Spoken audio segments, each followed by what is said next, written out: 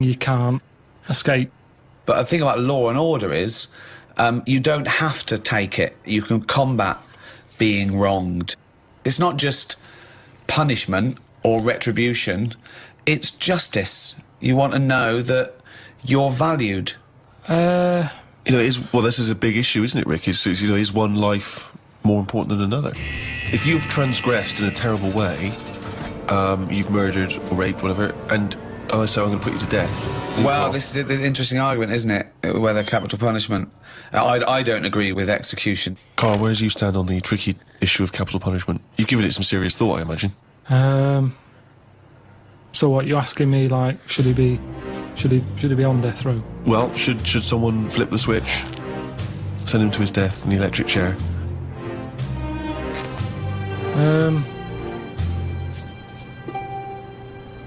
Yeah. That was the least considered. Yeah. I mean, I saw a little bit of flicker behind the eyes. I don't know what. Well, just take us through the mental process that you arrived at the yes with there. So I remember that because there was quite a brief gap there. I just was thinking, it's not a nice job if you work in there and you've got to flick the switch. Right. But I was wondering if it's possible to just do it so it's linked up to someone's switch. What do you mean? When they put the lights on something. So it's like sometime tonight when the sun goes down and people start putting the lights on in their house, it could happen. But we don't know what household. They might be away on holiday, so you might get an extra 2 weeks. But at least that way, because for me... my point is, you do agree that someone should be put to death for a terrible crime, do you? You've got to have something there to stop them people who don't care, haven't you? Nature's done it in a way with bees. They've gone, we'll give you a weapon, but if you use it, you die. And that's like the bee. They're worried they're going to go, I'm not going to do it. We do, weren't we? We have people saying, one, you can't do that. That's step one. Here's the law. Don't do it. But there's a lot of people who go, I'm not bothered about the law. I'm not bothered about annoying people. Yeah, that's true. So for them, at the end of the scale, you've got the chair and you stick the wires on their head and we'll fry your head. And they go, oh, God, I don't want that. I think a lot of those crimes, the deterrent isn't relevant. You know, things like armed robbery, maybe, where it's a risk, what can I get versus what my crime. Maybe then it might be a deterrent. But then, of course, if you start to get a capital punishment for crimes that aren't murdering someone, then that thing brings in you might as well murder them, because then you've got more chance of getting away with it. So it's very delicate what you make people be killed for. You've made an interesting and reasoned argument there, Rick. I'm looking forward to hearing the riposte. Right. When I was younger, I used to nick Mars bars. Okay. Right. Now, I did that then, and I knew that even if I get caught, what's the worst that's going to happen? Yeah. I'm not going to go to prison over that. But it was worth nicking because a Mars bar, they were like 45 pence. Sure. A Mars bar was a proper treat. There's a lot going on in there. A lot of chocolate, a lot of caramel. Yeah. Like I say, 45 pence. Yeah. So... So that was like an advert that went wrong just to the end. They started off good. They go, this guy's good. He's you go there. Mars bar, there's a lot in it. It's like, oh, good, keep going. Yeah, it's got caramel. It's like, yeah. But it's 45 pence, which is too fucking much. So fucking nick it, you got. But when I was younger, that was worth a risk because I knew that I'd be getting something worth 45 pence for free. You weren't going to get the electric chair. And I wasn't going to get done. So the stakes were high, the risk were low. You mean the stakes were high, the risks were low? I think he's just trying to sound cool.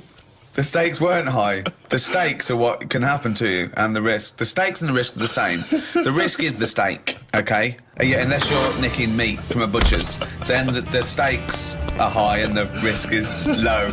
I don't know what the fuck you're talking about, but what you meant was the gain was high. The game was high. Yeah, the game was high. Yeah, the risk was low. Yeah. But no, it wasn't, was it? Because 45p isn't a lot unless you're a kid. It is when you're a kid. Most of the time, I didn't want to say which shop it was that I nicked it from, or it's where I did my paper round. Now the thing is... So you're nicking from your own boss? But listen... I used to wake him up. That I is helped him terrible. No, because That is terrible. This is awful. That Go is, on, hang on. I want to hear. Really I want to hear him bad. rationalise his Because that terrible sweet crime. old man who used to give. He's not an old man. I used to go round and wake Sweet him up. old man. Right, he hated running that place. Right. If anything, I'd say I was his best asset. Well, not really. Yeah, Because I don't You know were what... nicking from him. You were thieving from him. I don't know how Business. much he made on papers, but he'd probably go 45p profit. Hold on. They got their papers really early because I got up early. Yeah. I used to go round to the Well, you know, shop at miles a 4:30. day helps you work, rest, and steal. So I used to go round there, wake him up.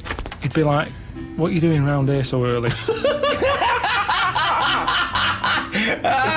Don't know, I'm just hungry. What? I'm just hungry for work. No. Oh, well, good boy, Pip. I'm just going to turn away a minute while you stand there in front of the confectionery. I'll turn away now, and I've looked back now, and here's the papers. And thanks so much, Karl, because you're a lovely He's like kid. an honourable and trustworthy Yeah, I guy. can't really afford to... I've been betrayed so many times. That's why my Yeah. lovely wife's no longer with me. You know, she ran off with Ken. Yeah, but I mean, at least I've got a friend. At least you've got one young You turn friend. up early, oh, God, it's brilliant. Oh, and Karl, keep a lookout, because... Someone's been nicking Mars bars. Yeah, I know it's not you because I trust you implicitly. And by the way, Karl, why don't you take a Mars bar for free?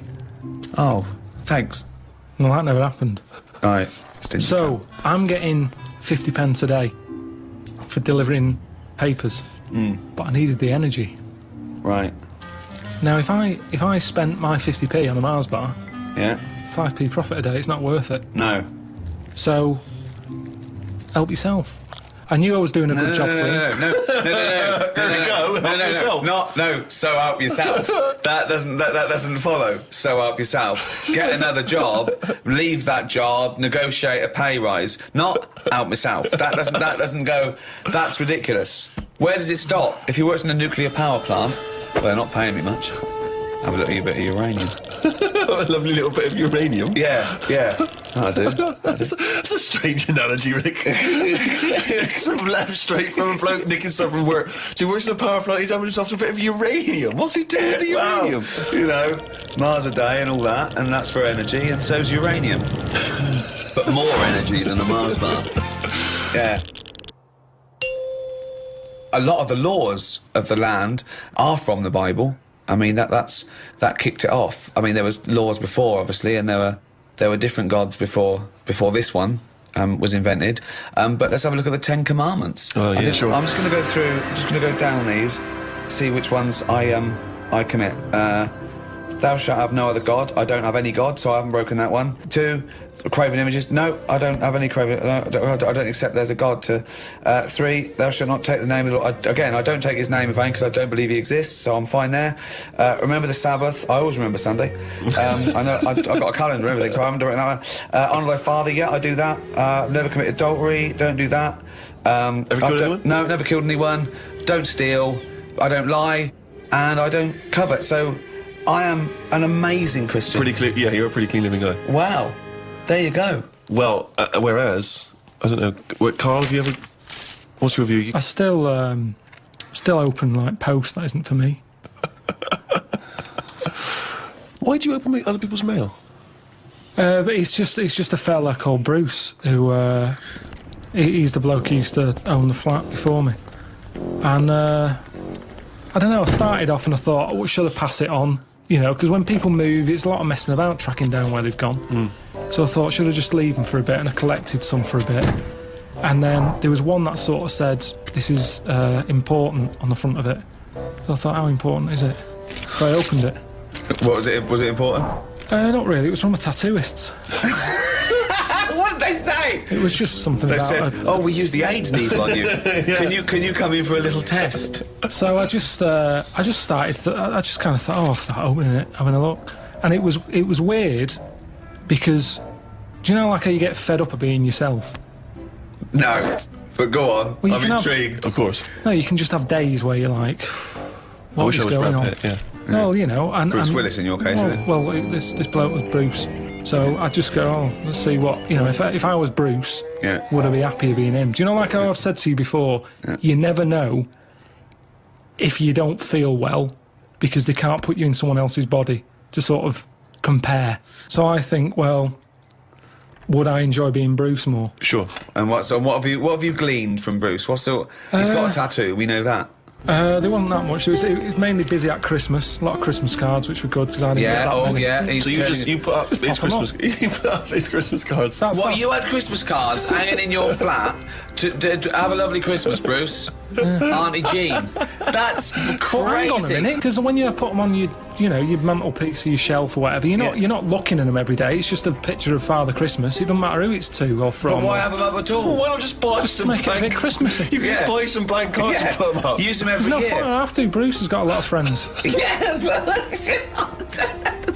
It was more awkward, right? Because the bloke downstairs, because I used to always collect the stuff for Bruce, I got talking to a bloke who's in the same block, and like he used to see me picking stuff up for Bruce. He'd always say, all right, Bruce. No! And you've never told him that you're not Bruce? Well, no point. I have a fascinating tale to tell you, Karl. I think you'll be intrigued. When I do junkets for films in America, I was assigned a security, and I've had security before. I often have security. They just sort of get you in and out of the car, and usually just to control sort of autograph hunters and things. But this time I was given a security, and he came in a suit. He looks about 30. He looked quite unassuming. I thought he was from just a security firm. It turned out that he was actually LAPD, who was doing this for celebrities because he earned more money. And then I found out he had a gun. He said, I can't come in the airport with you, I can't take my gun. So he's armed. So I've got a security who's an LAPD who's armed, and I'm fascinated. Now I'm fascinated. This man is walking around with me with a little earpiece, talking to everyone. He seems to know everyone, and he's got a gun. Then one night he said, he dropped me off at the hotel, and he said, I've actually been called, I've got to go on a mission. They need my help. I said, really, what is it? He said, it's a hostage situation. He said, and I'm also SWAT. And I was thinking, oh God, it's just a silent hero. So next day, because I said, how was it? He said, I was fine. He said, I just turned up. He said, I had to do it in my suit. He said, because I'm the negotiator. What? So I went, oh my God. And I just asked him questions for 2 hours. What do you think of that, Karl, as a job? It's amazing, isn't it?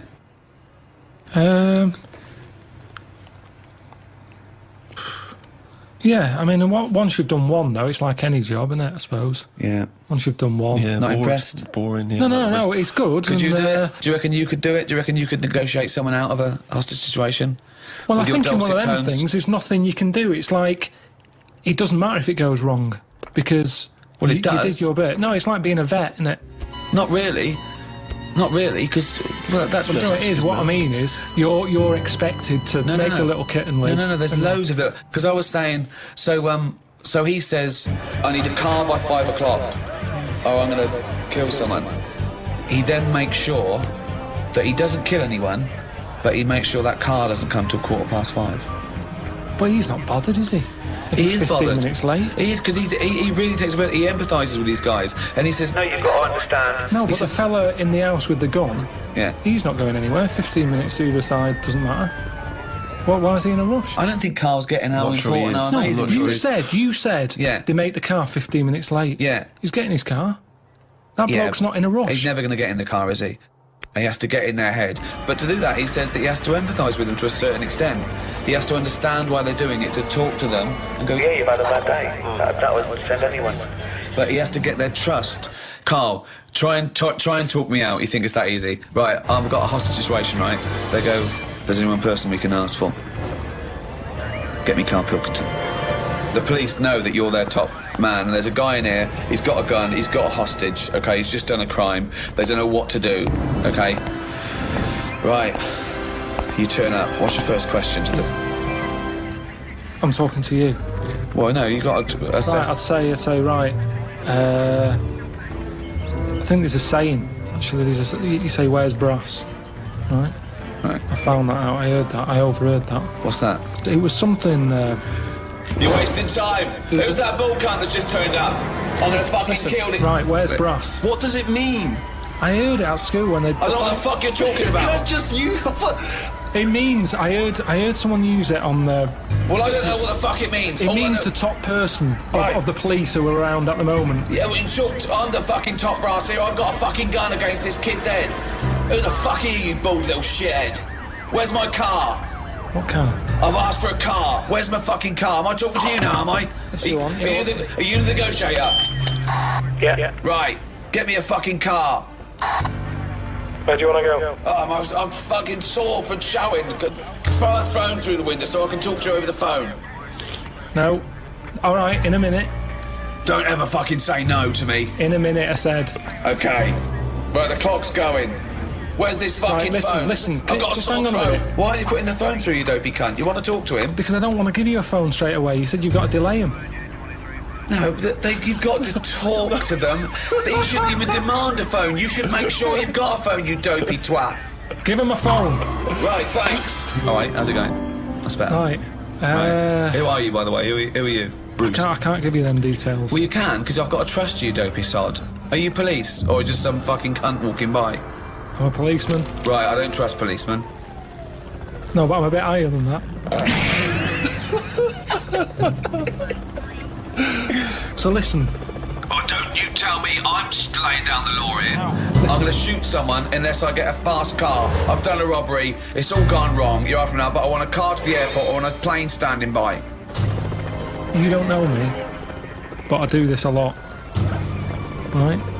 And I can tell you that it never works out right. Do you know anyone who's done what you're doing and is now living a happy life? Well, I don't care. I don't care about living anyway. I don't care about living out. I don't care if this goes wrong, because I'm going to shoot the hostage. What's your problem? I'll just... So you've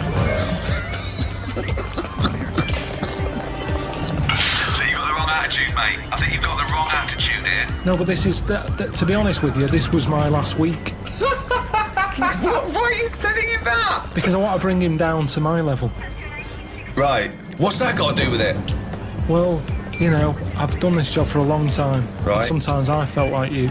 I've been, you know, even though I'm on this side, you know, sometimes I feel like, oh, I've had enough of this. Right, well, I haven't enough. But I'll tell you, I don't care about living or dying here. So if I don't get a car to the airport, all bets are off. I'm killing everyone and then myself. So you'll be a big loser. Now you've got to get him to stand near a window.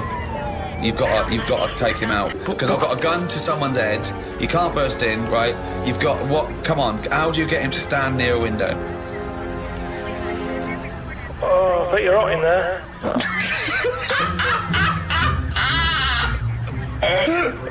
Keep going. I am hot. Yeah, that's why I've just drawn the curtains and keep away from the window, because the sun's blazing in. It's not too bad away from the window. It's the sun's gone round the back now. Just come and have a look. It's a lovely evening. Why do you want me to stand near a window? I think just because when you see how nice an evening it is. Where's load of dribble out? When you see how... Keep going, I'm interested. When you see how... No, it's that thing. I've heard that if you smile, you feel better. So have a little smile. Think of a happy moment in your life. I'll tell you what a happy moment in my life would be. Putting a bullet through your little round head, you cunt. Keep thinking about that image. Right. And you can see that round head. Just come to the window, I'll show you the round head. That would probably work, actually. What? No, I'm not going to come near the window. You come near the window. You come near my window. Are you coming near the window? No, not yet. Where? Delaying it again. Right, I'm coming near the window. Well, I'm going to shoot you if you come near the window, you dopey prat. Well, why? I thought we were getting somewhere here. No, I'm going to shoot you. I've conned you. I've negotiated you to come near the window, and I'm going to shoot you in the head, you prat. I'll just leave then. See? Strokes. Someday. No, that was a better choice, wouldn't it, to start off with? Hello, ladies and gentlemen. XFM 104.9. I'm Ricky Gervais, obviously. Steve Mitchell. No, come on, let's get my name right from now on. That novelty's worn off. What is it? Is it... Steve Merchant. Oh, yeah, that's the wrong one, isn't it, Mitchell? The Guardian got it wrong. It's Steve Merchant. And the more I say Mitchell, the more people are thinking... Exactly, it might be Mitchell. Oh, God, sorry, Dave. But Karl wanted to start off with the Stereophonics. Oh, loser. Because it was a newer track. And Karl now, we've made him what he is. He was nothing when we found him. He was like work experience. And now he's going, oh, we should start off with the Stereophonics. I'm going... Trying to Karl, tell you what to do, Ricky. If I want anyone's opinion, I don't. Basically. But he'd probably come to me, I imagine, wouldn't he? I'd be the first person. Before Karl, Yeah. I'd consult you, Steve. Thank so you. Just keep it... Just because he was in a... Was it Pilkington making music? Pilkington making... I bet you never pleased a crowd once. Did. Loads of times. Go on then, what did you play? What's your biggest gig you ever played? I did like a social club gig, Yeah. and it wasn't just about the music either. I used to. What else could it be about? I used to take prizes and cigars and stuff In a youth club. to give away. I just love these, like, 14-year-old manx hanging out going, let's go down here, you might have some fags and cigars for us. Well, it was whatever like was on my mum and dad's dressing table. That could have been embarrassing, couldn't it? It could have been deeply embarrassing. Oh, yeah. Oh. You've won. And third prize, some handcuffs. And a black mamba. I'm not saying that at any point in your upbringing, your parents left around any kind of marital aid on the dressing table. Don't think I'm saying that, Carl. I'm not suggesting. Like, he doesn't like this, does he? Well, I can understand why. Oh yeah, because it's about his. It's about his parents having sex. Well, they must have. Yeah, At least 3 times. I think I was an accident. I still have had to think take it. Carl. I think it's been ongoing. Just because my brother and sister are quite older than me. Yeah, me too. I was an accident. I know that. Yeah. How old's your brother and sister? I think my sister's about 39, Right. and my brother's about 37. Okay. And you're 29. I'm like 29. Right. So yeah, my next one's 11 years older than me. Yeah. That was definitely a. Do you want to have a hug, you two, or Yeah. Yeah. you're dealing with it now? You got over it? Well, would you like to see us have a hug? Oh. You had a mobile rubbish. disco as well, You're didn't having a laugh, aren't you? Every single gig I did, it's dynamite. The people loved it. It was storming. What was it I called? ran it from about the age of 14 to 18. What was it called? Was it called in The name of our mobile disco? Yeah. It had 2 names in its lifetime. Yeah. It started its life as, bear with it, Go on. the rock and roll DJs. Oh my god. The rock and roll that's the worst. I mean, that's the worst. Yeah. That's the most appalling. But then it became pretty bad after that, when it became the Fantasy Island Roadshow. Why? I don't know. Because everyone up to you looked like Tattoo. Partly that, and because I liked the programme Fantasy Island. Why did you like the programme Fantasy Island? Well, it was about love on an island. It wasn't. It was about a midget on an island. No, the midget was a minor character. It was about people going to find It's love a and minor romance. character. You obviously switched off once the midget had gone off and said, there's the plane. Oh, that's that then. Your parents went, that's over then. It's only 5 minutes long. Yeah, well, it's... Let's watch that fantasy midget. Yeah. What happened then? Because didn't they acted out their fantasies on an Well, island? people eh? would pay to go to the island Yeah. to live out their own romantic fantasies, and invariably that's what Was would it happen each always week. romantic? It was always about getting Yeah, off it was with a kind people? of love island, yeah. Was it? Well, no, not don't- always. Sometimes they might be Maybe I didn't watch the whole one. Maybe I did just see him, like, smacking a you little probably tattoo did. round the head. I think you just saw the trailer. Oh, really? So what does it sort of go? I've always wanted to have someone in... Well, no, it might be something like, I've always wanted to sort of, live out, being a gunslinger in a Wild West frontier town, so you might kind of create that fantasy. But what's that got to do with... Well, love? he invariably would find love, or he'd sort out some emotional problem he had. It was much more a spiritual, emotional journey than So, it was but about basi- little midgets running around. But was it like, I'd like to be a cowboy, and, like, Remember the Shag? Yeah, it was and like Jim while will I'm fix there- it. Like those letters you wrote to Jim will fix it. I'd like to meet 5-star, and if something happens, so be it. Well, But no, I have to just say once though, Go this on. is about this is my DJing credentials. I was once playing music at a Scout Jamboree. Yeah. When I was about 17, Big 16, gig then, 17. big Big gig. gig. There was 1,000 scouts there. Yeah. Right, Yeah. and I tell you this, we were playing on stuff, they were loving it, they were dancing, it was in a big marquee, Right. I slapped on Smells Like Teen Spirit, Yeah. right? I went mad. They went mad for it, they were moshing, they were climbing up the poles, the organisers were going, switch that off, right, they're going crazy, and I was there going, no, that's what they like, I'm gonna do it. It was like Footloose. It was unbelievable, it was just like Footloose. Then I came in with Rage Against the Machine, Killing in the Name of, the place You went were- wild, Yeah. and they were trying to get me off the decks, it was like Bill Grundy interviewing the Sex Pistols. And then when the head of the NBA had you killed, Exactly. like, that was some sort of mafia thing, and it was all hushed up, that the scouts went there one night with all candles and they stood by a grave, and that was the end of the film. It was a film, I assume. You're No, not this trying to- genuinely happened. I assume this didn't really happen. Yes, You- it did. I swear to God, I was playing Smells Like Teen Spirit, and it went wild, and the organisers were going, switch that off, they're going crazy, and I was going, no, it's what they want. Could I say something? It was brilliant. That, to me, I've known you for about 4 years, Yeah. and I've heard all those things. That must be the highlight of your life. Unbelievably so, yeah. You've never had anything that good or No. exciting since, have you? One day I hope to sleep with a lady, and hopefully it'll slide into second place. Rock the I Casbah. love the fact you had at least 3 minutes to get that right. I to know. prepare and get that right. I know, but my mouth was full of Maryland cookies. Yeah. You know, last week, this would blow your mind. He came in, do you know what he'd bought? For himself, about 10 penguins. Who buys penguins still? I know. Or wagon wheels. Oh, I've never liked wagon wheels. You've not been a fan? No, but I'm sorry about that. It's the Clash and Rock the Casbah. Talking about records, have I told you that time my brother-in-law, he was moving out of his place, and I think moving in with my sister, and I was about, like, I don't know, 13, and so he was about, 30, and I moved in, and he brought round all, his records when he was storage to leave them at our house.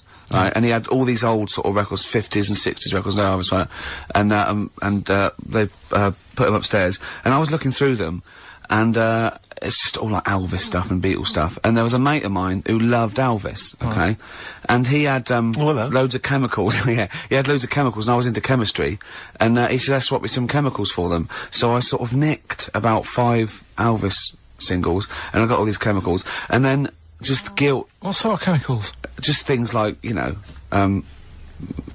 just things like from a chemistry set, just, you know, crystals and metals and manganese, all that sort of stuff that I just like to muck around with. And then the guilt just hit me. I just thought, well, he's gonna notice that. And one night, I just came downstairs and I confessed to my mum. And she went, alright, well, I won't tell him, but you've got to be good. And it's sort of like I was just really, really good for a year. And then have I told you this? And No, you haven't. You've just reminded me of something. And then I remember, when I was about 18, my brother was talking about it, and he said, did you ever, play those records I left for you? Brilliant. He told my mum, he said, these are for Ricky. She just didn't tell me. She was sharp, wasn't she? She used opportunism there. Oh, that's genius. And, that was it. That's why I was good. But you've never stolen anything since, have you? No, I don't. Except that spate of shoplifting after that to teach your mum a lesson. yeah. Well, I went round, and arson. No, I did. I just couldn't believe it. It was terrible. I remember, I think all kids go through a phase of shoplifting. Well. And when I was going through it, I used to just little things, just like magic markers and, magazines, Mars bars, that sort of thing. Yeah. And cigars and dildos. And one day, right? Same thing. My mate, Anthony, his mum called up my mum and said, I've got to meet up with you. I've got to have a word with you. And, she said, what about? She said, I don't want to talk about it over the phone. So she goes, oh, right. Well, yeah, come round tonight then. So anyway, my mum sees me. She don't want to be in an awkward position and, like, be a bit embarrassed and what have you. So she sees me and she goes, right, Anthony's mum's coming round. What have you been doing? Yeah. So I go, oh, God. I said, I've been nicking stuff. So she goes, like, what? So, not big stuff. I've had a few calculators and, Mars bars and stuff. How many? I'll just work it out. Hold on. Works out at 7.2 per day. So, how many calculators do you need? So anyway, so it was when that phase. You failed maths, didn't you? Everyone wanted a calculator. It was like a trendy thing, wasn't it? Right. Oh yeah. In Manchester a couple of years ago, yeah. So, anyway, so I told her all this and I confessed to, like, computers will make it there one day. confessed to There's magic in the back of battery. Go on. Confessed to nicking all this stuff. She comes round. She only wanted to borrow some money. Brilliant.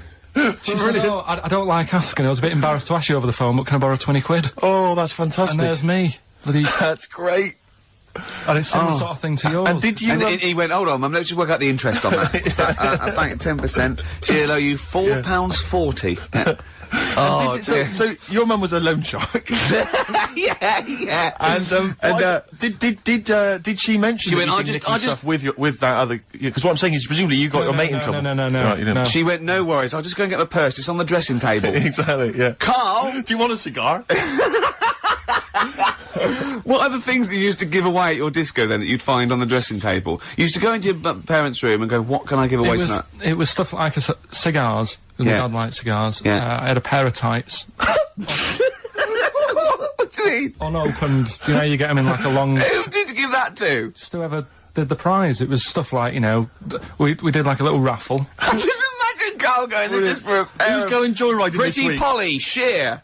Exactly. Yeah, he's doing a bank job this week. Exactly, that's what it was used for, yeah. Just little bits, you know, unopened makeup, just stuff like that. And did their parents not notice?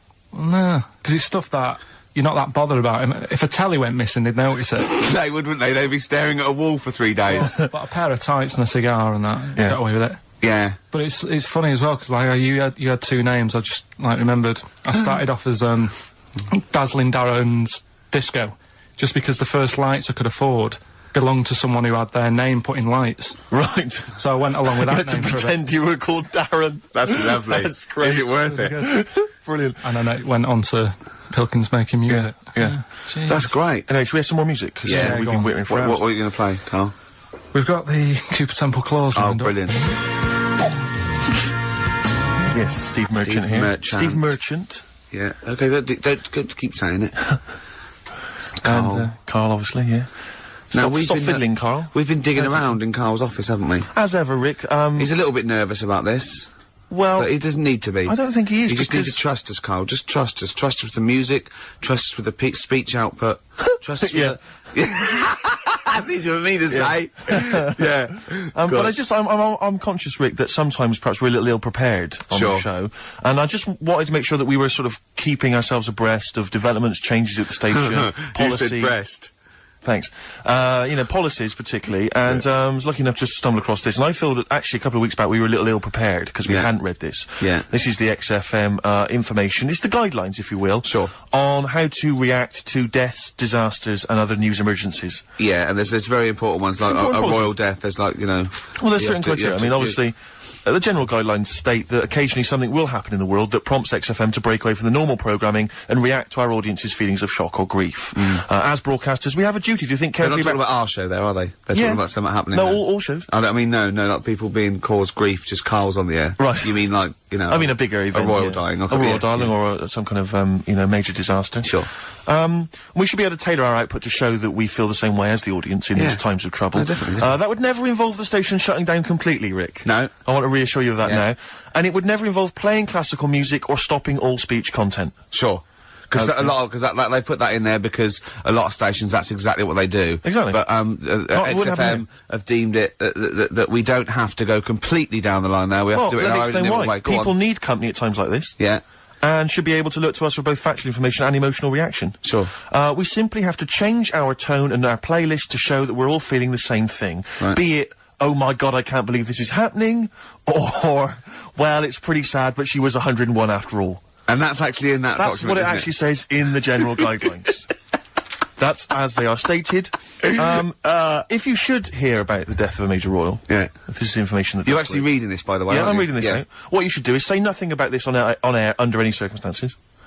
Drop all the ads and promos from your schedule.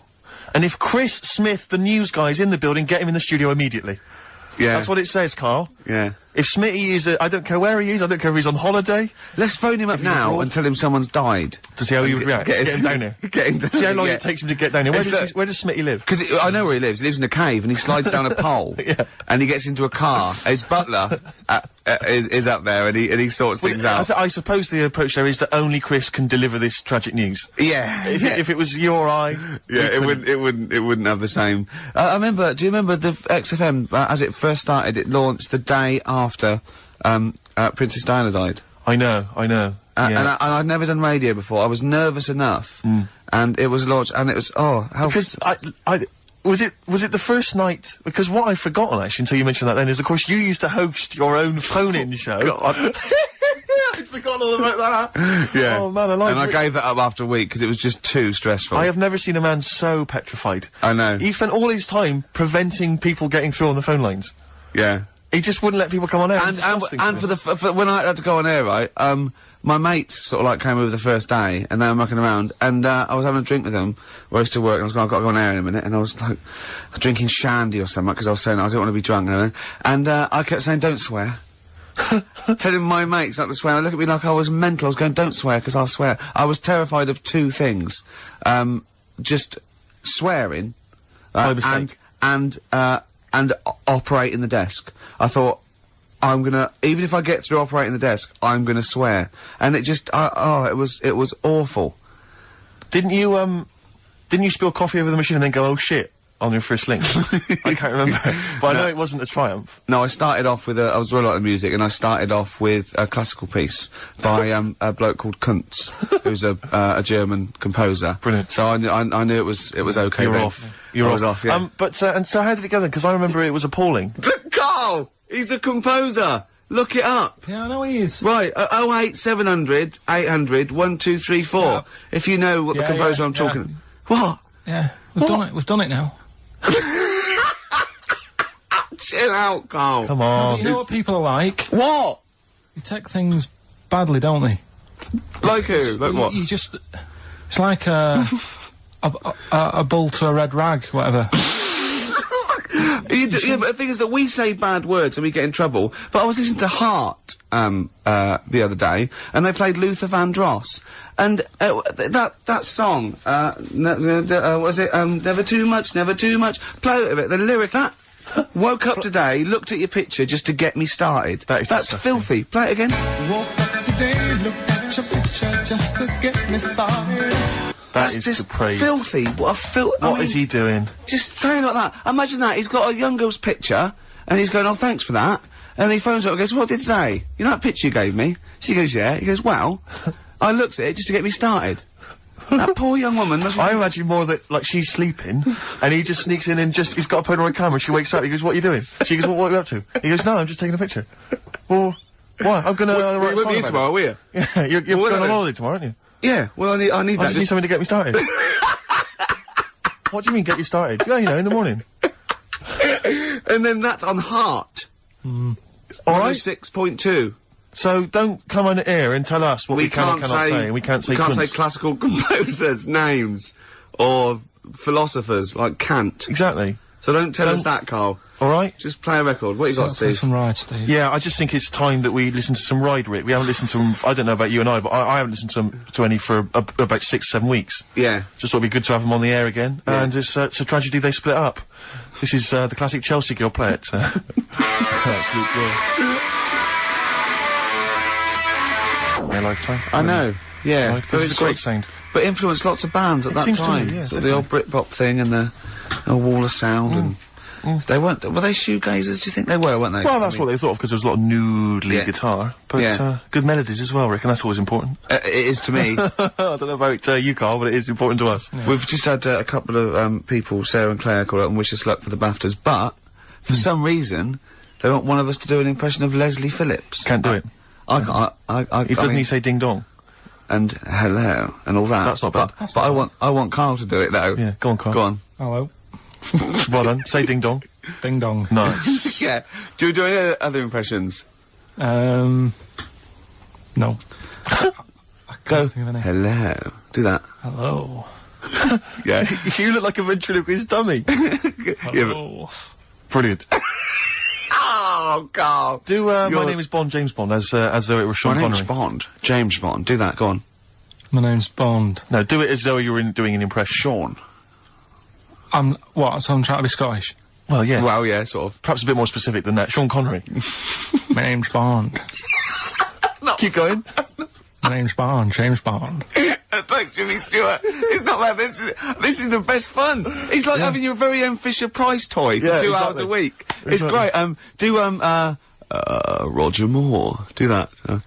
Roger Moore. Phyllis Pierce, Percy Sugden. I'm licensed to kill. Anyway, she just said... No, this is a great No, game. no, that's Yeah, enough of no, that. we'll if come any- back to this another time. Yeah, maybe. anything you want Karl to do. Carl's homework today was come up with those, you know those, lateral thinking things? Go on. Those stupid... Oh, I hate They're them. ridiculous, aren't they? Like a man went into a field and died, and you're meant to ask questions like, oh, was it... And it turns out his parachute didn't open. So it's basically, it's not logic, it's what am I thinking? Well, there's that one where there's a man in... This is the worst I've ever heard. Yeah. A man is found dead lying in a phone box, right? His wrists are cut. He's bled to death. And there's glass everywhere, Yeah, right? And the phone's hanging off the Yeah. hook, right? yeah. What happened to him, I know this, yeah. right? Do you know what the answer is, Carl? It's ridiculous. He was a fisherman. Yeah. He was on the phone. Someone asked him how big his fish was. He did that gesture like fishermen always do to say it was much bigger than it actually Put was. his arms out. His arms went through the glass, and he slashed his wrists, and he died. Why would you do that with someone on the phone? when they can't see how big you're actually saying. Well, that's one of the many problems with that, that conundrum. Yeah, not the point we were making, but again, good. I mean, you're there. That is good thinking. Yeah. Yeah. But, so what, you had to come up with some of these? I didn't know this was his challenge. Yeah. Have you come up with one? I came up with 3, and they're all belters. Are we gonna, Oh, wow. If it's as good as your quote about happiness that we had to guess which was yours and which was the real ones, like faking it, I cannot wait. I'm looking forward to this. I mean, I literally can't wait. Should we do it now? Well, I'm tempted to save it, because I just want to mention to people, that, they should be very excited, because, it's gonna be Karl's special night tomorrow. You excited, Karl? Oh, yeah. Oh, this is, me and Steve, because we were nominated, we get a guest. For the BAFTA Awards. And it's, it doesn't say guest, it actually says, partner. So I'm taking, my partner. And, Steve's taking Karl. Yeah. But what Karl doesn't realise is, you will have to pretend you're his partner, otherwise you wouldn't be able we'll have to hold hands when we go on the red carpet. Is this really your partner? It's not just a guest. That's how it is, and either we go in like that or we can't get in. You just have to be with him when you go up there. I mean, you have to, does he have to we should hold hands, but I think what we should do is, just to make sure that there's nothing at all that, like, it's gonna go wrong, we should just do a little kiss. Just like, or be seen sort of like cheek to cheek, just to show them that, you know, you're not, he's like not Elton John and David he's not just Finnish. getting his mates in for a free meal, you are actually partners. No, I'm not up for that. Why not? Well, because we know we're not actually gay. No, but so it's not a problem. You've come out of it looking quite good, because you've got a good-looking fella. But I meant to look like, you know, I mean, I'm not gay, but if I was, I don't think I'd go for your thing. Oh, he's done you, Steve! It's turned on you again! I cannot believe... We were trying to get in. Wait a minute. I have got the cream of London's totty phoning me up, trying to get an invite to the BAFTAs, right? We have very graciously asked you if you would like to come along. Well, that worries me even more, that you've got women calling you up. Karl, I can't choose between them. If I let one of them down, they're gonna destroy them. They'll be ruined, their lives will be ruined. It's better for me to take you and not, you know, ruin the lives of any of those poor women. When he told them he was taking you, it was like a scene from Graceland. There was just like... There was weeping. They were crying, like... It was horrible. Hundreds of them. And really? He just went... I got upset. He just had to say, look, just chill out, bitches, didn't you? I did. I just said, you know, you're all my hoes, but I can't choose between you. So I'm taking Karl. You know he could get you discount frocks. No, I had a letter from the people that there's organisation. No, listen, Karl, there's an organisation that sponsors the BAFTA Awards in terms of clothes and fashion. They've sent me a letter. They said your partner. They've not specified the sex. They've said your partner can come along and choose an outfit. Now I suspect, by the look of it, it is a woman's outfitters. I'm thinking we could get you a lovely trouser suit. Well, it may look feminine, right? But I think people will be fooled. It'd just be a little bit roomy in the hip and probably narrow on the shoulders. But you're a bit skinny. Why didn't you take it? Because it's a lot of an insult. And maybe just some pearls as well. Be lovely. Wouldn't you want... I haven't got anything sorted to wear yet. See, you're slagging me off. You're likely to end up going in a tracksuit. Yeah. You know, I'm going out today. I've never bought a suit since I was like 11, right? I went to my brother's wedding. That's the last time I wore a suit. Right. Really? And you can't get anywhere near it now, can you? Can't get into that. No. No. That was a good day. What was it? What sort of suit was it? It was, like a sort of a grey silver one. Excellent. Quite flary. Nice. We'll try and go for something similar. Silver one. I just think that with your little round head, what did that look like? I looked alright. Like he'd landed from the... Yeah, just landed on it. Like, who's the They walk among man? us. I didn't really need to wear a suit either, because I hardly went into the church. I was in the car park, right? And it's when my brother was in the army, and he had a Ford Capri with one of them horns that goes... And you just sat there. Why didn't he come in his tank? I just sat in that, doing that all day, and the vicar was getting well annoyed with me. What, when the service was on? Yeah. It was driving everyone up the wall. Were you just allowed to do what you wanted when you were growing up? Like Nelson Muntz from The Simpsons? Were you just allowed, didn't matter, was there any discipline? You didn't have teachers, you didn't, why didn't someone come out and... I got a couple of good hidings off my dad a couple of times. What for? Just being mopey most of the time. If I had a strop on, he'd hate that. He'd go out and burn something down or nick something, but don't wander around with your head down. Well. Didn't he smack you for not liking a castle once? Yeah. No, what's that? Went to Carnarvon the other day, and I was bored. I was at that age when I just wanted to go in an arcade, and my dad was saying, come and see the castle, you know, there's history here, and I still don't like castles. It's one of them things that, again, just too far back to sort of even think about people living in them. Yeah. Do you know what I mean? So I was just like, look, it's a wreck, you know, knock it down, flatten the thing. Sure. And I was being really mopey. Isn't that great? And it's weird, because now, like, my mum and dad have retired and gone to Wales. Yeah. And now and again he texts me there, and every time we get to the point where he gave me a clout, he goes, "Are you getting flashbacks, son?" Yeah. Well, it's a sobering lesson for you. Yeah. You're not on the British Heritage Committee anymore, are you? This is the National Trust land. Tarmac it. The biggest car park in Britain, for Christ's sake. So, So look, you're looking forward to the awards, are you, tomorrow? You better say yes, because otherwise... no, it'll be alright. I mean, I've told a couple of people, and they got like, God, you're dead lucky. Yeah. You know, in a way. Oh, they're dead lucky. It's like Santa's coming, isn't it? It's, the way people talk to Karl, you're a lucky boy, aren't you? Yeah. Going to the BAFTAs with Steve? It's just a posh raffle at the end of the day, though, isn't it? Do you know what I mean? In a sense. It's, you know, there's gonna be some... They give away some tights and cigars. Yeah, exactly, yeah. It's Chris Tower. It goes, I went to my parents' house, I found Yeah. these just lying around. Oh, but winners and losers, and, Yeah, but and what- food. Well, quite, yeah, but what is exciting, surely, is the razzmatazz and the, brushing shoulders with the rich and famous. I'm not into that. You're not? No. I don't feel you're going to appreciate this like we thought It's you would. weird, because Suzanne said to me this morning, who would you like to meet there? Yeah. Is he anyone who, like, you know, you can get close to, and it's like, God, you know, I really admire your, you know, big fan of yours, whatever. And it's me and Steve, so you're here now. Well, you know, I yeah. really admire your big fanny. I didn't... What did you say? What did you say? You You know, if you're a big fan of anyone. Oh, right. Oh, right, yeah. And, Sorry. there isn't anyone, really. Do you know what I mean? I Isn't like, there? you know, you two are alright. Thanks. Jonathan Ross, is he going? He might do, I don't know. But Is hang that on, wait a something minute. I like can't that? help but feel we could have exploited this more. We could have maybe run a competition to let someone win. You Yeah. know, if you're not going to appreciate it, Karl. Yeah. Are you going to get a trouser suit? Are you going to get a ladies' trouser suit? I just think then, if you go sort of like looking macho and walking down with him, you know, they know that you're not really partners. And I just think it's a slap in the face for BAFTA. That's true enough. No, it doesn't matter what you wear, though. Look at Elton Can't John's. you mince a little bit? Can't you at least sort of walk a little bit mincy? Because you've got such a macho What's sort of the mank matter? walk. Elton John's fella doesn't look gay and the stuff he wears and that, does he? Do you know what I mean? It means nothing. No, but that's because Elton's doing the work for him. No, but... By dressing as, like, some kind of restoration dame. Yeah, I love the fact he dressed as Anne Widdecombe for special occasions. Has his hair done like her. That's great. Anyway, music. Yeah, this is a very underrated album. It's Richard Ashcroft's Alone with Everybody, and I know it got a bit of a slag and it didn't sell as well as it was because people were going, oh, it's no urban hymns, and it maybe it's not, but he got criticised for being pop, but this is a great tune on here. You On My Mind in My Sleep, and I think it's really good. Ashcroft there, and You On My Mind in My Sleep. Is that one, Karl? It's alright. Yeah. Good, okay. nothing- What I did want to do is, I want to play some, adverts now. There Goes the Fear on XFM 104.9. Well, into the last hour, and then only 2 more shows, That's true enough. and we're away for 3 months. I'm Ricky Gervais, Obviously, yeah. Steve Merchant, little Karl. Now, Karl, his homework was to come up with one of those stupid lateral thinking problems. We maybe should give an example of the, sort of genre. Romeo and Juliet, right? Romeo's asleep on the bed, Juliet's on the floor, covered in water and broken glass. What happened?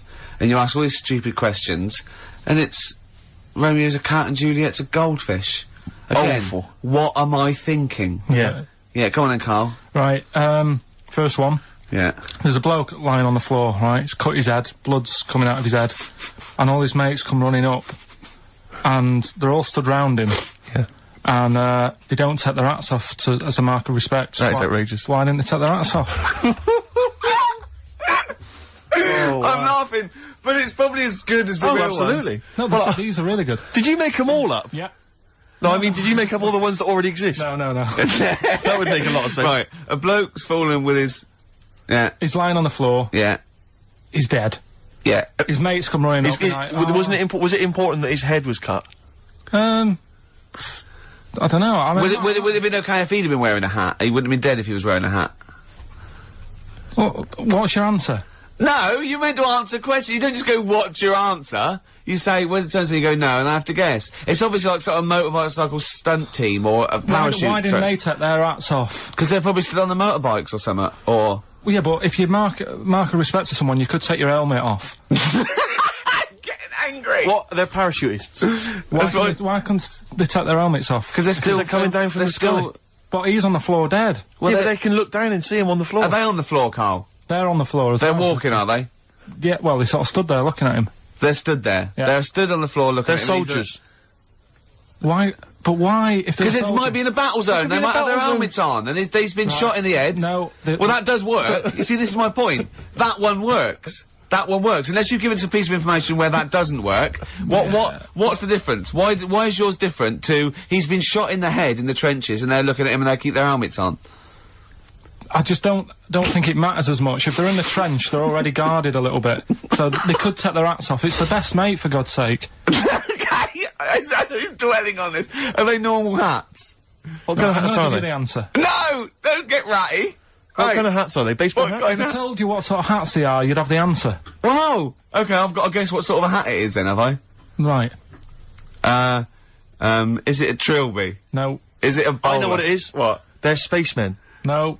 Oh, that's a good one. That one works as well. This is my point. I like that one a lot. It works. He's fallen on the moon, and not that the moon happened, it was set up, wasn't it, in the studio, we know that, yeah.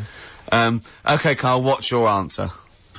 Builders on a building site. Why is that different to soldiers? Because bricks don't fall in wars. But bullets fly! Right, next one. No, let's play a record and we'll come back to it, Carl, while you think about what you've done. Oh, yeah. You've embarrassed Let's yourself. play some classic Suede. Yeah, and this is for David and Kieran, I think, who wanted a bit of Butler at his best. Come on, crack it on. I hate you, Butler. Coming next, your next lateral problem number 2. Brilliant. Suede there. Indeed. I think their second or third single. Brilliant. All the way back. 10 years ago. Absolutely. You know what I mean? Metal Mickey. On XFM 104.9. Was it 10 years ago? Must have been, wasn't it? Wow. I think, was Drowners 91? I think so. Crumbs. Yeah. Go on. Right. Go on then, Carl. Second one then. This is a bit easier, but I still think it's a good one. So this is, we should explain what this is if you've just tuned in. It's one of those stupid lateral thinking problems. That Karl himself has created. Yeah, that was his homework. Right, this one. It's a fella. He has a normal day doing stuff. Nothing wrong with him. Right. And It's the twist in the tale. It's just like Tales of the Unexpected. Just a normal day, nothing wrong with him. Hold on, though, he's got the legs of a fish. Go on. So, that's why he's been hiding his legs. so Go on. he does his The normal... legs of a fish. Sorry, Carl, carry on. He has his working day and that, Yeah. and then he gets a bit tired. Goes to bed. He puts the light on, leaves it on, goes to bed. Oh. That's crazy. That's mental. I can't think what's happened. Anyway, here's Radiohead. Right, okay. What? The question is, why does he put the light on when So he's a going man, to bed? he's had a normal day, he's come home from work. Is that right, he's come home from work or he's not been working, he's just been out? No, it's been working and stuff, I think. You think? You've made it up, Carl, you can decide. So is the question is, why has he put the light on when he's asleep? There's a reason that he's put the light on when he's asleep. Has he gone to sleep? No, Carl, don't shrug. You're meant to answer these questions. He put the light on before he went to bed. Yeah, and the question And you're he's asking gone me to is sleep, why? What's the scenario? And the light's on and Yeah. that, but he's gone to sleep. Yeah. He started reading and then he fell asleep. No. Did he he intentionally, for some reason, put the light on? Every night.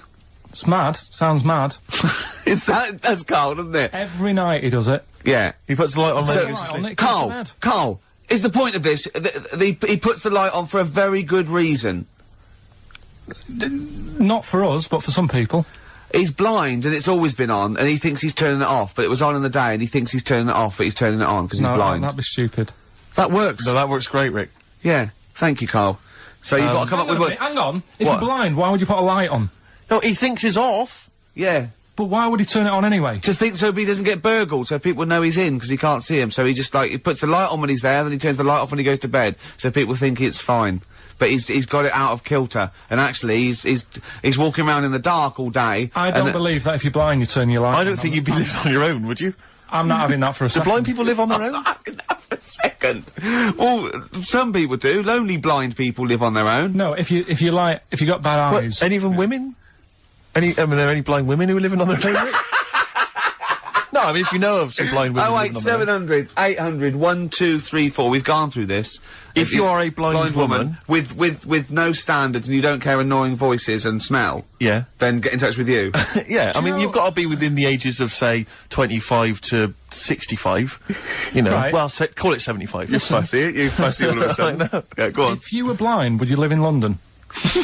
Because someone said yesterday there was one struggling outside in Leicester Square, and I don't understand. If you were, I mean, you know, That might have been a tourist. but why come to London if you're blind? It's the worst place in the world to come if you're blind. To hear the sights. To hear the sights. It's a bit mad, isn't it? They have... They do the same job. They have tourist needs like anyone else. Yeah. No, but it sort of stinks, and you'd go away going, oh, it's not that good. I just thought that, I thought it was a bit weird. Well, never mind your concern for the partially sighted or sight-impaired people coming to London. Get on with this. Yeah. So there he is. Yeah. It's like, oh, a bit tired. Yeah. Just put the light on, get to bed. Yeah, so he turns the light on and he goes to bed. Yeah. Oh. Should we play a track? He's not sleeping on the job, he's a lighthouse keeper. Well done. Is he a lighthouse That's not keeper? it, Carl. He's a lighthouse keeper. Right, why wasn't the light on all the time? Because it's light in the day. You idiot. Play a record. What? Play a record. You're a buffoon. No, actually, the light isn't on in the day, is it? No, it's not. I think you're the buffoon. Oh, yeah. Karl has won! Hey!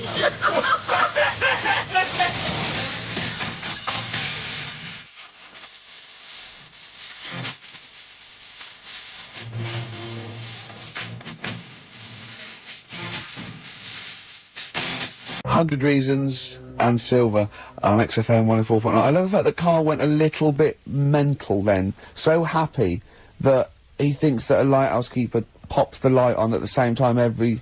Are you telling me it was never foggy? Everyone has a routine in the job. And why was he going home from work knackered? What had he been doing all day? He never said he went home knackered. He did. He said he went home. He's just done a day's work. He said he went home knackered and puts the light on and goes to sleep. That's what he said. Yeah, but he's maybe a part-time lighthouse keeper. Oh, what does he do? Works in the library, does he, as well? No, listen, Rick, Hang on. don't, look, I'm really with Karl here. What? He definitely got you. He Anyway, stitched I you got up it right. and proper. Anyway, I got it yeah, right. but then you embarrass yourself by He's saying a that... stupid. But you, He's stupid. you would never put What's a your next lighthouse light on during the day. What's your next And he'd one? been painting it that day. Oh, had It he? was extra shattered. Right, okay.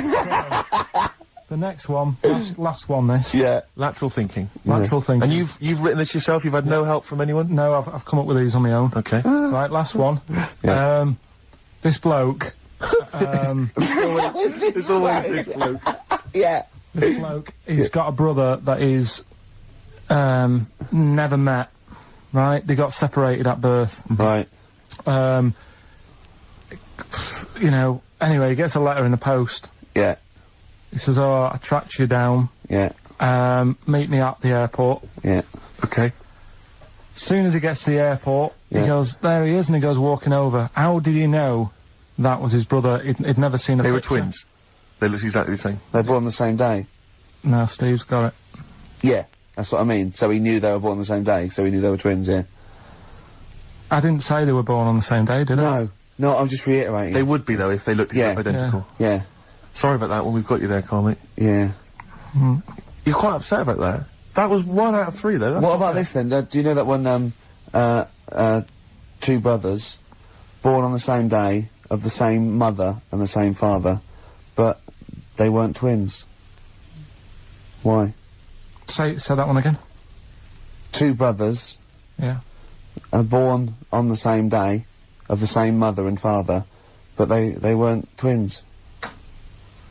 Why not?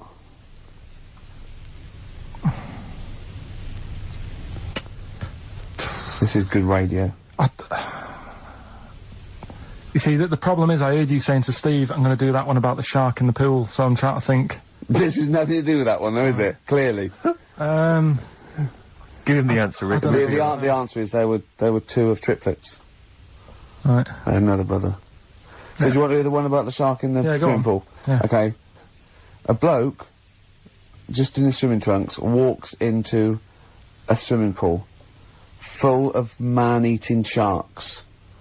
He walks around for a bit, and slowly gets out the other side, and he's not bitten or anything. Why not? Because they'd already eaten. No, they're starving, hungry. He walked through the water. Yeah. He wasn't like a bridge. No, he actually was in the water, soaking wet, the sharks. He had like a metal suit on. No, naked apart from swimming trunks. There were real sharks. Real sharks. Swimming about. Swimming about, man-eating, hungry, They yeah. were really hungry. Yeah. This fella gets into the same pool. Yeah. It's the same pool. Exactly. He walks right, he gets in the steps, Yeah. he walks down, he walks Yeah. across. Yeah. He's in the water. Yeah. Up to his neck. Yeah. And the sharks are near him. Yeah, they're attacking him. They're attacking him. They're actually attacking him. But he still gets out, okay. Yeah. Walks out the other side. And hasn't got a mark on him. I don't know. Go on, Rick, what's the answer? Yeah, I was lying about the sharks. There weren't any sharks No, I there. was lying about the sharks. Completely lying, just made it up. Just an empty pool. That's just stupid. That's our point! They're rubbish. Oh, dear. Oh. Oh, dear. Rubbish. Look at his face! He's so offended. Oh! Offended and confused. Come on, play a song. No, go on then. Good Fortune, PJ Harvey on XFM 104.9. I'm Ricky Gervais, obviously. Steve, Karl. I've got a real one for you. This is a logic question, not a stupid one. Just very quickly. Go on. 10 black balls in a bag and 10 white balls in a bag. Yeah. How many balls do you have to pull out to ensure you've got a pair of the same colour?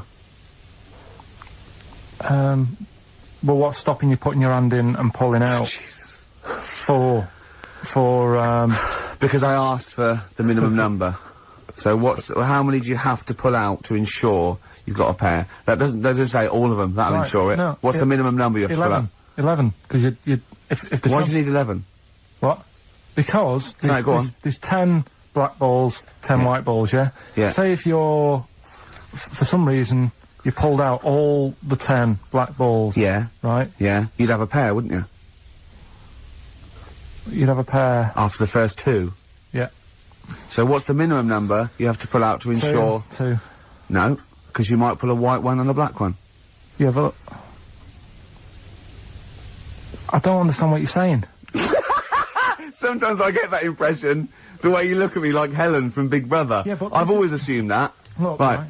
What's the minimum number you have to pull out to ensure you have two of the same colour? 3. Yes. Yeah. Yeah, that's good. Yeah. Yeah. You can use that one. Yeah. That's a good one. So what's the minimum number you have to pull out to ensure you have 4 of the same colour? Oh, God. 8.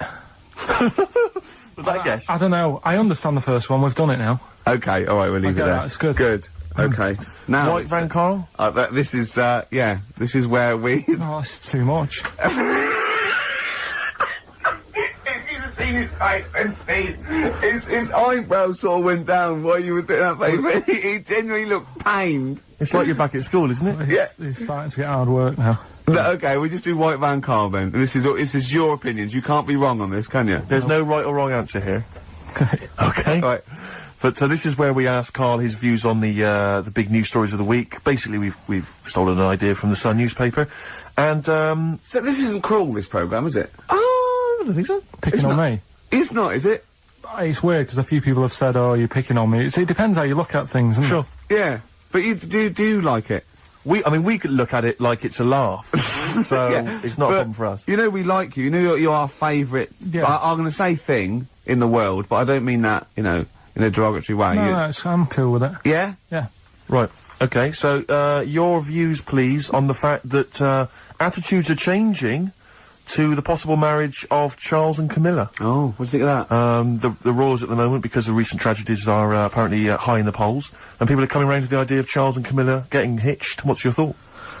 Whatever, really. I mean, if they're happy with it. The thing that comes out of it most is it just goes to show, right, that there is someone for everyone. Just because, I mean, no disrespect to Camilla, I'm not a good-looking person either, but she isn't a stunner, and yet she's gone and picked up a royal. Right? Yeah. So I think it's good for things like that to happen, because it cheers you up. Do you know what I mean? Gives you a bit of hope. Thanks, Carl. So yeah, it's good. You know, if they're happy, if anyone's happy, it's a good story, innit? Yeah. You know what I mean? Yeah. You know, he's had a bit of bad luck, and now he's got someone else in his life. So While he's doing this, I'm just doing a list of questions to ask him what he thinks of things in the world. Is that all right? Yeah, no problem. So Yeah, okay. problem. Okay, what do you, make of... Well, now listen, this may be a non-story, or it may be the biggest story that's about to break. Ulrika Johnson and Sven Goran Eriksson's affair. Are you familiar with this? It's over the papers today. Apparently, Ulrika and Sven are going out, although there appears to be no evidence for this. yeah, I don't even give it time of day. Do you not? know what I mean? Right, well done. Doesn't affect me whatsoever, as long as he does his job well. Yep. And what's she doing at the moment? Presenting Dog Eat Dog, I think. Right, you know. As long as she does her job well. As long as they both do their jobs well. Well, yeah, at the end of the day, Yeah. that's going on with a lot of people out in the world, isn't it? Do you know what I mean? Just because he's an England boss, as long as, you know, we win the games and that, he's Yeah. doing his job. If she's, you know, gets a dog winning a prize or whatever, No, okay, it's not worth it. Carry on. do you know what I mean? Yeah. So, It's a dog winning a prize. I haven't seen Dog Eat Dog. What's it Okay, about? it's all right. It's Right, no, go on. so that's it, yeah, it doesn't matter. Okay, what about this then? Are you, disappointed by the nation that, a third of us are apparently unaware of St. George's Day? 23rd. Is St. George's Day the one with the snakes that we've talked about? No, that's... Are you one of that third, do you think? St George is the patron saint of England who, killed the dragon. Yeah, I mean, there's too many of these days, isn't there? That's the problem. If you make it a bit more special, like Christmas, so you buy presents and that for each other, then people will remember it. But there's so many of these days, with Easter and Pancake Tuesday and all that. So, it's not surprising. I think as time goes on, we'll find that a lot of these days will just disappear, because, you know, people are busy. There'll be new ones, won't there? I don't know, people There'll are be that like busy. Gareth Gates Day in 50 years' time. It's just weird. I mean, I remember being a kid, right? Going out on a Sunday and shops would be shut. Because it was like, you know, the day of rest and all that. People don't care now. It's like, well, we can make some more money, we'll open the shops. Yeah. Do you know what I mean? It's Is that a all good or a about- bad thing, Carl? It's good, because I remember I used to have to get up early to go and get some bread if we didn't have any in. Because the shop would only be open for a couple of hours in the morning. Yeah. Whereas now I'd be able to... Yeah, I lie remember in. that. I remember that. Shops and you couldn't get aspirin and stuff, Exactly. certain It'd be a things, nightmare on a Sunday afternoon. Yeah, So- that's right, yeah. And pubs didn't open till 12. Do you remember space operas? Yeah. Yeah, shut up. Can I ask you something? Go on. Okay, I've got a little list of things. What do you think of, like, those pug dogs that are bred and they can hardly breathe? Evil. Yeah. What do you think of, gays? They're alright. Do you know what I mean? Just like straight people, you get bad ones, you get good ones. Exactly.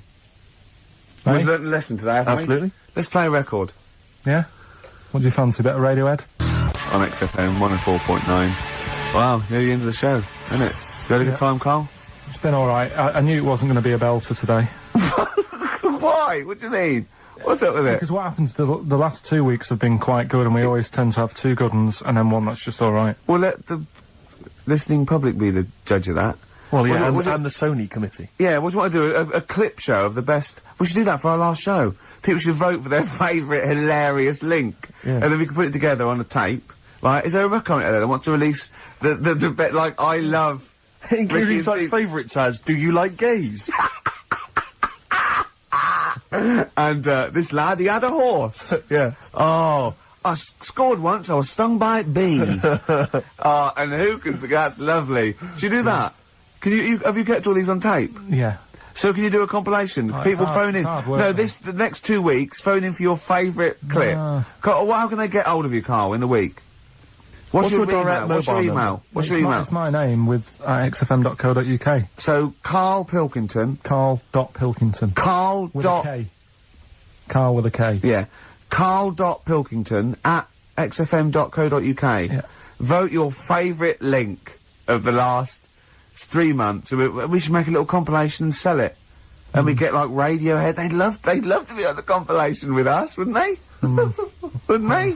Oh, wow. Anyway, Yeah. right, do you know, like, you're always giving me questions in the week, you're always saying things like, if I put you in this situation, what would you do? Like what? Like what? It'd be bizarre things. Like what though? Say one. If you had to lick Barbara Cartland's face, Yeah. would it be the right cheek or the left cheek? Or Sorry, does Barbara want her face being licked? No, I'm just saying if that's what she's into, then I don't She's mind dead. popping. She's dead. Yeah.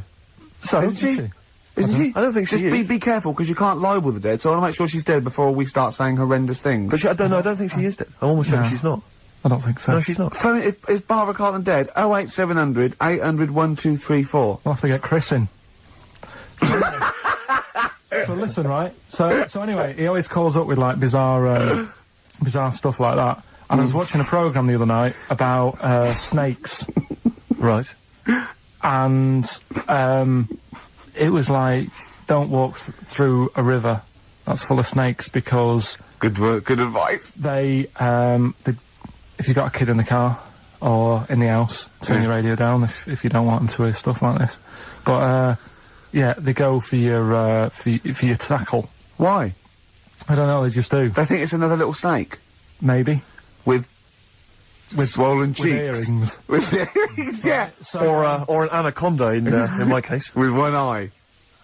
so, I'm really joking. So yeah, and I said to Ricky, what would you do, right? Although it's very scaly. You two in the woods. You're having a wander, Steve. Having having a wander. Oh, yeah. Oh yeah. You walk through the river. What, me? And yeah, Okay. because you're tall, so it's like you can check out how deep it is before Ricky goes through. Right. Yeah. Which you do sounds right. You do that sometimes, don't you? Yeah. But a snake bites your tackle, Yep. Yeah. and Say penis. yeah, It's the correct word for it. It's I know, not but I don't- offensive. it doesn't sound nice. Say it. Say Yeah, it. penis, but I don't. Oh, like you the sound of it. dirty little, No, you no. dirty little slut, Carl. You're a dirty It's just little. one of those words. Yeah. Right, carry on with let's carry on. What's the story? I'm wandering through a river. Yeah, Yeah. and the snake Bites. your penis. Right. And You know Ricky, like, doesn't leave, like, WC1. Why on earth we're going to be anywhere near a river where there's sort of... Well, anyway, Snakes. Yeah. anyway, Yeah. you are in this situation. Yeah. Okay. The snake bites you, and I said to Ricky, if it was a matter of life or death, would you suck out the poison? What do you think he said? And the bit I made, because he was thinking about it, like, oh God, well, he's my best mate and everything, what will I do? And I said, and then Steve starts sort of groaning like he's enjoying it.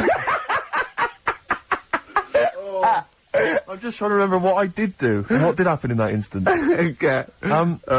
So I've been bitten on the penis by a snake. Yeah, there's poison in There's your no cock. poison in it. Yeah. I've had a go at trying to suck it out myself. Yeah. Yeah, but That's not you've worked. never mastered that I've never one been yet. able to master that. Yeah, yeah. It's just such a long spine and such a short, stubby knob that he's got no chance. Yeah. Yeah. So, What so would I you have to do? get... He's even had lip extensions, haven't you? Yeah, go on.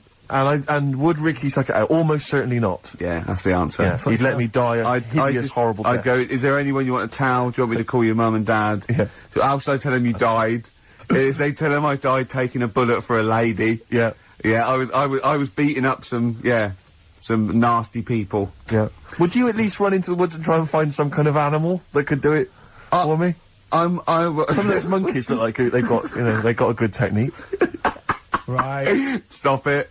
One more song. Yeah. Only time for song for the what's it? Oh, we got to share this one then. But we're doing this I thought one. there was two. Can we No, go? we've run out of time. Well, this is this is in the Guardian because they printed my favourite song is If You See a Sailor. It's If You See a Say Hello, by Bob Dylan. Okay. It's a song for the ladies and lovers. Right, that's it. And I can't believe we weren't allowed to talk about monkeys giving blowjobs. Since when is that taboo? It's nature, Karl. They go absolutely mental. They love it.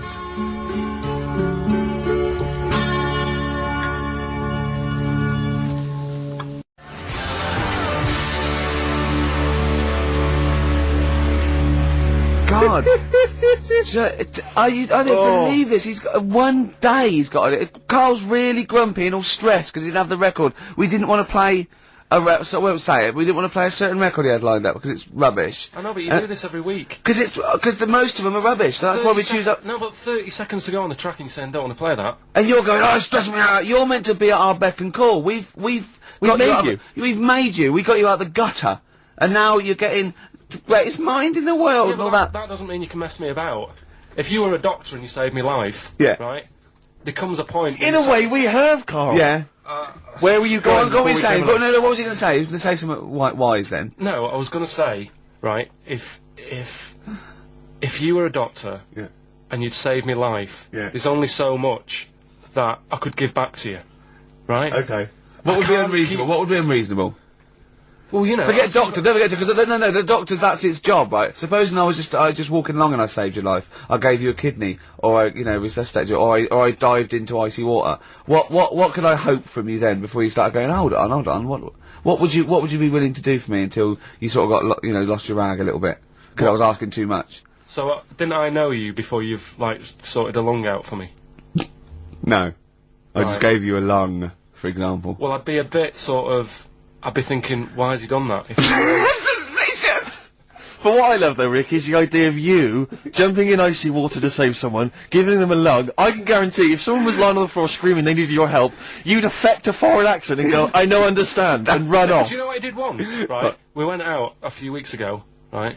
And some woman had her handbag nicked, and she was all distressed. He said, chase the fella, Karl. You stood there.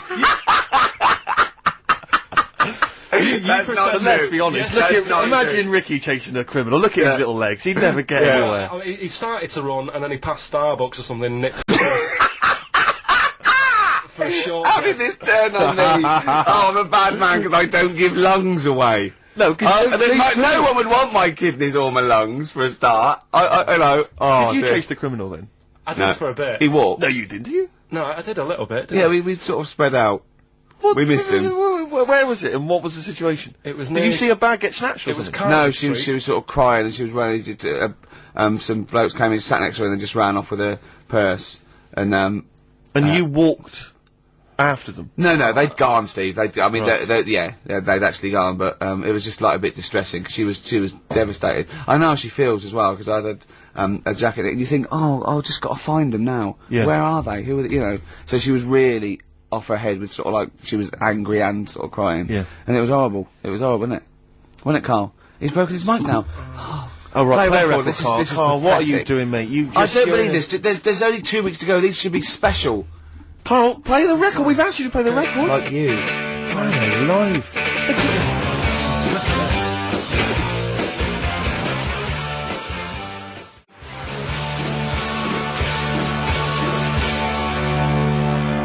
Hive's main offender on XFM 104.9. I forgot to say who I was. Go on, who are Ricky you? Gervais, who are you? Obviously, Steve Merchant. And who's that little fella over there, little round fella? Tiny little Karl Pilkington. The funny little thing from the Smash adverts. Say, then they smash them with their metal knives. Oh. You do? Yeah, you're right. He does. He does, doesn't he? Yeah. Yeah. I was asking if I'd seen a rounder head than him, and that's the only one someone come up with. That is the only thing they come up with. Oh look, you're actually a little bit stressed today, aren't you? Because you had to drink last night, didn't you? I had a couple of drinks. Yeah. I was down at Steve's night. Yeah. He was doing a bit of DJ. Yeah. Went down the store. And that's why you're all grumpy. What? Did you hear what he just said? What? I was DJing last night, obviously that XFM evening. Yeah. Hour and a half. My friend and I split the time on the decks. Yeah. What was the word you just used? He went down a storm. We went down a storm. Right, 3 girls, I was walking to the toilets during my set, 3 girls went, you are a genius. Right? What's his name? Dane Bowers? Zane Lowe? Because you played records in a certain order. Yes. Sorry Rick, if you can't deal with that. Sorry if you're a little bit jealous, because this time you can't share the award. Alright? Dear. But it was my credit this You time. can tell he hasn't been a DJ. Because it's not just about It's not just about that. the songs you play, choreography, it's the way you play them. Oh, the yeah. way you play them, whether Right. it's 33 or 45, very important. Yeah, But the point- leave your hand on Exactly. them as they're trying to go round. But so 3 girls there, Yeah. charmed by me, they loved it. Yeah. Zane Lowe, XFM DJ and MTV presenter, probably one of the coolest blokes alive. He came up, gave us massive respect. He said, I'm loving your set. He actually used those words, right? There were people coming up, they couldn't believe their luck. It was roaring. We'd stick on a track, people would cheer as it came on, right? My particular favourite, Karl, I think you'll agree, my particular triumvirate, LL Cool J, Mama Said Knock You Out, leading straight into House of Pain, Jump Around, then straight into that current Elvis track that's been re-released, remixed by Junkie XL. I played the original, which I'd already played on XFM before. I'm already there, cutting edge. Yeah. Right? And- 3 old tracks, you mean? 3 old tracks. In a row? Yep. And, what I think the words that would best sum it up are, I kicked ass. Great. Rick. All right. Well, I'm going to be kicking some ass today because I'm going to be shamelessly self-indulgent. And we've only got 2 shows to go, so I'm playing some of the most beauteous tunes in the world. And I was just telling Karl, lined up a Simon and Garfunkel track, Only Living Boy in New York. He went, why is he the only living boy in New York? I went, what? He went, what does that mean then? I went, I don't know. He went, well, what's it about? I said, I don't care. I said, it's a lovely song. He went, no, but what's it? I said, I don't go into that. I said, he went, I like a story. I said, like what? I said, killing of Georgie, no trickery. Killing of Georgie. I think we should play that at the last. It's good. I heard it the other day on radio too. It was cracking. It sounds like well. It's really good. Tell them what it's about again. It's about, little gay fella. A little what? A little gay fella? Yeah. Right. Who, I haven't heard it for a bit, so it's all off memory, this. But, gay bloke, is he from Scotland? I have no idea. But he's from somewhere where gays aren't liked. Okay. Right? No. No, he is. Georgie Boy was gay, I guess, nothing more than the kindest guy I ever knew, right? Now, all he did was, right, his father said, how can my son not be straight, kicked him out, right? Goes to America. Yeah, but you can handle all that. You can handle your dad not getting on with you if other people around you are into the same scene. Yeah. But he was left on his own, he didn't know what to do. Yeah. He was getting stressed out. Yeah. So he goes... And this was before, I mean, this is, when did this record come out? 77? 77 years, something like that. Right. And, he's... During punk. Right, I see, yeah. So, you know, the village people had come along and made gay cool. Yeah. That had already happened. Yeah. But it wasn't respected.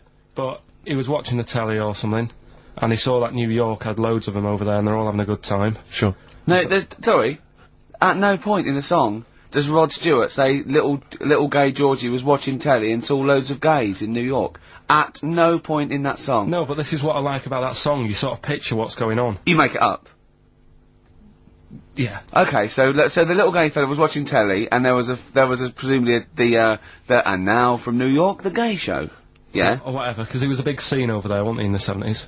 Yeah. Okay. Right. Go on. So he goes over there, and he's having a great time and that. He's meeting... Went to New York town, very quickly settled down, soon became the toast of the Great White Way. Yeah, they loved him. All the old queens blew a fuse. Yeah. Yeah. And then, I don't know, he was out late one night. Yeah. And he's walking home. Yeah. And, gets attacked, gets killed. Yeah. And he's lying in the They gutter. didn't intend to take his life, they just pushed their, luck a little too far that night. Yeah, you see? So... Yeah. But what's good there? Is it good that he had a bit of a good life and was able to be himself? Yeah. Or should he have stayed in Scotland? He didn't come from Scotland. Again, I really... Well, I think, is there any way we can get this song before the end of the show and play it? Because I've heard it recently. A lot of people listening will have never heard this song. They wouldn't have any idea what we're talking about. Can I say what you said when we were talking about that song once before? Is it bad? It might be. Because we were talking about, you know, Georgie Boy, and he, you know, got it. I don't know. What? It's when you said... Well, it's a fact. I don't think if Well, he said, so it's looking at Georgie, he gets out, so it dies, right? He goes, well, they do go out late. I know. All gay people I go know out a few late. gay people, and they start to party late on. That's why in Soho, right? Girlfriend got in a cab, right? Suzanne was in a cab, and the cab driver was taking her to an early start, right? She works at the BBC. Yeah. Early start, 4 in the morning. It was going down. It was mental in Soho at 4 in the morning. Yeah. They were all still like starting the night out. How do you know Whereas- they're gay? It's Soho, isn't it? Fair enough. Play a track. I'd love to be able to try and dig this out. Yeah, we will. This is Simon and Garfunkel, The Only Living Boy in New York. It's lovely.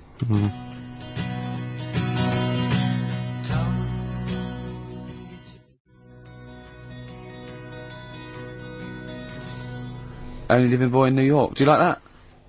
It's got a nice feel to it. Simon and Garfunkel. Yeah. Lovely. Bit later I'm going to be playing a Cat Stevens track. It's one of the most beautiful tracks ever written. It's called Lily White off Mona Bone Jack on. Look forward to that. We've got Eminem coming up. We've got the new Eminem single as well, and a big giveaway, Rick, lest we forget. I think we should tell them what that is. Do you think so? Yeah, well, we all went to the BAFTAs, as you know, and we thought we could get a good prize out of this, so we got some celebs Yes. to sign the BAFTA bag they gave away. It's just a nice big chunky sort of cardboard carrier bag, you know. It's not the value that counts. This is what values it. Read out the sort of names we got, These are the Steve. kind of celebrity names that have signed that bag. Obviously us three, plus Graham Norton.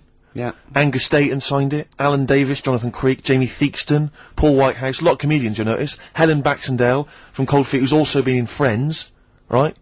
I don't know why that's so exciting. Steve Phil Mitchell McFadden. Yeah. It's an eclectic bag. I noticed actually that Steve's signature is also mentioned. I think he says Steve, aka Phil Mitchell. Which is very nice of him. Yeah. Peter Davison, former Doctor Who. I noticed also that when you gave him the pen to sign it, he put the pen away. Yeah, he pocketed We had it. to say, oh, Yeah. whoa, whoa, whoa, whoa, whoa, whoa. Just his wily Cockney ways. You're not Phil Mitchell now, mate. Exactly. Give us the pen back. Exactly. Yeah. Simon Pegg, and of course, one of broadcasting's biggest legends, Steve Wright. Oh, Steve Got Wright, him to sign it as well. Yeah. Yeah. But that's, you know, you're not going to find that. That's quite an eclectic and kooky mixture of celebrity names. Yeah. You know, autographs on one bag. And we maybe photocopy it, and it's just, you can't We make can out explain who signatures, they we are. can explain who they are. But we can give that away. And there's, you know, it's a little commemorative thing of the BAFTA. It's got a big BAFTA logo on there and everything. It's pretty classy.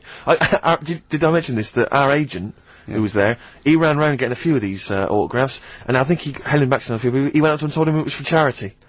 And that was why they signed it.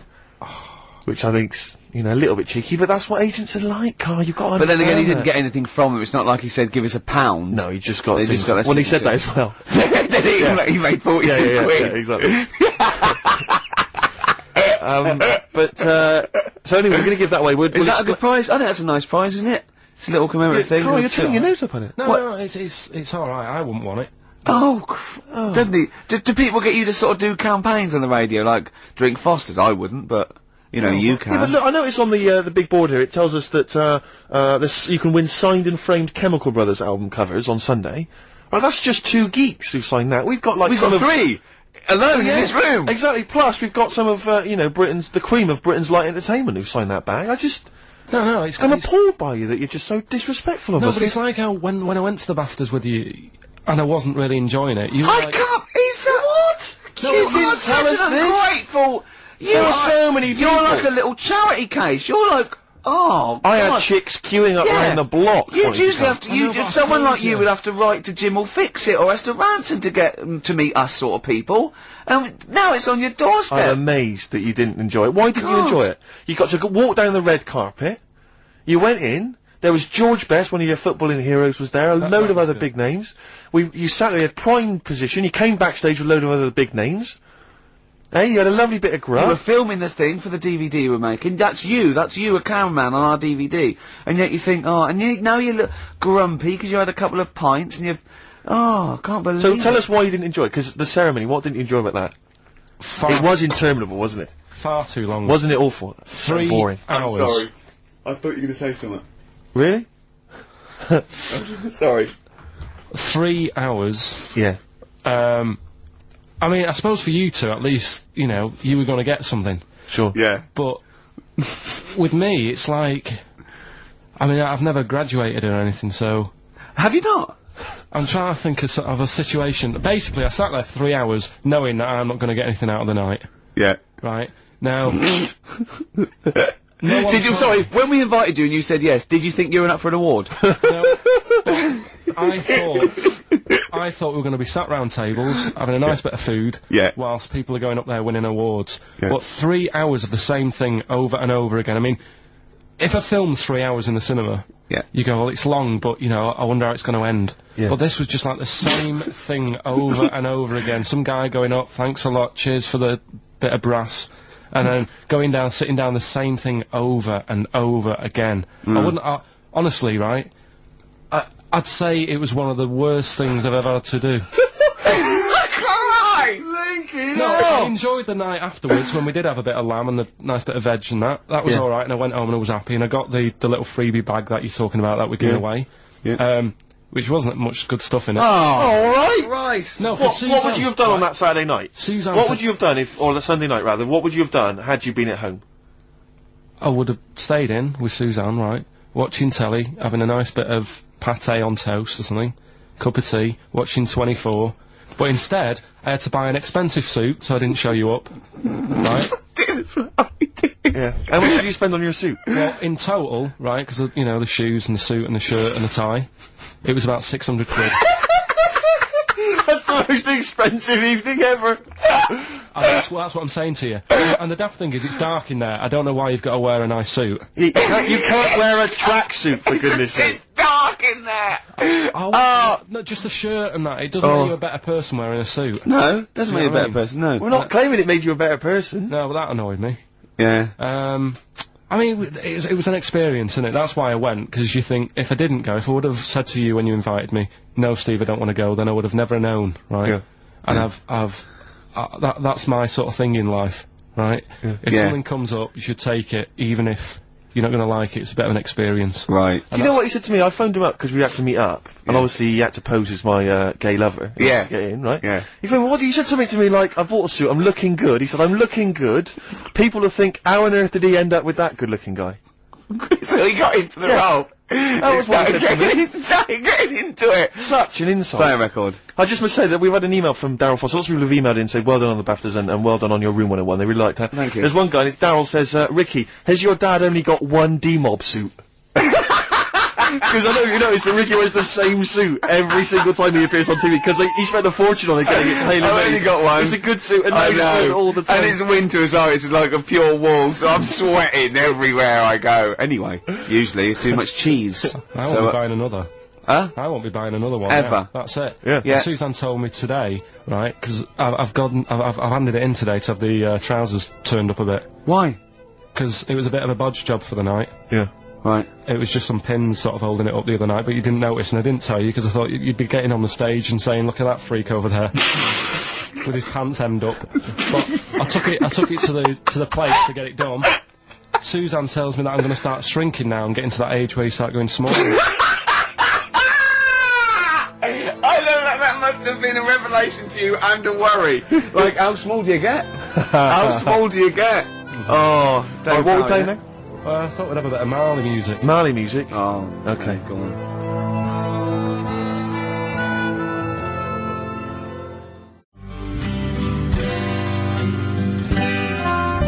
Badly Drawn Boys, something to talk about. Well, it's a good job we've got something to talk about, because we're DJs on XFM 104.9. I'm Ricky Gervais with Stephen Merchant. Of course, there, Karl Pilkington, how you doing? Of course, you must have been excited at the BAFTAs, because we did bump into Dr. Fox. Oh yeah. Pleased with that. Yeah. What was the challenge again? I think the challenge was you had to shout Foxy. Yeah, the challenge was, it's sort of like Jackass, but wimpy Jackass. Karl was our cameraman for the night, because we were doing the making of sort of series 2, where we've filmed ourselves sort of writing it and doing bits and pieces and going to awards on it. And it's on me, and my challenge, which I think, was it me that set my own challenge? You did. I had to shout Foxy and get him over. Yeah. And I bottled out about 5 times. I just thought he was talking to someone. Yeah. I just thought, and then I did it, and where's the victory in that? Yeah. I shouted Foxy, and he came over and went, alright. I think, where's the victory? I remember Jackass, they dive off buildings and things. I was a little bit taken aback, because even though he was joking and mucking around, he was swearing. You don't expect that from Foxy. Oh, behave. He was off Oh, duty. no, he And was, he's more than wrong, but he didn't expect it to, because he seemed like a lovely bloke there, but he has got an enormous head. I mean, I'm not gonna, I'm not disrespecting him, I think he's a lovely guy, but his head is huge. But it's in proportion with his big body as well. He's a chunky wombat of a man. True enough. And so am I. It was a problem getting him on screen. Sure, because of the huge head. Yeah. I was struggling. No. I know, well, I know that Popeye people have worries about that. They had to get special lenses. Yeah, yeah. I love the fact that us 3 freaks can take this out of anyone. Stop there though, Rick, because I was on TV briefly. There was a thing about The Office on Top 10 TV Bastards on Channel 4, and I appeared on there briefly talking about the show. And there's this girl who's a girlfriend of a friend of mine, and she's like, I saw you on TV last night. I went, yeah. She went, I'll tell you this, you're better looking on TV than you are in real life, and that's good for you. And I was like, oh, I don't know if that was a compliment, because it's like... Definitely not. Well, I'm not on TV, so it's not beneficial in any way. Yeah. But that's like... I'm too right, you have to step out of the TV. But that's like saying, I normally find you pretty repulsive. Yeah. My opinion changed slightly last night because you were on the box. Yeah. And I didn't know, it sounded like it was a compliment. through the aid of a different... through the aid of lighting and appearing like for 12 seconds on screen in small doses. Oh, God. You thought I wasn't as bad looking as I am in real life. A lot life. of people have phoned in and wondered if you are Morph grown up, because they've seen a picture of you on the website. Do you mean me or Karl? Karl. Right. Yeah. What do you mean?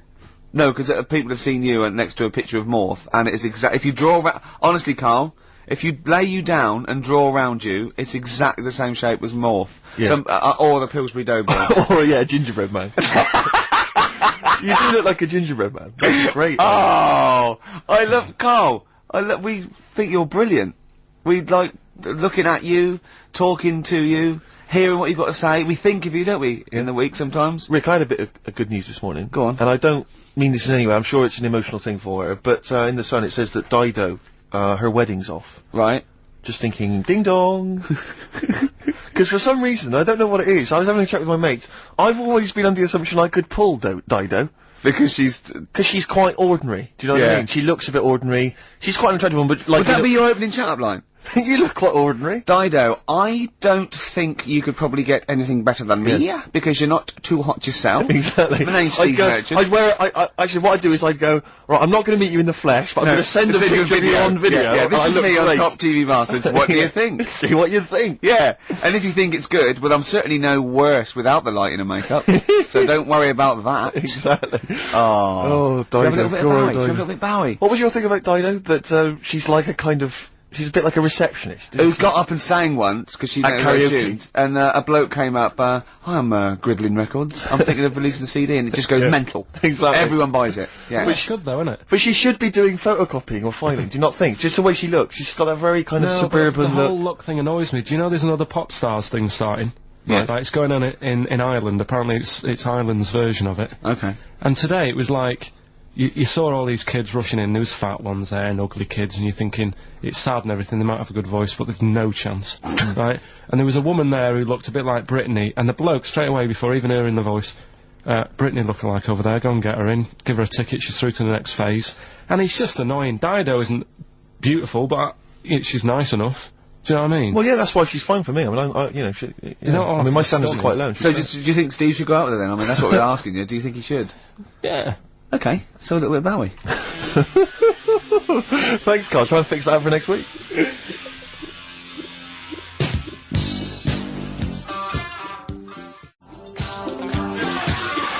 Fashion, David Bowie. We were doing a bit of voguing, sort of cross with body popping there, weren't we, Karl? Yeah. Played that last night, Rick, during the set. Yeah. That was described by Zane Lowe as one of the best sets he's ever seen. Well, he didn't say those. No, but I think Zane just sent an email and said he's giving up because there's no point. Yeah, exactly. When he hears stuff like that, he said, I thought I was a DJ. After seeing Steve Merchant, I'm obviously not. Exactly. Yeah, exactly. No, so, yeah, Big Boy Jim was down there. Yeah, Big Boy Jim was going, wow, you know. I don't know what I'm thinking. Yeah. But I like the idea, because you know, Fatboy Slim did Brighton Beach, didn't he? And he had like 20,000 people in Brighton Beach. Yeah. And everyone was loving it. Just the idea of me down in Weston-super-Mare doing the same. With 86 people. Have you ever seen, have you ever seen that thing, Karaoke Challenge on Challenge TV? Yeah. It's great, they're all doing it, and it's sort of like, Jonathan, what's his name, from Jonathan Bread, Morris, and all those sort of, people there. And the camera falls out, and there's about 8 people there. Yeah, but what I love about Karaoke Challenge is it's not even night fever. Do you imagine that? I mean, talk about... Wow. Oh dear. We tried to get on that once, didn't we? On Karaoke Challenge? Yeah, when we were doing that comedy lab. We were going to do it in character, yeah, wasn't we I? were going to do it, yeah, as David Bowie. So we'd have a little bit of footage, but... Yeah, that'd be great. Yeah, they wouldn't even let you on. That was terrible. That was how minor a celebrity you were at the time. I remember once, right, this is how sad we were. We tried for about an hour to get on the Chris Moyle show. They were doing a competition. He was doing this competition. It was about golf, wasn't it? So it was like things with, you had to think of a song title, yeah. You had to make it into a golfing pun. And people were calling up and going, now what about Drive by the Cars? He was going, Drive by the Cars, very good. And it was like, things like, you know what I mean? Things like something T and that. And I wanted to phone up and go, hello, Chris Miles, yeah, what about, Spandau Valley Golfy? Just being, and I was just like, we tried, I was about 30 quid just to get on and do something stupid, how pathetic. And they wouldn't even let us on. What were the others? It's a good game, that. What? Oh, God. Phone in if you've got any amusing puns on songs and golf. Yeah, please. What did you say? What was it? A Spandau Valley Golfy. Yeah, do you like that one? It's a good game, good little game. Yeah, you're thinking of what you're doing, Karl. What you're thinking on the radio. That's what you're doing. It's a first. You're actually broadcasting thinking. Can we just be quiet and just listen to Karl think? Yeah. Oh. Anything? Got anything there? Any golfing puns? You know, some people say, Karl, it's impossible to catch yourself not thinking. Now, I reckon if there's one man in the world... Hole in my shoe, that fella in the Young Ones, hole, and there's one on a golf course.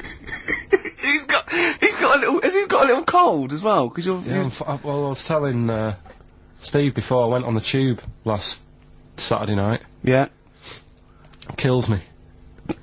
There's, every time I go on the tube, I just get full of a cold and everything. I'm full of flu, and it's down to going on the tube. Is it? Someone told me that every time you go on the tube, it's the equivalent of smoking 2 cigarettes. Really? Because of the sort of gunk and pollution down there. And have you heard the other one? And I always smoke 2 cigarettes on the tube. Yeah. These are my nerves. Yeah. What's the name one about the? Oh, here you go. All like the hairballs that are in the tubes. Because if like people stood on the platform, trains go whizzing past at high speeds. Yeah. Right. Takes a bit of your hair off. Don't say anything. What, you mean don't question the science of that? No, he means... Because of my It doesn't head. affect him. Oh, I see, yeah. Right, and apparently they all get caught up in the tunnels, and they have to like clean it out now and again because there's big hairballs on the lines. It's On the lines? On the train lines. Right. Yeah, it's a terrible place. So that's why I'm all bunged up, and that's when you came in today. I was like looking on the websites to see how much badness there is down in the tubes. Yeah. How much badness is there? Oh, loads. Is there a lot of badness? If you know how much badness there is on the tube, call in 08700 What sort of things do you 800 find? 1234. How much badness is there? It was just about, the germs, so there's no fresh air, and that's why I was asking you about people committing suicide on trains and that, how often it happens. And apparently 2 people a week. Was it two a week or 2 a day? It's 2 cigarettes. How many people is it? 2 people. 700 800 1234. How many people per cigarette is it like killing yourself on the tube? Call in. 2 people a week try and kill themselves or something. Right. On the tubes. Really? It's bad, that, Yeah, it is. Terrible. Should we play a record? If you want. Have we got the big new Eminem single?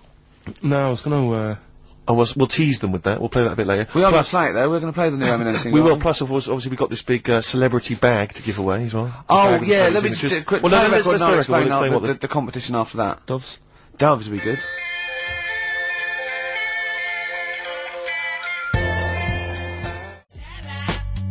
Little Karl Pilkington.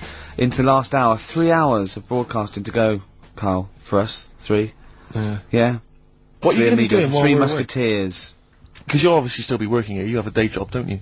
What is it you do exactly? I make stuff. You make stuff. What, like furniture? Promos and stuff. Oh, right. Sort of bit of in-talk there, but basically like little trails for the station. Yeah. Yeah. That's what I do all week. Yeah. So you'll be back to doing that when we're off? You don't talk to anyone, do you, in the week? You just hide in your little sound booth thing, and you really don't talk to anyone, do you? Much? Not really. No. I mean, you might call up. Yeah. But no, I keep myself to myself. Yeah. Then you don't get bogged down in the office politics and stuff. Yeah. Is there a lot of office politics here? I don't know. I don't get involved in it. Oh, yeah. Proves your point. So when we're away and we're like out of action, who other than Suzanne, who will you talk to of the day? How will you get a sort of feedback from the world? How will you get sort of like input and? I always, if ever I've got like a question on anything, the internet's sat there and I can just go online and find out. The internet is good. It's brilliant. But it's not all verified. What do you mean?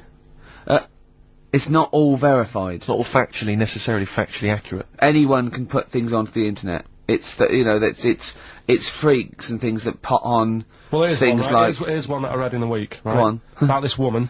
Yeah. She was a bit of a punk, and to get her hair done like she wanted it. Super glue. Right. No. She got lard. Apparently, it's a popular thing. You might know. Put lard on your head. Yeah. And you put it in the oven. Now, apparently the heat that you get from the oven is different from the sort of heat you get from an hairdryer, right? And she had to do that to get the style that she wanted.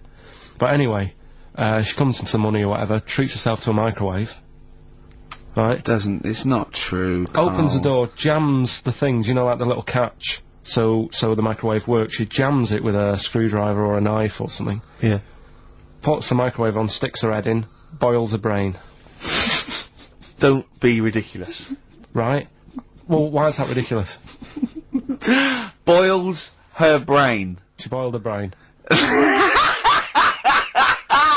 She boiled her brain. And this is what's good about the internet. I went straight from that, and there was a subject about brains. And do you know that Russell Crowe, when he dies, is giving his brain to charity or something? Some sort of some people who can do stuff with it. She gave hers to Pot Noodle. Vesta. Yeah. Oh, That's boiling the a sort of skull. Yeah. That's not true. No. It's not true, Karl.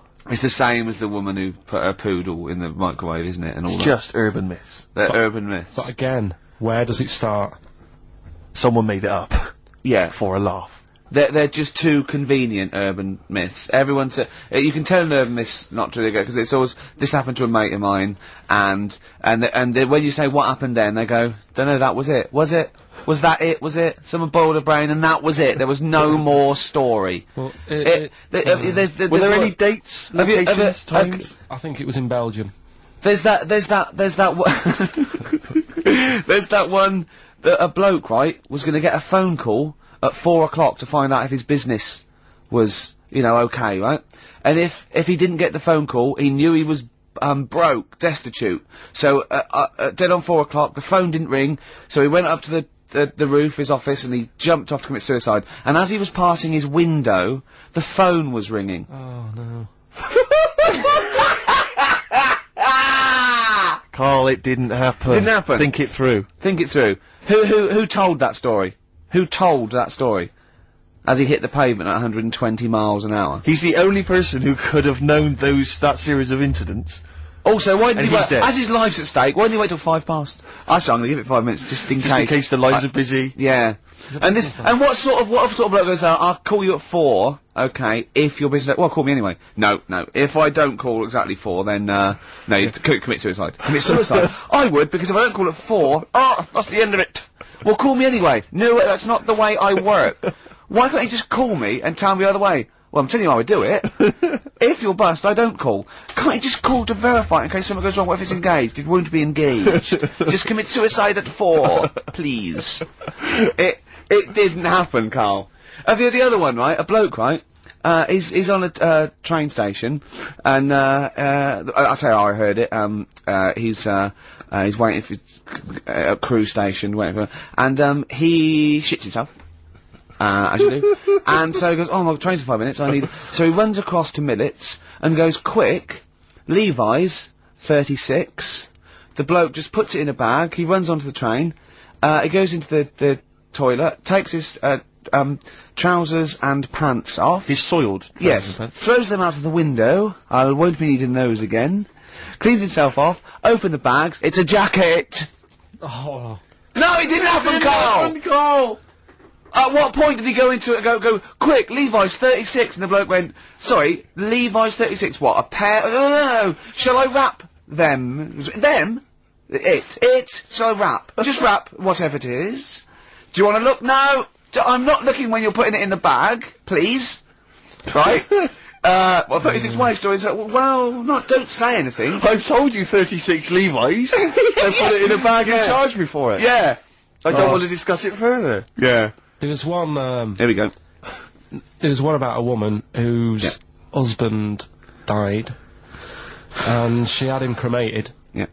And made like a little egg timer out of him. Mm. And she said, I did that, so it can still help around the kitchen.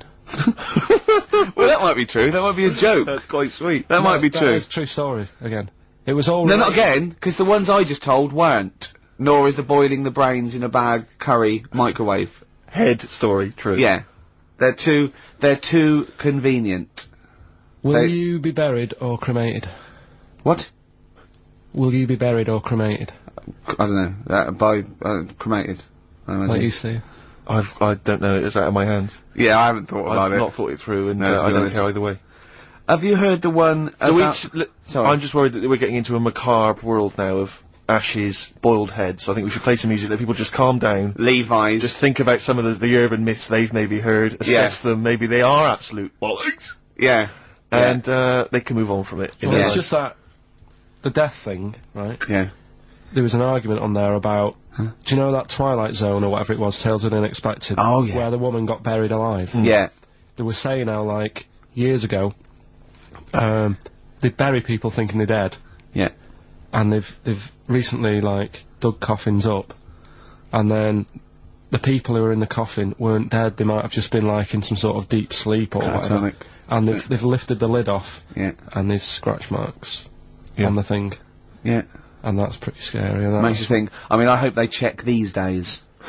That's all. I'd like to play a beautiful song now by Cat Stevens called Lillywhite. It's lovely. A song for the lovers room? Yeah. The big cell.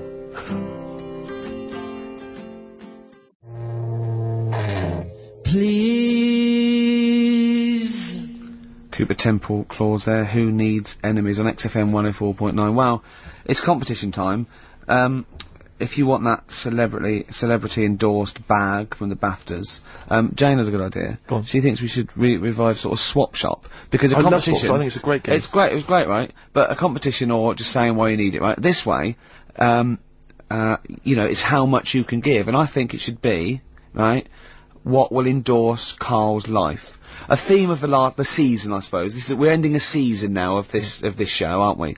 And one of the big themes is really develop Karl, enhance Karl. Rejuvenate him in a certain way. What do you think Karl would want? Have you got something he'd love? It can be battling tops, you know, and you've got to say why he'd love your old battling tops. It can be a book. Sorry, what's a battling top? Was this something you used to take to school, like, with your hoop and stick? No, it was a little and your game. baked potato? It was in the wrist action. And Go on. it was like little tops, right? You'd have 4 players, right? You'd wind it around like with cotton, right? And hold a little, I'm getting excited thinking about it. I don't know what you're talking about. No, I know, I'm getting overexcited. It was just battling. Was this something like... And you pull it, yeah. I've had And it one. goes mad. Don't yeah. send one of them. I've had one. Don't give any clues. It can be some educational, it can be some personal to you that you think you might enhance. So, the competition is, basically, if you want that bag... So let's just explain what the bag is. It's one of these sort of cardboard giveaway bags that we got at the BAFTAs. It's got a nice big picture of the BAFTA logo. We got it signed by Graham Norton, Angus Dayton, Alan Davis, Jamie Theakston, Paul Whitehouse, Helen Baxendale, Steve, Phil Mitchell, McFadden, Simon Pegg, Steve Wright, obviously the 3 of us. And, you know, it's just a nice little sort of, you know, if you like kind of autographs, or if you're an autograph hunter or whatever else, or you just like the bag. Or you like the show. You know, or you then, want a little piece of Karl. Or you want to history. give Karl something, a bit of yourself, or Exactly. to enhance his life. So let's get really. it straight. So it's something that you have. It doesn't have to be very expensive. It doesn't have to be necessarily a worthy thing. Could be something you've made. Karl has to go, I want that. Something that enhances Karl's life in some way. Something that will make his life a little bit more special, a little bit better. Yeah. And this is a write or email only. We don't want your phone calls on this because we're just too lazy. So what could make Karl's life a little bit more special? And we'll give it away next week. So you've got a week to email or write in with your suggestions about what it is that you'd want to swap for this this celebrity bag. Is it Karl at xfm.co.uk?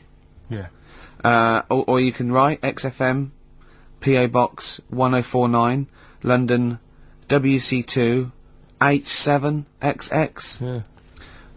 Give him out again, Rick. Sorry, you ought to maybe mention something like, you know, Gervais bag. Oh, I think Karl Swap Shop. Karl Swap Shop.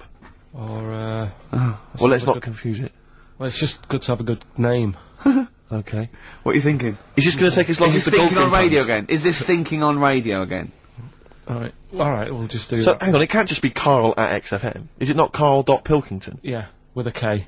But the thing is, why are they emailing me? Because I'm not taking any bribes. They've got to send the stuff in. No, Of course they haven't. they You know what but as 100 people send something and you send 99 back. No, I won't send... Oh, yeah, I see what you mean. Yeah, no, they just email or Leave write it in to with a us, suggestion. Karl. Make sure that you mention who you are if you're emailing and leave a telephone number as well. We need a telephone number, we've got to call you back. Let me give you an example. I like the bag. I want the bag, right? I think this would enhance Karl's life because I am sending a Feng Shui book. Something like that. You know what I mean? I am sending Karl a teddy bear.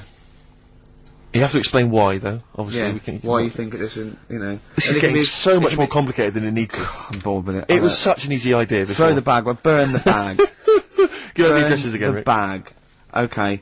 It's XFM, PO Box 1049. That's easy to remember. London WC2 H7XX. And the email?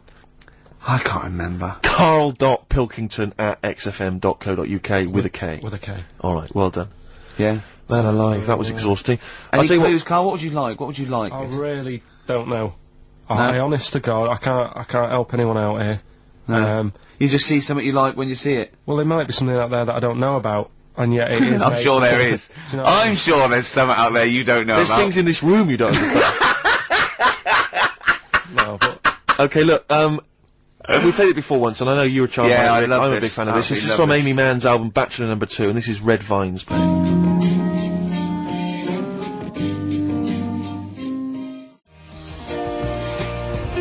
It's beautiful. I know Karl's not impressed, as ever. I don't know what your criteria for music appreciation is at all, Karl. It's just like you build them up as being something really good, and then I hear it, and it's like... Oh, but I don't know what it is that you're expecting to hear. What we meant to say. Really good. What we meant to say. Oh, this is a mediocre track. This is alright. Listen, when you played Simon and Garfunkel, yeah. right, they've got their own unique sound. You know it's them when they sing. Yeah. That could have been loads of women who I know.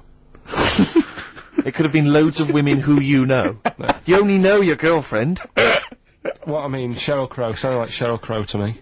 Yeah, but well, only superficially. But Man's been around longer than Crow. Who knows what, you know, influences she may have had? That sounds like a fable, doesn't it? Man's been around longer than Crow.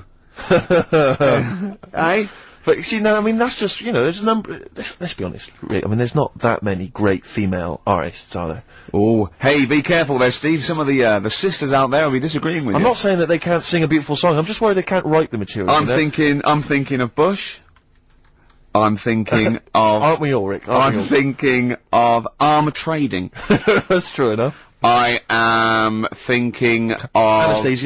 Anastasia. I know you love Anastasia, don't you? I love that new one. I love that new one. I mean, I don't like that sounds sort like of the stuff, other two. But it's sort of, there's a good chorus, and I can do her dance. That dance at the end when she puts her arms up. I like that one. She does sound like she's very much the new Tina Turner. Yeah, no, that's the one I've liked, yeah. And me and Steve think that she's sort of like one of those people that go out with her daughter. Well, I think the reason is because if you notice, she always wears sunglasses. Yeah. And I'm sure that because she claims to be something like 28, I bet she's like 40. It's like one of those 40-year-old women who come from Essex, but they come with their daughter's 21st, and they're going, your mum's mad. Yeah. They think we're sisters.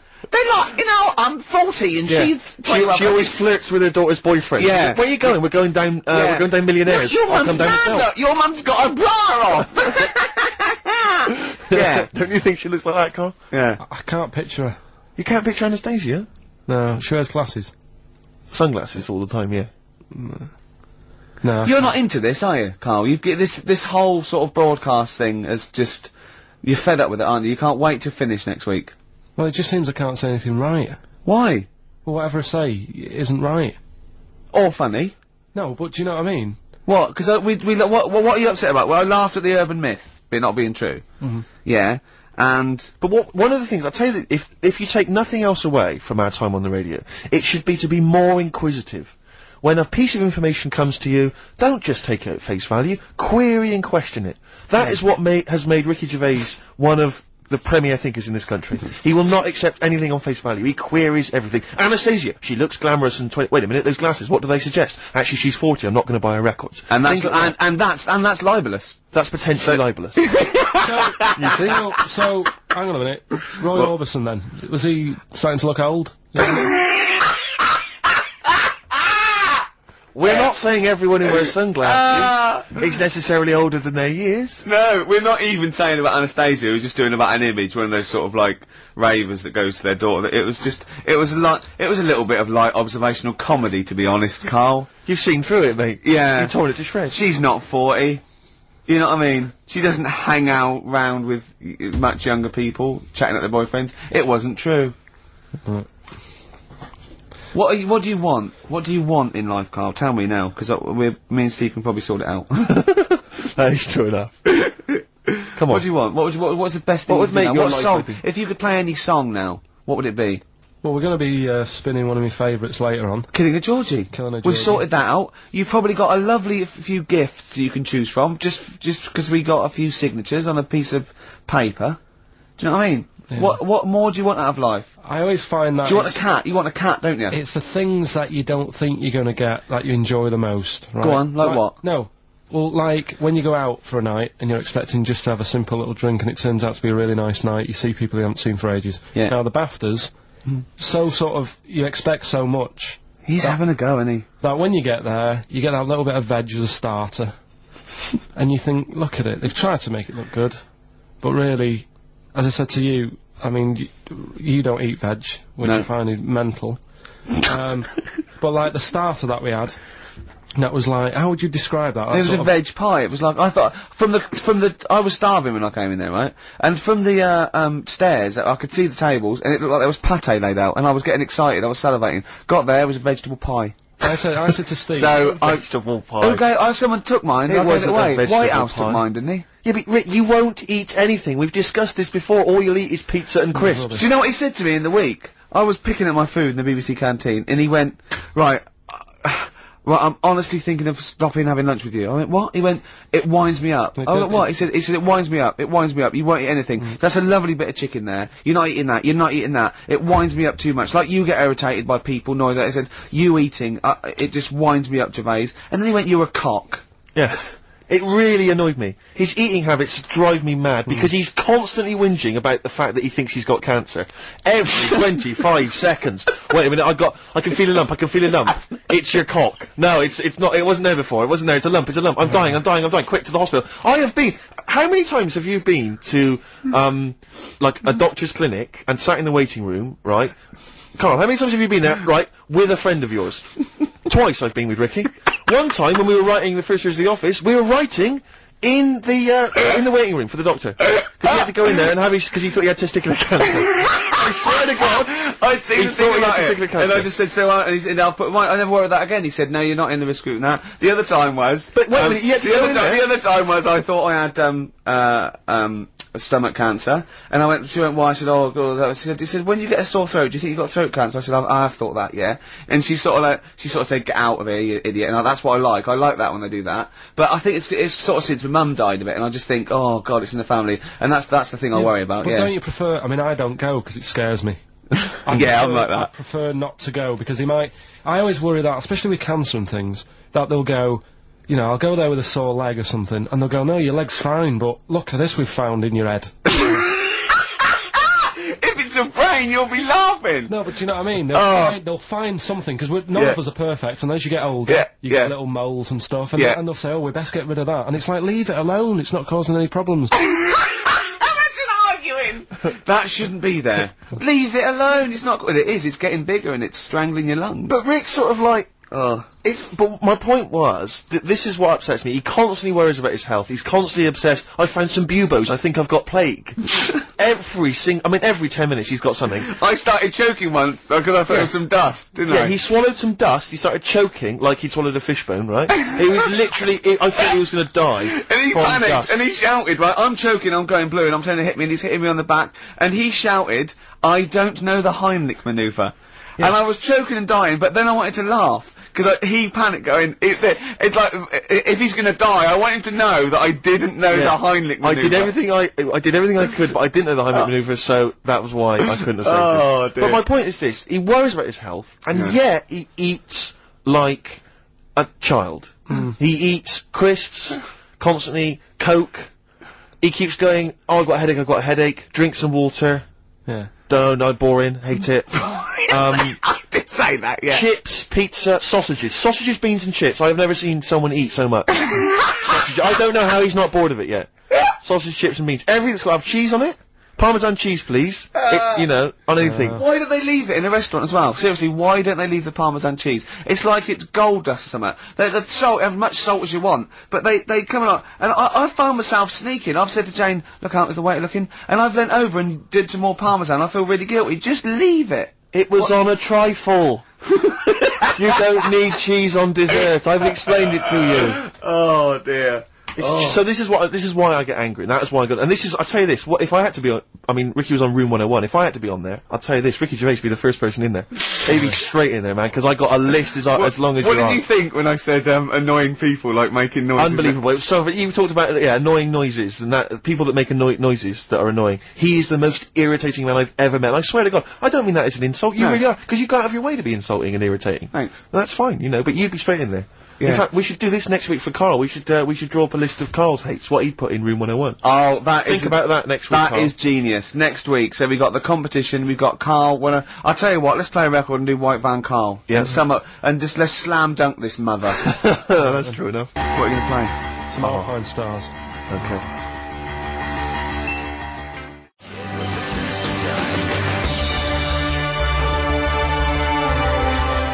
Alpine Stars, Carbon Kid, featuring little Brian from Placebo. Oh yeah. Thought I recognised him. Yeah. So like that. Right. White Van Karl. Karl. White Van Karl.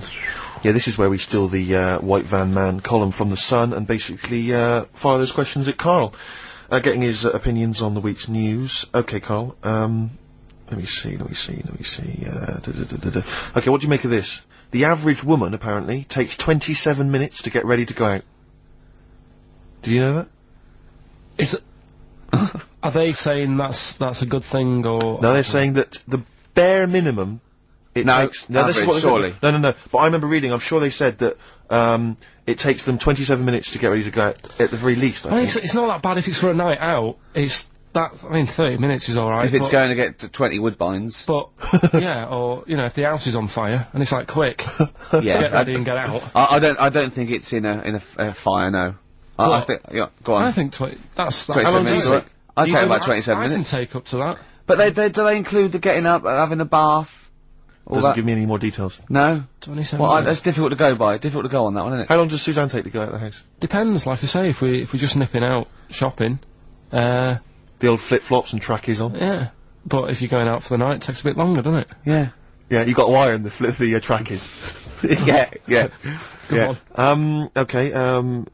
Okay, no, really don't know what the ins and outs of this story are. Is Sven-Goran Eriksson sticking with Nancy rather than Ulrika? Well, it's his wife, and not his girlfriend. Yeah, I don't know if the story's true. No one seems to have offered any evidence for it. Anyway, everyone remained silent. It's rubbish.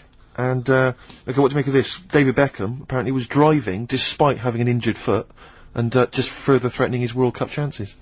Now, obviously, you're a big football fan. Well, I'm not that big. I like the odd game. Sure. Would that hurt him? Would that hurt his foot? It can't be good. Is it in a plaster? It's not in a big cast, Sure, is it's it? better to drive than it is to walk on it. Good point. Fair enough, yeah. Cool. Can't argue with that. Can't get the bus, can he? Okay, and what do you make of this fascist leader who's having a lot of success in the French presidential elections? What's he doing? Have you not come across this story? No. Right, this is one of the big political stories. He's got a far right that got nearly 20%. He's a far-right fascist leader, and he's having considerable success in the French elections. I don't think we should be asking Karl questions like this. Not something you've got to I'm getting scared. There's all sorts of bad stuff going on in the world that we don't know about. Yeah. But we know about this. Yeah, but you're better off not knowing, because there's nothing I can do about it. You're absolutely right, Karl. I can't argue with that. Oh, God, man alive. Fantastic. That is brilliant. Have we got it lined up?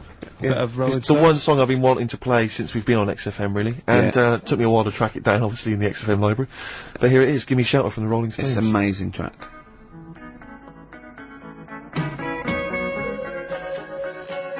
Vietnam War, that would be on there, wouldn't it? Can I just reiterate this this giveaway then? We got this bag signed by a number of celebrities, Graham Norton, Angus Tate, and different people on there. Yeah. And if you want to win that, then you have to email or write in with what you are willing to swap. Okay, so you need to swap something, and something which will enhance Karl's life. It can be anything. You could have made it, you could have bought it, anything. But you have to have it. You can send it to us in exchange for this this signed bag, and you can email Karl, Karl.Pilkington, Karl with a K, Karl.Pilkington@xfm.co.uk, or you can write to the bag or Ricky Gervais's big bag. I've just realised why I've been saying Karl with a K, because you can have Karl with a C, can't you? Yes, you can. As in Cox. Absolutely. Or you can write to XFM PO Box 104.9, London WC2 H7XX. All right. Okay. Right. Well, there's going to be a bit of a change, isn't there? Yes, that's absolutely right, Rick. Normally we would end the show, obviously, with a song for the ladies. But because it's sort of Karl's penultimate show, and we're going to play one of his favourite tracks, what are you going to... I just thought we could play this. It is obviously the Killing of Georgie. By Rod Stewart. And this is a song for the gays. Did actually exist and was killed. Then I started panicking. Yeah. I don't think it is it? I'm almost certain it's not. Okay. Is that it then? Is that it? Then we got to pack up and go home. Yeah? Well, I think we've enjoyed ourselves. I've loved it. I've loved every minute of it. Karl.Pilkington@xfm.co.uk for your suggestions as to what you're willing to swap for the signed bag. See you next week. Bye.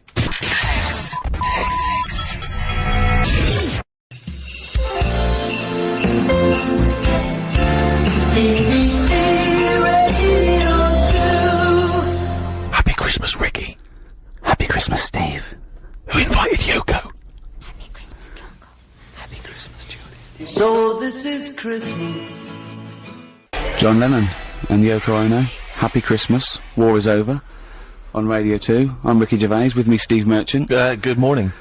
And our producer, Karl Pilkington. But more about Karl later. We want to introduce the world to Karl, don't we? It's extraordinary to think that there's people that have not experienced Karl. A whole new audience is going to discover I think of me and Stephen as like Anthony Hopkins in The Elephant Man. Yeah. Just taking Karl round the country, the world. Maybe just letting, maybe some doctors and surgeons might want to, after today. We just drop a sheet, he's there nude, and they can just ask him questions, examine him, see what makes him tick. You know, that's Karl's favourite film, by the way, The Elephant Man. He said he loves it. He said, one, the title tells you exactly what you're gonna get. Yeah. He loved that, right? He said, two, it's sad. And, I was saying, why is it sad? He said, well, there's that bit where, they take him, to show all the surgeons, and, the Elephant Man is all naked and that. And, the bloke goes, the genitals are normal. And Karl went, think of that, the one thing you would want like an elephant, and he gets the head. That's why he thought it was sad. That's the kind of mind process of Karl which we'll introduce to you later. In the meantime... Well, yeah, you know, if you're expecting Jonathan Ross, then, you're gutted. Yeah. You probably know me from such works as The Office, Extras, Alias. Yeah. Karl, you don't know about. Stephen is more familiar. Stephen co-wrote and, directed The Office and Extras with me. You may have seen him in Extras as the agent. You may have seen him briefly in The Office. He is a goggle-eyed freak. You're referring to the character there, are you? Or? Yeah, whatever. Thanks. Well, no, it's just a little bit I'm just trying to paint a picture for people at Christmas. Sure. Steve. Yeah. I wouldn't say goggle-eyed, I think goggle-eyed freak's harsh. You know, these are these are designer specs. And, yeah, admittedly I'm a little bit tall, but, 6'7". Yeah, but let's not have a go at that. Karl, we've got more like this later. I think we should play a record. We've done introductions. Pop a little song on. But do you remember the first time you saw Steve? Well, let's pop a little song on that, alright? Chat about it in a bit. Alright. Bruce Springsteen. Bit of Bruce Springsteen. Santa Claus is coming to town. Merry Christmas, everyone. Yeah, Merry Christmas indeed. I'm Ricky Gervais, with me Steve Merchant. Hello. And, Karl Pilkington. If you have tuned in to, hear Jonathan, it's the last time I mention him. We haven't got him today. You've got, us for the next, couple of Saturdays. I feel like a stepfather. Sure. Do you know what I mean? I want to say to the listener, listen, you know, I never replace Daddy. Yeah. But I am here, and I'll do my best for you, and I love you. Yeah. On the other hand, I want to go, listen, I'm doing Mummy now, live with it. Yeah. Yeah, no, that's exactly right, yeah. And hopefully that people will appreciate us and enjoy us just as much as Jonathan. I don't care if they don't. In fact, I intend to shave millions of listeners off this by the end of the You're doing a good job. But, the ones that have stayed listening to the end, they love it. Yeah, both of them. Yeah. And I think I've got to have Christmas dinner with them tomorrow anyway, so I could just have a chat. So we were introducing ourselves. I'm Ricky Gervais, Steve Merchant, Karl Pilkington. Now, it's difficult to describe Karl. I just think you'll have to get to know him over the next, 2 hours. But, we have, taken the liberty of getting some stuff ready for you if you want to find out more about him. If you go to rickygervais.com, we've put up a special little page. Go into Who's Karl. We've got a little biography up of him and loads of pictures, and you have never seen a head rounder than he looks like Mr. Spoon from Button Moon. Yes. Do you know what I mean? Yeah. Or Bod. Bod is almost like There's a little bit of Charlie Brown in there. He's even got a little striped shirt. It's perfectly rounded. It's balding and it's not a sort of like a good balding. It's sort of like he looks like a worn tennis ball. Do you know what I mean? He's got a little bit of growth. It's not that sort of Telly Savalas cool bald. No. It's just a scruffy little, I don't know what it is. Happy Christmas and that. What do you think of that then, Karl? Your introduction to the nation? Well, you know, if we're gonna start picking on looks and stuff, like you mentioned before, we can go over everyone in this room. What? I mean, let's make it fair. What? Let's have a chat about Steve over there. What are you talking about? Well, you know how sort of I felt when I first saw you. Wait, don't go mad, Steve. Let Karl speak. Right, this is his platform. No, I'm just saying you just said about painting a picture. Yeah, go on then. I wouldn't paint a picture of that. No, I'm not, Steve, you know I'm not having a go, mate. What do you mean you're not having a go? It sounds like you're having a go. No. Well, what did you think when you first saw him, when he first walked into that room all those years ago? Sort of thought he looked like a cartoon. No, Steve, you know that you look a little bit odd. This isn't like a shock to you. You've had this. How old are you now? 31, right, but I so don't you're 31. What do you look like as a baby? I mean, why is this a character assassination? No, I'm not having a go. I'm just saying what it was like. Now, I'm used to, you know, when I see you, I don't sort of double take anymore. He's coming out with this. No, but you know, when you popped in and that, it was just a bit of a shock, and now, you know, I've got used to it and that. Good, you're happy now. You can cope now. Hold on. You were shocked when you saw Steve Merchant. You told me once you went to school with two fellas who had big heads and webbed hands and feet. Yeah. And they weren't related. Why were there two people like that at your school, and yet you find Steve freaky? You never said freaky. You said freaky. You said freaky. Madonna hung up. Now, she's given us a platinum disc to give away. Nice. We've got big prizes for Madonna, and if people are rushing around today on Christmas Eve thinking I wanted to buy a Madonna platinum disc for my mum, there's no I can't find one anywhere in Boots. We'll give you things you can't buy in the shops. Perfect. And that's coming up. But Karl, just I don't want to. I'm not stirring it, right? You started a little bit of a war with Steve. You always have stirring it. Well, no. This is this is stirring right now. This is the terminology. But do you know that the fellas in your school, the big heads and webbed feet and webbed hands? Webbed hands. Yeah. But they hung around together, did they? I don't think they did. And they were nothing to do with each other. No, I think people expected them to sort of knock about together. But they must have thought, oh, that'd be too obvious. Do you know what I mean? But where did you live? Near a power plant? Well, I mean, why did you have... I don't think it had anything to do with that, though. Just sometimes you get a little... Look at Steve, he didn't live near a power plant. No. Listen, can I just stop you there, right? Let me just stop you there, because it always happens, as soon as we you know, it's supposed to be a nice day, and suddenly you're having a go, right? Now, this got sent on the email, okay? Now, this is not me saying this. This is someone who's forwarded a review that was put on the web. It was a review of your appearance on one of Ricky's stand-up comedy DVDs, okay? I'm quoting this is not me saying it. It says that, Karl, through a combination of his intriguing way of thinking and slightly less than human appearance, right, Karl may just be the proof needed to muffle the cries of creationists the world over, as this missing link demonstrates that not only did man evolve from apes, but the process isn't quite finished yet.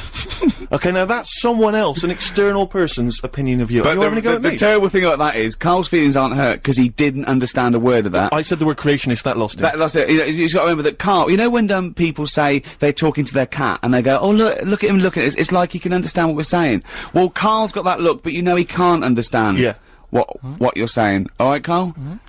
No, but I mean, now we're talking about your head and that, right? When you go back to, say, your mum and dad, it's Christmas time, right? There's a lot of people travelling up and down the country, going back, seeing their mum and dad, they probably haven't seen them all year, right?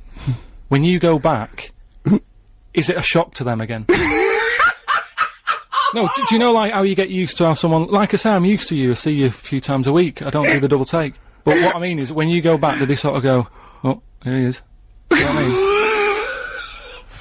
Play a record. It's like... Let's leave it then, let's move on then, because I'm gonna get angry, and we haven't even got... It's not even 25 past yet. Christmas! A little bit of Simon and Garfunkel. Yeah, oh, this is beautiful.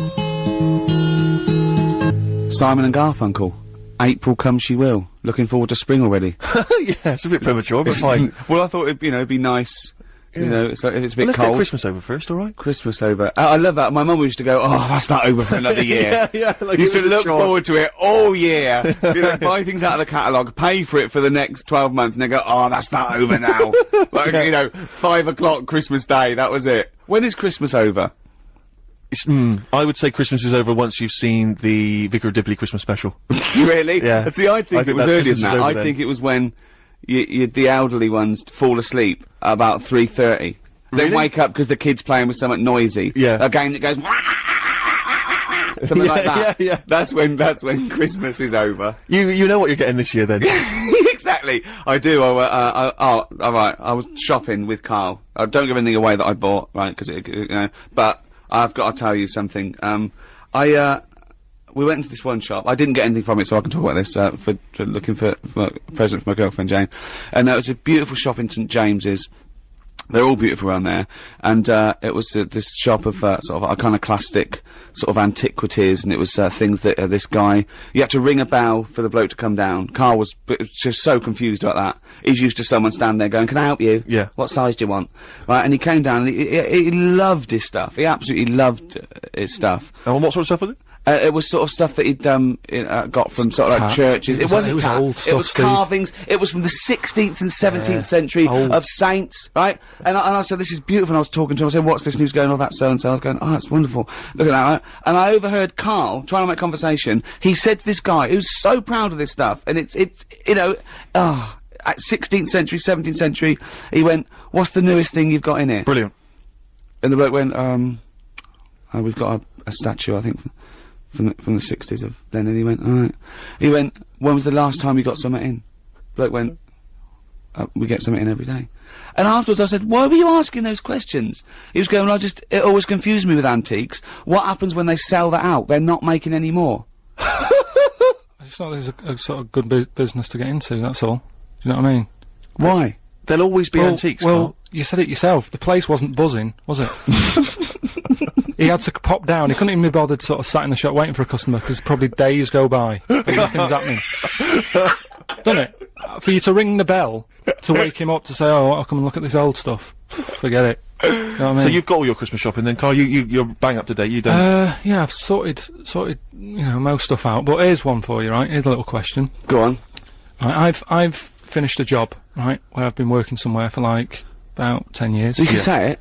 No, XFM, I've been working where we met. It was a good little place to work and everything, but I've had enough. You know what I mean, after 10 years. You're moving on. We've gone up in the world. Move on, haven't you? You've got to, you know, try. We're on Radio 2. Yeah, no, it's good. Right, so you're moving on, yeah? Right, and so they gave me a present, right? They sort of said to me, "What do you want?" Yeah. You've done 10 years. Tell us what gift you want, and we'll sort you out. Yeah. Right? So I said, "Oh, brilliant, yeah." So I knew Suzanne, my girlfriend, wanted a camera. No.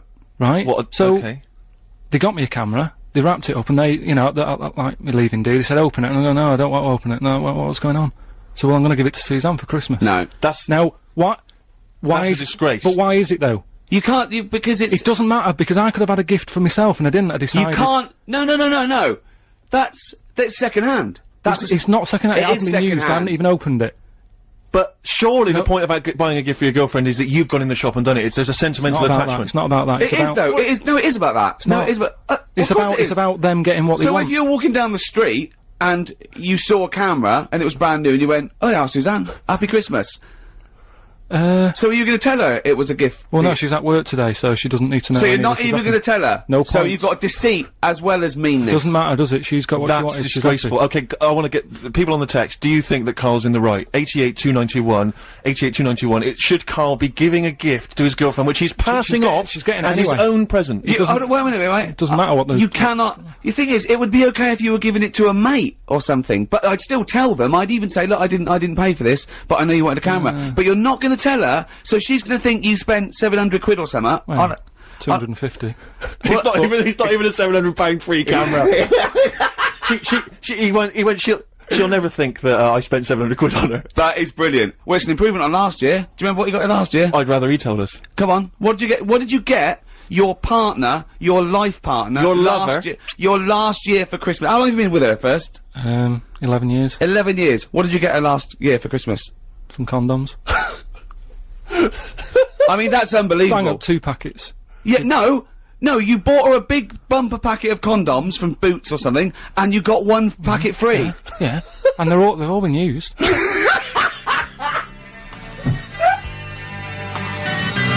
Walk Out to Winter, Aztec Camera, before that The Pretenders. It's Ricky Gervais' show, but I'm here, Steve Merchant, Karl Pilkington's here.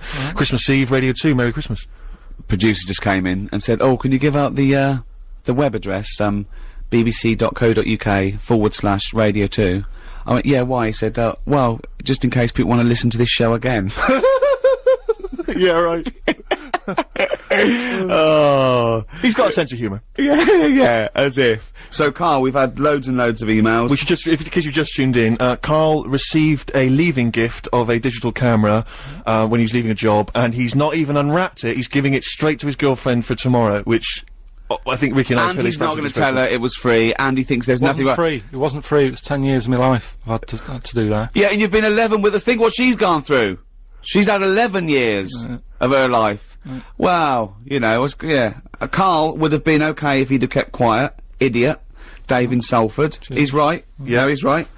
it's a disgrace. He has dishonoured his former employer and his girlfriend from Graham and Lane. That's a good point. It's an insult to the people that work there. They got you something they thought they really liked. They really went out and thought about it. They wrapped it up. You didn't even unwrap it in front, because you couldn't be bothered to wrap it again even. You could have unwrapped it. Do you know what, I really hope's happened? That before they gave it to you, they took pictures of their genitals in the toilet as a little load away. So your girlfriend's gonna get that, and get loads and loads and loads of pictures of offal from people who work at XFM. That would be the best Christmas gift for me. What if there's a note or something inside that they've all written and signed? To Karl? Look, he's thinking about that. Look, that is the first time he's ever thought of that. Look at his head. Look at his head. Christian Hull says, I think Karl's heart is in the right place. Don't know about his brain, though. Good point. A fair point. There's one here. I once got a frozen box of fish my husband found whilst working in a chip shop. Karl's girlfriend should be grateful. Yeah, I suppose so. It's staggering. It's one from Jane. It says, better his girlfriend has the camera, as it looks like he hasn't got opposable thumbs. And that's people having a dig. They don't even know you. But you know why I'm not a sort of big fan of sort of Christmas and buying presents and that anyway, because I've had bad experiences in the past when, like, you know, buying stuff for people. Go on. You know, like when I was a kid and that, right? Yeah. And you know, you put a lot of thought into buying presents, don't you, when you're a kid? Because you know you haven't got that much money to. How old are we talking? About 8. Right. Okay. Yeah. About 8. Right. So you look like you did, but you had hair, I assume. Yeah. Right. So 8 years old and that, I'm putting a bit of planning into it, thinking, oh, you know, what will my mum want? Yeah. Right? Now my mum's a big fan of gnomes. Right. Obviously. Like gnomes. She must be pleased how you turned out. And fairies and stuff like that, right? Little elves and all that stuff, right? Sure. So I thought, right, I'll look for something that's a bit gnomish. Right. And there was this shop. You got a Noel Edmonds. There was this shop sort of down the road that sort of sold a lot of tat, right? Oh, good. Sort of you know, one of them shops where everything's quite cheap. It's sort of, they sell things individually that shouldn't be, like toilet rolls and that sort of thing. They used to be called everything's a pound. Now they're saying that everything's 99p because a pound wasn't cheap enough. They're undercutting the pound shop. Yeah. Go on. So anyway, so I had a look in there, thinking, right, let's have a look, see if they've got any gnomes and that. And the closest thing they had, right, was this figure that's called a Victoria Plum. Right? Victoria Plum, right? Yeah, it's like a little. No, Victoria Plum. Right, get it right. It's like a woman gnome. Right. Okay. So I thought, I shall love that. Right. So save that. I think it was about £2. Right. Yeah. Invest in one of them. Take it home and well chuff with myself and that. Wrapping it up. Pop it under the tree. Thinking I can't wait to see her face light up when she sees this. Yeah. Anyway, do you know, like when you're a kid? I bought that like 2 weeks before Christmas. Sure. Right. And do you know when you're sort of excited and you want to give someone a present earlier? Yeah. You know what I mean? Yeah. I sort of took my mum into this shop, right? And we're just walking about, and the Victoria Plum was sort of there on the shelf. And I said to her, I said, look at that up there, do you like that? She said, no, it's bloody horrible, right? So it's too late, to go back. You spent all your money? Money's spent, it's wrapped, it's under the tree, right?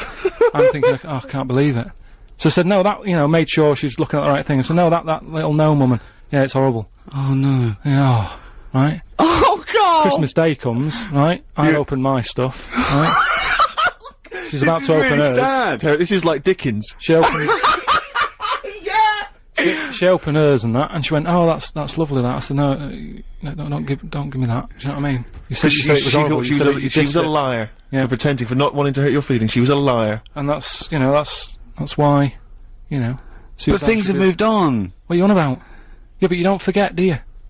I still don't know how this justifies you not buying your girlfriend of 11 years an actual gift. Although that was quite touching. Yeah. Play a Christmas song, I'm welling up. Let Me Try Again by Frank Sinatra. Beautiful song. Wonderful. On BBC Radio 2. Well, it's that time of year when we give gifts. Yeah, absolutely, and you know, we like to give, and we like to keep on giving. Yeah. And that's why it's competition time. Oh, sure. Yeah, nice link. Yeah. Right. We have a platinum disc of Madonna's album Confessions on the Dance Floor. It's framed, classy. Giving that away to a person who can climb inside Karl's brain and understand what the hell this is the challenge. he's doing I think we should give him a chance. We're also we've got, just because we can. This is like one of those gifts we made. Yeah. Isn't it? We didn't buy it, we made it. This is, extras on DVD, signed by both of us. See, that's like giving away my camera, in a way. You know what I mean? You've got loads of copies of them, there's no thought in it. You're having a go. You know what I mean? But, yeah, but we were involved with that. Yeah, we sort of did that. You did. I did 10 years. If you designed the camera and then built it in a little factory somewhere and gave it to Suzanne, I'd let you off, but you didn't. Also, a copy of More Flannel, which I signed, and some Flannel collectibles. Now they're handmade, you see. Now listen, that's not a cheap gift. A set of those Flannel collectibles, right? They're not toys. They're handcrafted, right? They went for £600 on eBay. So that's a good gift. So if you win them, pop them on eBay. 600 quid. Or 605, you know, they're very rare. Yeah. Davey in Belfast, by the way, just the last one, he says, I've bought my wife a silver necklace, and I got the shop to put it in a box, saying white gold instead of silver. Is this wrong? So if you're Mrs. Davey from Belfast, and you get something tomorrow that says white gold, yeah, just maybe be careful. Pop back to the jewellers, just get them to check it. He probably thinks he's safe because she's not listening, but any friends of Davey who's got a wife who's gonna get a silver necklace with white gold. And she'll be showing that off tomorrow going, that's white gold. Davey got it yesterday. She'll be showing that off on Boxing Day. Yeah, I wonder if he feel guilty. Yeah, it'll slowly it'll haunt him, like Pose the Telltale Heart. Every time he sees it. Tell the truth, Davey. Tell the truth. Say it's still a beautiful gift. It's a lovely thought, but don't lie. Don't mix a lovely gift with a lie. It's this notion that Christmas is a chore. Oh, I gotta get the missus something. I know, exactly. It's bizarre, isn't it? It should be a joy, Karl. Yeah, well, I do. I treat her all year round. How do you treat her all year round? We know you got through 2 boxes of condoms, but that to me isn't a treat. Waking up next to you every day. Well, listen, are we doing this quiz? Right, Rockbusters, and we should explain what Rockbusters is. Don't be fooled, it has no association with the popular TV show Blockbusters. Although he's just ripped off the name, but I don't want to say the quiz is anything like it. That quiz actually had a format, I don't know what this is. I know. We should give it, basically, Karl, I'm just thinking about it. You describe what, you explain it, Karl, I can't even do it justice. It's like a cryptic. No, it's not cryptic. Because a cryptic clue actually makes sense, every part of it. You might as well call this What Band Am I Thinking Of? Yeah. Right. Go on, well, what I do is let's sum it up in an easy way, right? I give you some initials of an artist or a band, right? That they play on Radio 2, if you listen to Radio 2 a lot, right? You'll know the sort of songs we play. Big, good songs, right? And what I do, I give you like a little description, like a cryptic clue. Right. About that band, right? Yeah. So say like if I said, if I gave you the initials WH, right? Sure. Yeah. This is a classic one, isn't it? This is a classic Rockbusters clue, right? WH are the initials of the artist of the band, right? And then like you say, right, I was in Texas, right, having a wander about. I was over there on holiday. Yeah. This is the Think clue, of this. How long a clue is this? Imagine this on for the TV. gold run. Yeah. All right, but so I was in Texas and that, and it had been raining. I fell over, right? Landed sort of landed on me leg, right? Yeah. So that's the clue, and then I say WH. Right. And the answer would be? That would be like Wet Knee in Houston, right? Wet Knee Houston. There's no artist called Wet Knee Houston. Whitney Houston. No, don't try and make wet sound like wet. No, but I'm just saying that's well. No, People got it. Who's Whitney Houston? Who's Whitney Houston? Alright, forget that one. Here's another one, right? This is what you're dealing with, people. This is extraordinary. This is what you're dealing with. No, right. Here's another one then, bit easier, right? Right. The initials. Well, no, don't make it easier. Make it work. Right. Okay, come on. The initials ND, right? And the clue would be something like, oh, someone's stolen me garden tool, right? Someone's stolen my garden tool, so you think about it, right, what's a garden tool? Oh, what's going on? Someone's stolen it. Nicked rake, right? Nicked rake, Nick rake. Nick Drake, you mean? Yeah, nicked rake. That nearly works. Yeah. So that's the sort of thing we're gonna be doing. I don't know if you wanna... Well, let's play a record and then we'll come back with the actual clues and you can win yourself this, platinum disc. It's good, Nick It's exhausting. Nick Drake, isn't it? Isn't Radio 2 brilliant? It is. It's good, I'm loving it here. Yeah, it's just nice to be off the Tin Pot station. Don't slag it off. No, there's enough out there for everyone. Yeah. This is Christmas and everything's lovely. Isn't it, Karl, in your world? Rockbusters. Let's get on with it. Okay, these are the genuine clues. You can win yourself this Madonna Platinum disc plus some other goodies. And the clues are, please, Karl. So these 3 clues, by the way, we've got to get three right to win this. Oh, this is so hard. I mean, the worrying thing is if you do get these, you think like Karl. Yeah, which is really so you scary. might want to give up all the goodies, just to not admit that you got a so-called Karl cryptic clue. Right, here we go. I'm ready for it. You're Okay, ready then. they better work. No, they better work. They always do. let's go. Wetney Houston doesn't work because her name's not Wetney. Well, they got it last time, didn't they? So, right, first one. Put the. I mean, it's just not. Imagine that in the Times crossword. But the Listen, do you know the little information? What are we doing? No, listen, what are you let's doing? hear it, let's hear the clue. Is this still the clue you're reading? This is what I'm giving it. Rick, to we you now. want to get this done before Christmas. Let him hear it. Oh, Right, Karl. listen. Do you know the little information card you get in a mobile phone? Oh, sorry. Is this the clue? This is the clue. Okay, fine. Understand what you're going to say before you... Rick, you're annoying me. Okay. Be quiet. Now let's hear it. The little information card you get on your mobile phone, right? No, what's that? Well, this is the question. What is it, right? But put that. Shut up! Will you be quiet? We got to do the news in 5 minutes. We got to get Right, 3 clues out. You put that little card right on a spider's house. The initials. This is the ramblings of a madman! Listen. Oh, The initials. If they don't hear the initials, they can't play along. It's important, right? SW. Right, I'm making a note of this. SW, right? So that little card you get. Information card from the I've got it. I've got it. Right. Put that on a spider's house, right? Second one.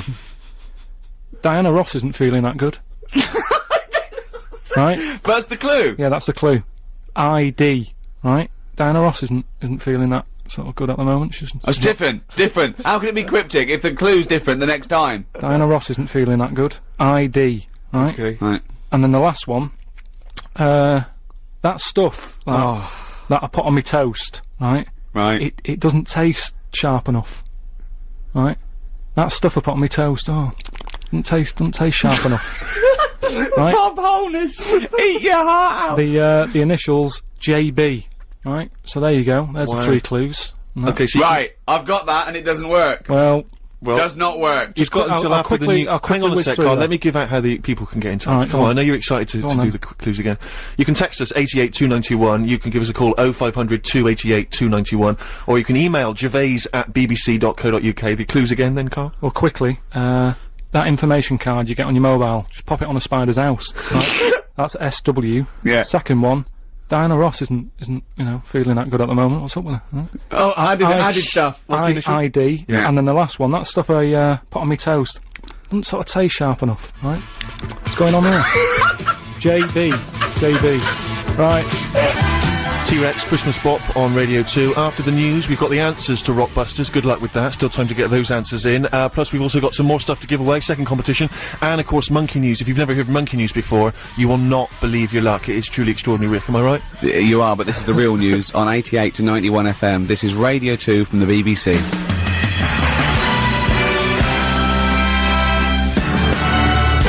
Talk by Coldplay. We've got some Coldplay stuff to give away in the second hour coming up soon. Some collectibles and some signed stuff and albums and everything. But this is the Madonna one we're playing for, the Madonna gold disc plus Platinum disc. Platinum disc. Is that better or better than work? That's better. Yeah. Is it better? More yeah. sales? Yeah. Well, it's a gold one, but I just got the shop to put right platinum Sure. on it. Yeah. So it's a wonderful gift. So whoever wins this is sorted out, and we've got some other stuff that me and Steve have made for you as well. So Karl, give us the clues again and the answers. So we're doing it now. This Yeah. is it, Karl. This is it. This is the final moment where we actually get to see how your mind works. And you've got a winner and everything. We're The ready winner's to go, here. right? Right. First one was, you know that little card you get Yeah. in your mobile, right? Yeah. You put that Yeah. Okay. on a spider's house. Yeah. Okay. Right. So I got that one. The initials were SW. Yeah. So it's web.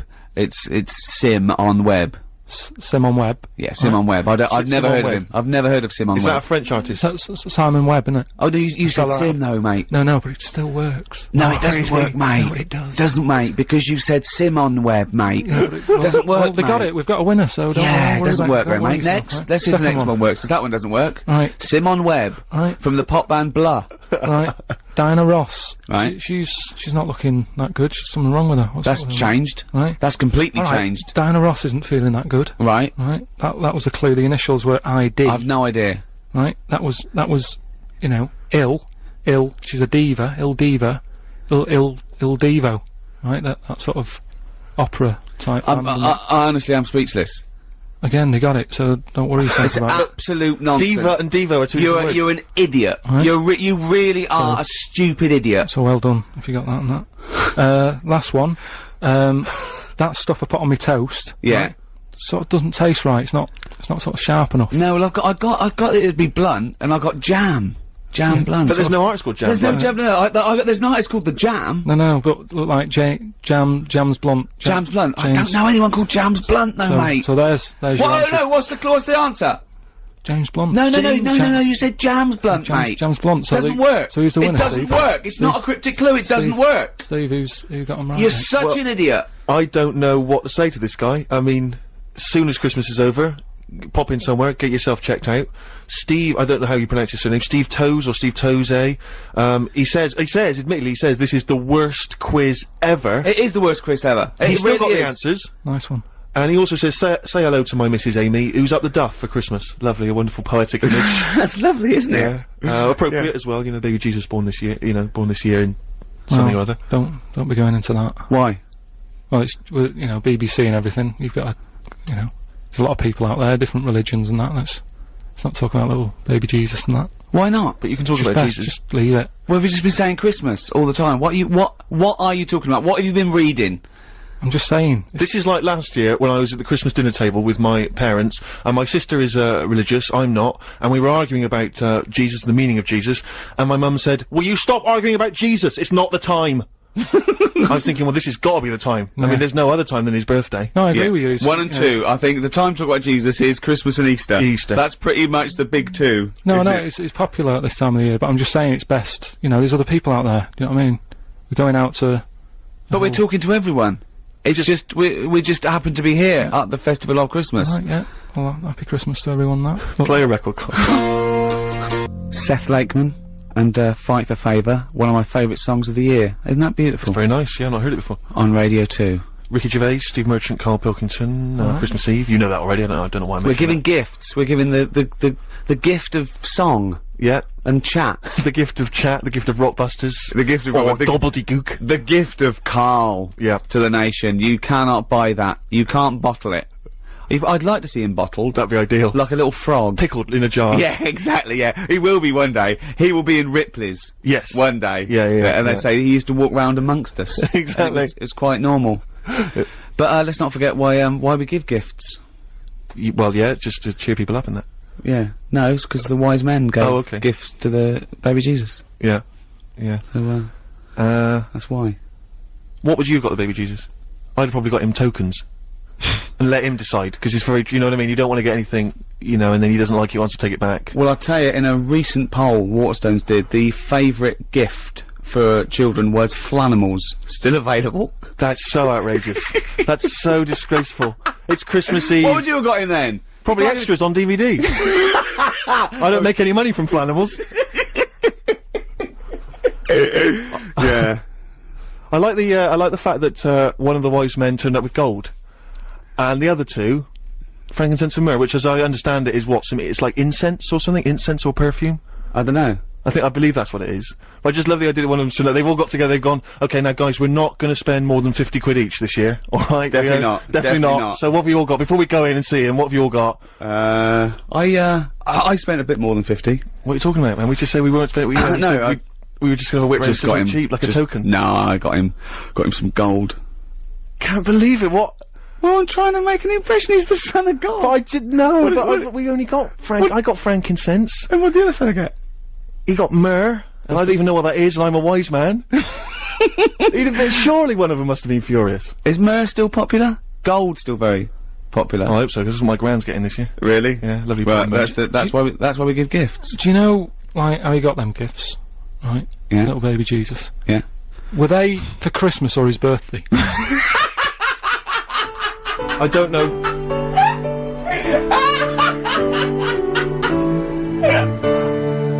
Radio 2 indeed. You heard the Pogues, Fairy Tale of New York. One of the best Christmas songs ever. I think the best Christmas song ever, and one of the best songs ever. Absolutely. No, there's no question. It's brilliant. Do you like that, Karl? It's alright, yeah. It's good. Yeah. Enjoying yourself, Karl? What, being here? Yeah. Yeah, it's alright. I mean, we're getting looked after and that. I can't believe, like, you know, the amount of food and that we've got here. It's mental. Yeah, mince pies, fruit, it's all going on. Just like a little harvest festival going on. Yeah. Where you take the pineapple chunks for an old lady. Yeah. But yeah, it's going alright. I mean, I've been sort of listening to Radio 2, you know, the last few weeks, enjoying it and that, and sort of, you know, making sure we get the show right. Yeah. You know what I mean? We want it to fit into everybody else's shows and that. Oh yeah, this fits into everyone else's show. I've been thinking. Oh yeah, this is great. This show, this is perfect. Listen again, of course, on bbc.co.uk/Radio 2. But something that Wogan does, right, on breakfast, Terry Wogan, right? He does this little thing called Thought of the Day. Yeah. And I thought we could carry it on. I've like a little. What, you're gonna do it? Just have a little thought. Well, if you ever have a little thought, please tell us and we'll put it up on the website. Oh. You want to do thought for the day? Yeah. It's a big feature, isn't it? He does it in Have you got one? Have you got a thought for the day you want to do, or are you just gonna, when I put, Well... Alright, alright, well, let's have a little jingle. Have a little jingle. Okay, I don't know what the jingle is, I don't but just make something up.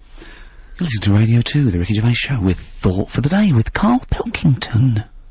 Right, well, thanks for having me, right? Brilliant. Just like to say, you know, it's Christmas time. Just, you know, cheer someone up, have a laugh with them, make the day and that. So, happy Christmas. That's it. That's your thought for the day. You don't need to mess about. Do you know what I mean? Just if you can do that today, yeah, I'll add that. If you can do that today, cheer someone up. Right? I mean, this is quite sweet. Karl is quite sweet. You know, I think I give him, I don't know, not child rights, because children are a lot more intelligent than Karl. I don't know, sort of, I suppose animal rights? No, no. Because they're no, but it's well, I mean, you see, the thing is, Wogan normally has on, a priest, or a rabbi, or a thinker, not normally the modern equivalent of, you know, Frankenstein's monster. Yeah, so, no, but I've been busy, I haven't got time to, they sort of drag it out, they have like a fable or something, don't they? Cut out all that, right? Because, you know, they've got a lot of time on their hands when they're... Vicars? Yeah, just, you know, when they're in their house. Well, not Christmas, it's their busy time as well, I'd have thought. Christmas, Vicars. Do you think they only work Sundays? Well, yeah, again, you know, I'm always a bit worried because I don't want to have a go and that, but, you know, they do alright for themselves, they get given that house to live in and that.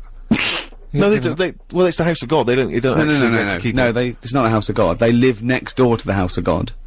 Right. That's the house of the vicar. They usually live, joined the house of Barrett. Yeah, the house of Fraser. Yeah. No, the vicar lives in a little vicar's house, little vicarage, and that's usually joined onto the house of God. Yeah. You don't get those addresses mixed up. He doesn't get all God's mail and he's going, ooh, for you again. Well, I mean, you've heard now the way that Karl's mind thinks. You've heard over the last hour and 25 minutes. We've got these, Coldplay collectibles and stuff to give away.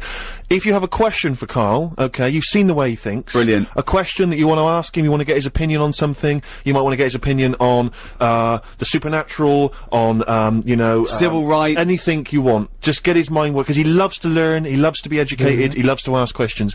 You can text them in, 88291, you can email them in, gervais@bbc.co.uk. This is an example of how Karl thinks. Once, me and Steve were talking to Karl, and we told him that, they're gonna be able to bring back a mammoth soon. Bring a mammoth to life. He went, you're joking. And we thought, oh, that's interesting, and then we realised, I said, what do you think we said? He thought we said man moth. A man moth. Right? Yeah. And we said, what were you thinking when you thought it was a man moth? He said, I thought of a little moth with a fella's head bumping into a lamp. Stevie Wonder on Radio 2, I wish, Ricky Gervais, Steve Merchant, Karl Pilkington. You wish you were Stevie Wonder. I'd love to be Stevie Wonder. He's great, isn't he? Well, Karl has started offending everyone, as we thought, but we've got to explain, Karl does, I mean, he honestly means no harm. He does these things What bit? What for said? Well, this is from Reverend, Gwyn Owen from Stockwood. Yeah. A vicar, okay? When I'm tired of being a vicar and working one day a week, maybe I'll become a DJ and do bugger all a week. And that's a vicar swearing. Yeah, you made a vicar swear! That's how infuriated well, hang on a minute, why does he listen to the radio if he's busy? He's done you, Reverend. Oh dear! No, anyway, if you have a question for Karl, we're going to give away these Coldplay collectibles. If you have a question that you think will really pique his interest, really make his mind work, then you can get in touch with us, and the best question will win those Coldplay collectibles and a few other odds and ends we got knocking around. gifts. Yeah. But did Time I ever of tell you about giving. the gift? I think my father's favourite gift he ever received one Christmas. It was and I was so jealous of it because I was a kid and I thought this is old this were is you? How old were amazing. you? Probably about 10. Right. And I thought this was dynamite. I was so jealous. It was a reversible jacket. What happened to them? Well, I know. I mean, they were all the rage for about 25 minutes, and it was. But what was great about it is, it seems to me with a reversible jacket, what you want is say checks on one side and just say plain blue on the other. So it completely looks like a completely different jacket. Yeah. Whereas this one, obviously, a little bit cheaper. Mum not splashing out a huge amount. It was it had a beige body and white arms. Yeah. Turned it inside out, beige arms, white body. It looked almost identical. And I could never quite understand when he was ever going to utilise that. When people would think, do you know what I mean? When he'd walk to a party, they'd say, Well, I think it was having two jackets in one that was the buzz, not there. So he'd go into a party, and I go, all right, Ron, new jacket. He goes, yeah. Notice before I go to the toilet that this is a beige body with white arms. Yeah, all right, whatever one. No. But when I come down, notice that when I came in, I was wearing a jacket that had a beige body and white arms. You got that? Yeah, all right, yeah. He comes down, I go, remember that jacket I came in wearing? Yeah, the beige body, have another look. Have another look. That's what. Wait a minute, that must be a completely different jacket. It is a completely different You must be jacket. one of the richest men in Bristol. But hold on, but you weren't carrying anything, you didn't have a bag or anything? No, well, okay, if you want to say it's a reversible jacket, alright? It's the best. But the only idea of a reversible jacket must be so that people think that you've got two jackets. That's the whole point, surely. I know. I don't understand what's the appeal otherwise. One black, one white, one furry, one... I know. Yeah. Yeah, so reversible, that's why they died out. Yeah, clearly. Like the dinosaur. Like the dinosaur, Karl, we didn't need them. Didn't need them. Still be here if we needed them. Well, they're bringing back a mammoth, though, aren't they? So, Yeah, they are bringing back a it's a different mammoth. thing. Well, listen, we're chatting about presents and all that, and before my little thought of the day about... It was a little thought. Just, cheer someone up if you can. Brilliant. Right? I mean, it's a nice sentiment, but it's... Yeah, okay, go on. Well, there's an old woman, right, who lives next door...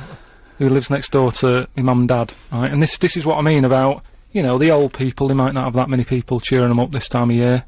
So, if you can, get them a little gift and that, because what happened was, this old woman living next door to my mum and dad. How old are you? This was only about 2 years ago. Okay. Right? And, I think her son's left home, doesn't keep in touch, doesn't even phone her, I don't think, and that, right? Quite sad. And, I thought I'll give her a bit of my time, have a chat with her, try and cheer her up and stuff. And, I said, alright, how's it going? She said, yeah, not bad, I need a new, dishwasher. Right? I was going, yeah, and she was saying, but I don't get a chance to get out these days, I can't get about like I did. And all that, and I'm going, yeah, it's bad that. Anyway, I go to, like, one of those big superstores where they sell all electrical stuff and that, right? I'm in there, I think, I'll get her a little catalogue so she can have a look, right? Got back, gave her that, I said, there you go, whilst I was in the superstore, get you a little catalogue so you can have a look at dishwashers and that. She's over the moon, she still goes on about it. It was years ago. What, that you got her a catalogue? I got her a catalogue. I thought you said you were going to buy her a dishwasher. No, just a catalogue and that. Oh, but your life is sort of like, just bittersweet tragedy. That's what I'm saying. It's like something from Shameless. I know, but it is though, because you've got in the street, and there's people knocking around with, big heads and webbed hands and webbed feet. I mean, that must have been well, she's pretty weird, anyway, this old woman, because she was and that's me, coming from you. No, well, after I got her the catalogue and that, she opened up a bit, and she was saying how, she's a bit odd anyway, because she woke up one morning with blood sort of falling on her head from a dead rabbit hanging over her. So, I mean, she's a nice... What are you talking about? No, that's what she went on to. She sort of opened up a bit and said, What street? What street were you born in? Where is this place? Is it Elm Street that you live on? She just said a man was a witch or something, so it was like... Oh, like normal. Like you said, like it's normal. It's just a bit odd, isn't it? But, I mean, but talking about, like, where I live and all that, right? One story that I've told you before and everyone's always like, that didn't happen, right? Just a couple of houses sort of down from where I lived. There was this family who had a horse in their house. They what? They had like a horse in their house. I'd been out with my dad, right? And I drove back into the, my dad was driving, he went back into the avenue, sort of went down to the bottom to turn round to get back to our house. Just via the OK Corral? Just sort of did a little glance and I saw this horse being led in. Had a horse in there and stuff. Well, have you been back to visit your street? don't really. There's no. Why did they have a horse in the house? I don't understand. I don't know. I think they must have nicked it or something like that. It was a council estate in Manchester, and you know, I've told that story. They've just been doing a bit of wrestling. Yeah, they made the horse go in with a hoodie, and they said, "Don't cause suspicion. Yeah. Just like, you know, we just pretend it's our long lost brother." Just pretend we're rehearsing a panto. Yeah, it's two blokes. It's just two blokes in this horse. Well, that's amazing. The little old lady who gave her a catalogue. That's very sweet. You see that? And it's that just a little thought. That's your thought for the day, isn't it? That's what just I'm cheer someone up. So nip down to Argos. There's free ones stacked up. Go and hand them out to the elderly. They love it.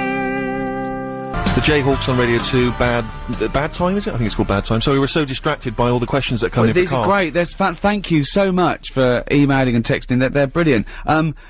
Here's one from Reverend Rachel Harrison. I'm also a vicar, and I'm making mince pies. We know our demographic now. We got a load of vicars listening. Yeah, well, you know, they're good at spreading the word and that, aren't they? You know, tell people about the show and stuff. And also mincemeat, clearly. So, yeah, all vicars listening, spread the word. Tell them about Karl. And have a great time tomorrow. It's your special day. Although doesn't Karl sort of...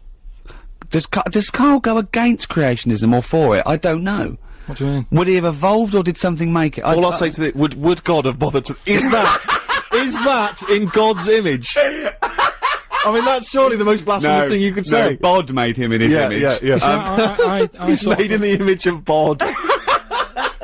Is he the one who sort of decided... Who? God? Are we talking about God or Bod? God and that. Okay. Is he the one who decided that, you know, we should move out of the water and walk on land? Did he decide that, or once he made the little egg, did he sort of go run free? I don't know where we are. I don't know what part of the... Could I just say, if there are any vicars out there, could Karl come and do a sermon one day?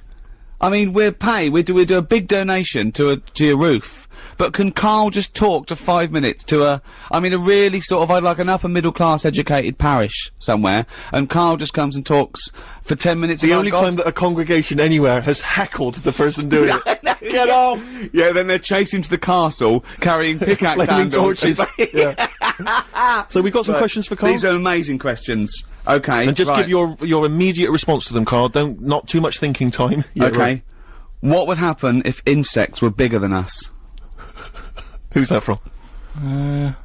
Vicky of Milton Keynes, maybe. It ran out. So, I don't think there is a place called Milto. It's from Vicky. Karl, what would happen if insects were bigger than us? She's going into the possible winner file there. Would David Attenborough still like his job? Do you know what I mean? Would he start worrying?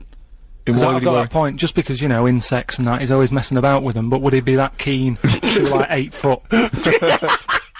Is what I mean. If they look like me. Sure. Brilliant. Okay. Look, this is a nice one. This is, from, Jason. Can Karl do something to prove you are on live and not recorded? I'm sure that will tax his little bald head to bursting point. What's his name? Jason. How can you prove that we're live on air? Come on, how could you prove that we're live on air? Happy Christmas Eve, Jason. No, we could have recorded this a week ago. Yeah, but then it wouldn't be Christmas Eve. No, but... Happy Christmas Eve, isn't it? No, but we'd have recorded Karl, it and... think! Alright, it's nearly 11:45. Yeah, but we could have started with the clock knowing that we were going to record it as live. We could have done this last Wednesday. Alright, it's Radio 2, it's a nice day out there, sun's out. Well, that's a guess. And do you think... Oh, it is sunny. Yeah, it is sunny, yeah. Generally, but hold on, wait a minute. We're in London. Someone listening in Manchester, it might be raining. It probably is raining. Look, he can't work out how to make sure it's live. Look at him looking up in the sky. Look at him. His head is gonna burst. There's a little bit of blood coming from his ear. How can we prove we're live? My mum's budgie died last night. But oh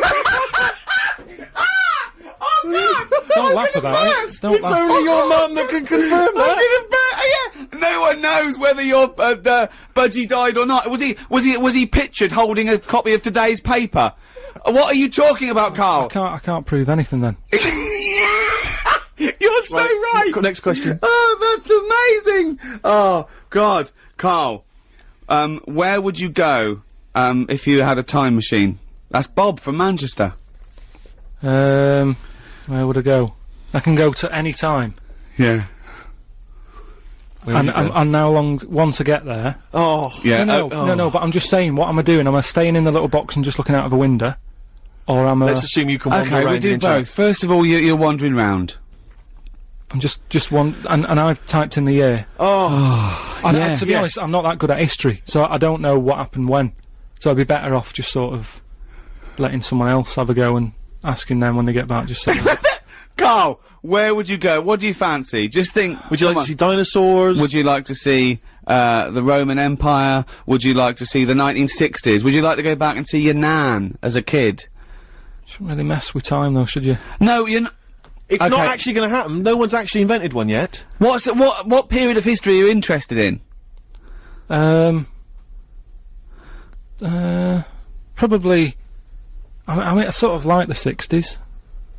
But we still sort of, you know, we don't really... Next question. Unbelievable. Everyone's got an answer to that. Everyone wants to know where they can go back in time, well, except where would you go back in time to? I'd go back to religious times. I'd go back to the birth of Jesus, see what was going on.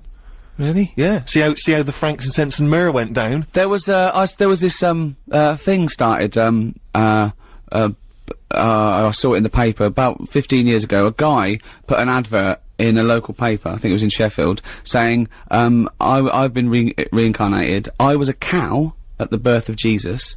Is anyone else out there that was reincarnated? It was the birth of Jesus. Fella got in touch, said I was a cow too, and they started a society called Cattle for Christ. Just the two of them. I don't know where they held their annual general meetings. I wonder if that's still going. I don't know. But imagine if you were at the birth of Christ and they're going, oh, do you remember it? He goes, yeah, but I couldn't quite see. There was just a bit of wood in it. I didn't really see that. I remember the men, they were arguing over spending. All I could see was your backside. I know, yeah. So, think of that, Karl. Okay, final question. Right, okay. Karl, if you could, travel back in time to ancient Rome and take one modern invention with you to set yourself up as a god king, what would it be? What would you take back? That's from Amy. Sorry, Harvey in London. Going back to Roman times. Yeah, so what would you take back to make sure that you were king? You know, would it be a weapon? Would it be, you know... yeah, a weapon. It's pretty violent times, won't it? Yeah, I'll have a weapon if that's... Well, what though? Gun.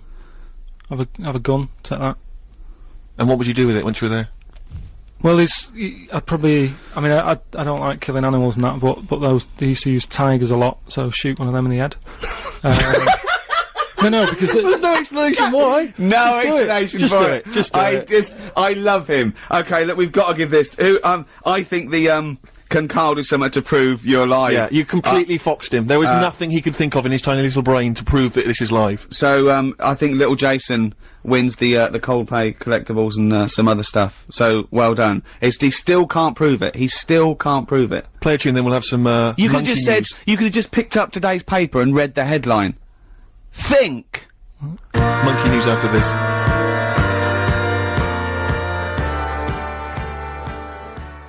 Karl, we have just had, a communique from Gillian Oliver, who's the communications director for the Church of England.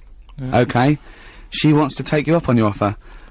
She would like to take you to Manchester and let you give a sermon. About what? Well, don't you think that's she's in charge of the press and communications for the Church of England, and you've got to do this, Karl, for my sake. I'll go to church if you do this. I've been. I didn't really like it. I had to go once to church.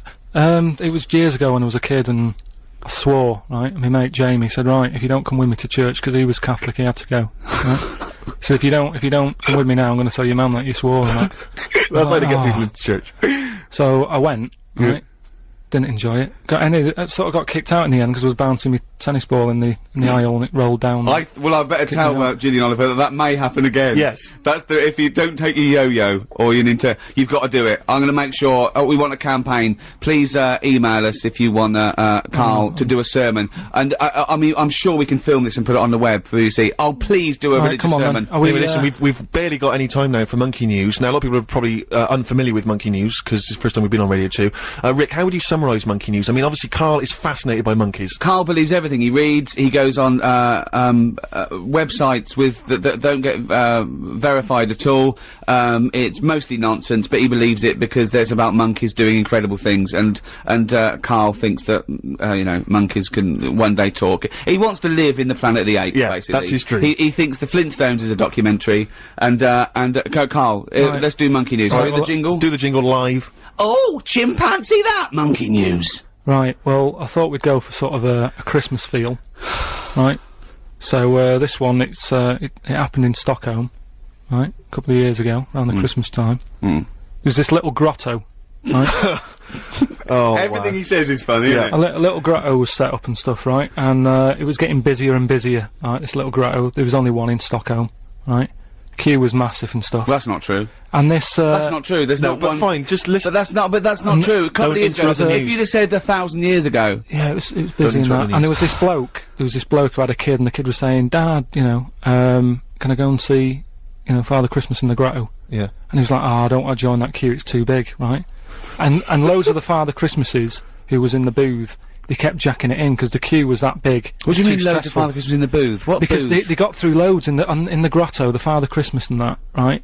They couldn't act the pressure of the queues. The queues were massive for this grotto. This is rubbish. Right, so they kept getting through like loads of Father Christmases. They just kept walking different on. people. They kept saying, I can't handle this. You'll have to get a new one in, right? Right. Okay. Anyway, so this fella, right?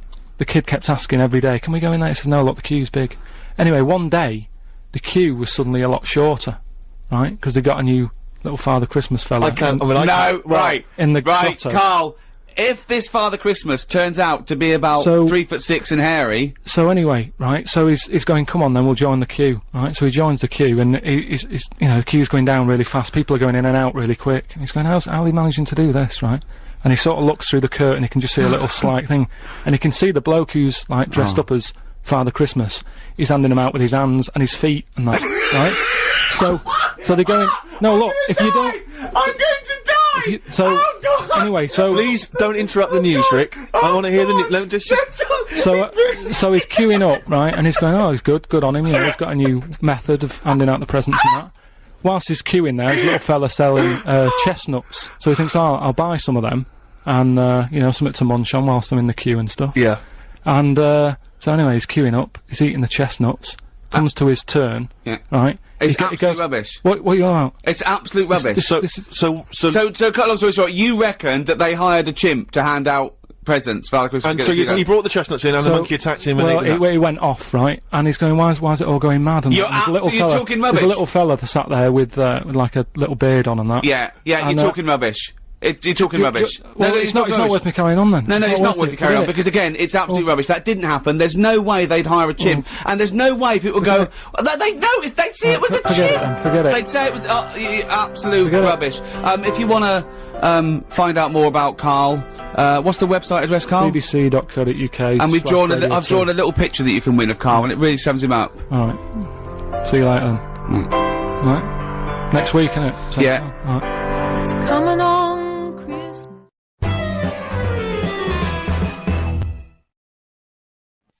Tell you what though, when you are because when you're in hospital, you've got a lot of time just to sit there and think about stuff. And what I was thinking about is, what is the closest thing sort of living that's nothing? I don't know what you mean. What? What's like the closest, like, do you know at some point something's gone from nothing to something? Hasn't it? No, I don't understand what you mean. Something, at some point, people were nothing, and then something happened and there was something. Do you know what I mean? But they were never nothing, were they? Do you mean, what is the first and lowest and most primitive and most simple form of life? No, he's right here in this room, Rick. say like, when you look at a stick insect, right? You go, right, there's a slight crossover there from a stick to a living thing. No, it's not. It didn't used to be a stick. No, it's not. There's no biological relationship between it and a stick. But there isn't much difference between the two, is what I mean. Of course there is. It's a huge They difference. just sit there looking like a stick. That's their skill. Yes, but there's nothing to do with being a stick. It's like camouflage. That's like saying when a soldier puts on combat gear, you're saying he's a cross between a human and a shrub. He's not a cross between a human and a shrub. No, is he? that's man-made From a distance, stuff. you can't see him. That's the same as the stick insect. No, but that isn't what I'm saying. What I'm saying is, have you seen them weird things that just look like they sort of look like a leaf? Yeah, there are insects that have evolved to look like a leaf. So a bird thinks, oh, there's no tea there. No, that's not a juicy insect. This is leaf. I don't eat leaves. Yeah, but Forget at some point, something has had it away with a leaf. No, at no point has something had it away with a leaf. No, to make it look that much like a leaf. At no point did a beetle shag a leaf. There's nothing on a genetic level or molecular level, anything to do with it having anything to do with a stick or a leaf. It's superficial. It's the way it looks. That's all it. That's like saying chameleons must have mated with green once. They are green. No, but it looks like a leaf. What I don't understand is it has evolved to blend in perfectly with its surroundings and fool predators. But then how does it meet? How does it have relationships? It will be going around sort of having it away with a leaf. No, it won't, because it doesn't know what it looks like. It doesn't matter. They do it with pheromones and attraction, and it's not like a stick insect will be talking to a stick for ages and go, oh, I've wasted my time here. This club's dead. Rude. I was chatting to her, she was foxy, but she was giving me nothing. But, Dave, that's not a stick insect, that's a stick. What are you talking about? That's a stick. You've been talking to a stick all night. I can't believe it. I just thought she had a great slim figure. No, it's actually a real stick. But I've been reading a lot about, I like spiders and stuff, just reading about them. And there's one, right? Mm-hmm. It's got big legs. Yeah. Doesn't use them. It goes around floating in the air on a bit of webbage. Like he just took a gamble then, didn't he? He took a gamble. He thought, do you know what? I'm going to go with webbage. Don't know if it's a word, not sure, but I could just say web, and I'm going to go with webbage. I'm going to risk it. And it didn't pay off, did it? Webbage! Webbage! But that's how it gets about. It's in the air like a kite. Yeah. And it's just floating about. I've seen one, yeah. So, that's what I'm saying about weirdness. The way all that goes on, and this is what I can't get my head round. You have got your head round. But do they get ill then? He's just, for those listening at home, he has just bumped his head against the microphone. Trying to mate with it because it's perfectly round, this microphone. Well, one thing Karl has been doing over the past few months is writing his diary. He's kept that up. I don't know what he's had to write about. All he's been doing is looking at moths and ants and bees and going for walks. But I'm sure it's all in the diary. So, let's have a look at that. Oh, I don't believe it. He's only gone and written it down there. We went to the park and had a brew. Suzanne read the paper while I played with a ladybird. I mean, it's like a child, isn't it? It is like what a child would do. Suzanne read the paper while I played with a ladybird. His only friend is a beetle. It climbed up my arm. It struggled on me hairs. This is in detail then? Yeah. It kept stopping every now and then and was rubbing its head with its right arm. It did it about 4 times and always used its right arm. It rested for about 5 minutes, then flew off. Sunday. Had a bit of a to-do with Suzanne because she wanted a lion today. I ate this. Once you're awake, you should get up. I got up and put the radio on really loud. She eventually got up. I told her insects don't have lions, so we shouldn't. Why are you obsessed with insects? You must be fucking unbearable to live with. You must be a nightmare. No, I've just started, because I've watched insects a lot, I don't want to keep going on about them because we're a bit insect heavy. But at the end of the day, if we copied insects, we wouldn't go far wrong. I don't know what you mean though. 1 minute you're saying they're great, then the next minute you'll slag them off. Yeah, I'll slag some of them off if I don't know what they're doing, but because I've studied them a bit longer, I just think they do it right. You haven't studied them, though. He thinks he's like Darwin. But you just slagged them off again. Don't you think that insects are doing stuff? They're not. It goes there, then it goes back again. The ant was messing about, but only that one. The others were carrying stuff. That's what I'm saying. There's snidey ones in everything. In everything in the world, you get a hierarchy. Oh, long words! Ooh. The bookshelf was dusty, so Suzanne asked me to dust it if I get a minute. I ended up looking at every book. Just the spine. Yeah. Just for a few seconds each. Yeah. Didn't open them. I looked in the dictionary to see if the word dictionary would be in the dictionary. I didn't think they would bother with it being on the front page, but it was in the book as well. It's a good point, though, isn't it? No, it's not a good point, because you didn't tell us anything. Dictionary is in the dictionary. Well, of course it is. Well, why? If you go, how do you spell dictionary, you look at the spine and you go, oh, there it is, D-I-C-T, and all that. So what does dictionary mean? It's a book full of words, isn't it? That's what it means. All books are full of words, you idiot. How to spell them. And if you don't know what it is... No, it's not how to spell them. Alright, then we'll... I'll just look up something. No. It's not a book full of words to tell us what... No. It's the meaning. Give us the definition of dictionary. Meaning. It's a book full of words if you want to know what the meanings are. But if you didn't know... Well, sorry, what was that sentence? Yeah, but what I'm saying is, if you didn't know that, then you wouldn't be looking in it, because you wouldn't know the book is about that. So, if you don't know the word dictionary and what it means, you wouldn't be looking at the dictionary, you'd be looking at an A to Z. Because you Why leave it out, though? Just because there's so many words in the world, I would have thought they wanted to cram as much as they can on a page, and if dictionary is already on the front... Is that why you suddenly used the word hierarchy for the first time ever? Did you find that in there? Did you see hierarchy in the dictionary? I feel that big word has pushed out about 26 other more useful ones. Yeah, well, Suzanne's been going on about me learning another language, but I sort of think your brain has only got so much room on it. And the rest of it's filled with lard. So, if I've got to learn everything I know, again, but in a different language, it's taking up space, isn't it? You don't learn everything. Oh, God. It's all storage, isn't it? But you don't have to learn it again. You don't have to learn the concepts again. You're merely learning vocabulary. Do you know how many moves there are in the human brain? You don't worry, you won't use them all up. I feel that he has reached his capacity, though. Yeah. Well, you need another sort of... You need an update. You need some more memory. Woke up to some interesting news. It's good when this happens because it sets me up for the day ahead. If it's miserable news, it affects my day. It said on the news that they have found 2 new flies. Fucking hell, more insects! What have you done? Is that all you've done this summer? Bong. Trouble in the Middle East. Bong. 2 new flies found.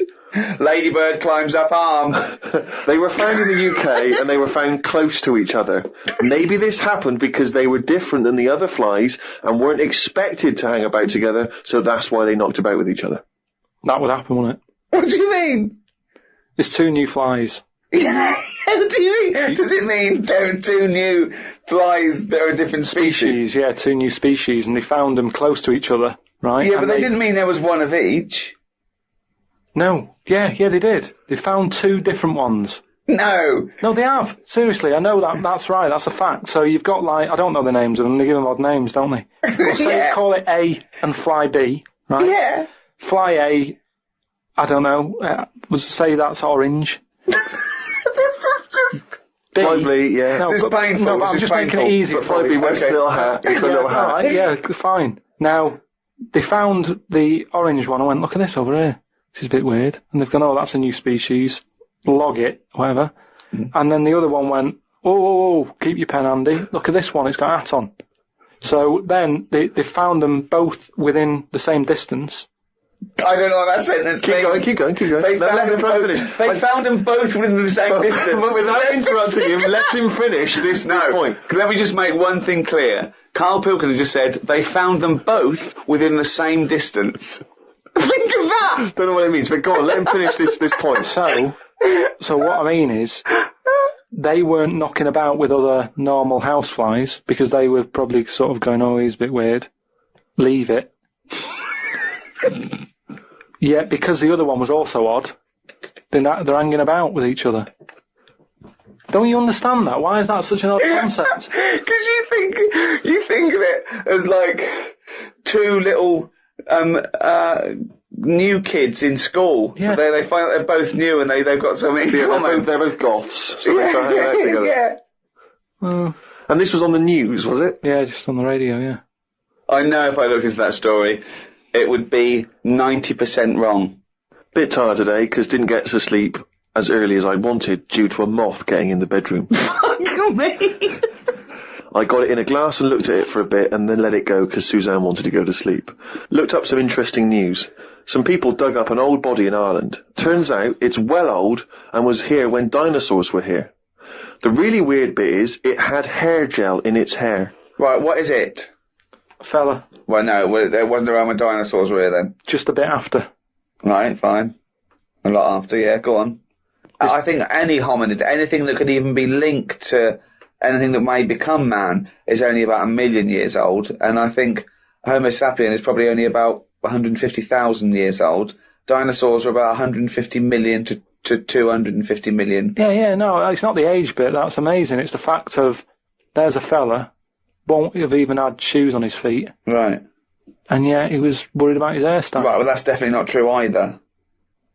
This is unbelievable. Well, there was a man on the radio doing poetry, says Karl in his diary.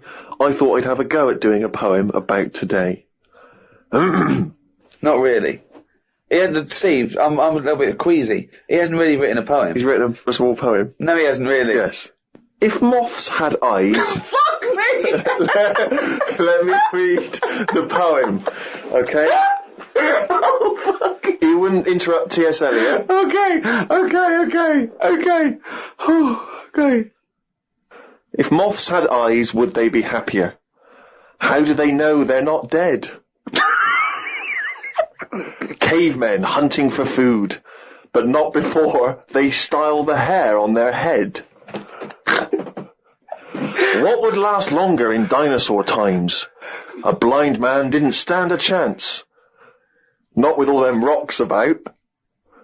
I'd rather be a blind moth. Right, it may be the greatest poem ever written. Just dissecting it briefly, you attempt to rhyme in the first 4 lines, but abandon the rhyming system in the last 3. Is there a creative decision for that? Can we have Karl read that? Sorry, means, yeah. just you read it as you would like to. So this is, imagine this, right? Okay, this is going out all over the world. This podcast. And now, Karl Pilkington, a new poet from Manchester, now living in London, England, would like to read a poem. If moths had eyes, would they be happier? How do they know they're not dead? Cavemen hunting for food, but not before they style the hair on their head. What would last longer in dinosaur times? A blind man didn't stand a chance. Not with all them rocks about. I'd rather be a blind moth. He said it as though the last bit was going to rhyme. He said it like it was going to rhyme. Oh, God. No, I think he feels as though the final line, I'd rather be a blind moth, is going to be one of those great, a summation that somehow the moth is a metaphor, the caveman.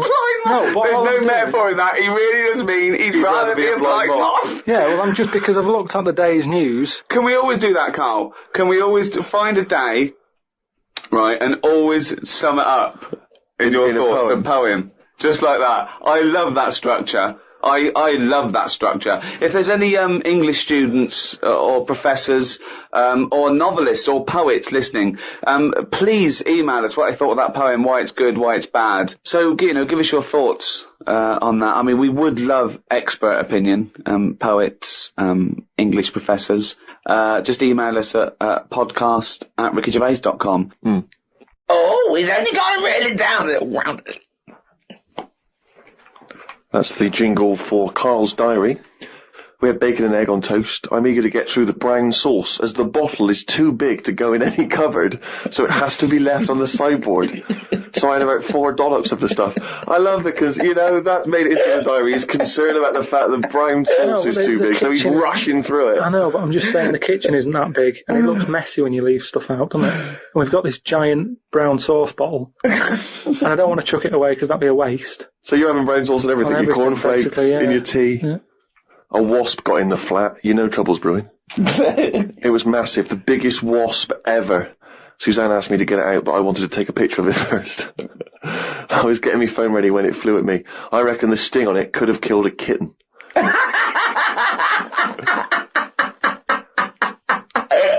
It's so specific. It ended up flying out the window on its own. Drama averted. Oh, God. We went out for tea. You're always in a cafe. That's what this diary. You spend so much time in a cafe. There were loads of flying ants. I kept kicking the table because I could feel them on my legs. I wouldn't be that jumpy normally, but I still had flashbacks of the giant wasp from the morning. Suzanne told me to stop being stupid because I was ruining her night out. A night out in a cab? Brilliant. Oh, God. What was it, her birthday? And flashbacks from an incident. Yeah. Like he's some sort of, like, war veteran. What is it? It's the wasp. It could have killed a kitten. Bought some wallpaper. We got back and got on with it. The wall that we've papered before has got a big mirror under it. We papered on top of it again. I ended up reading my phrase book while Suzanne did the rest of the tidying up. Now, what's your phrase book? This is just you trying to master English, is it? It's just a book that tells you little sayings and how they came about. An interesting phrase is potluck. It came about when all people ate is stews.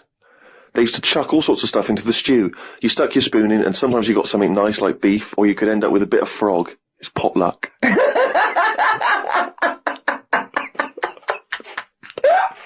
Good, isn't it? That's what it said in the book, did it? A bit of frog.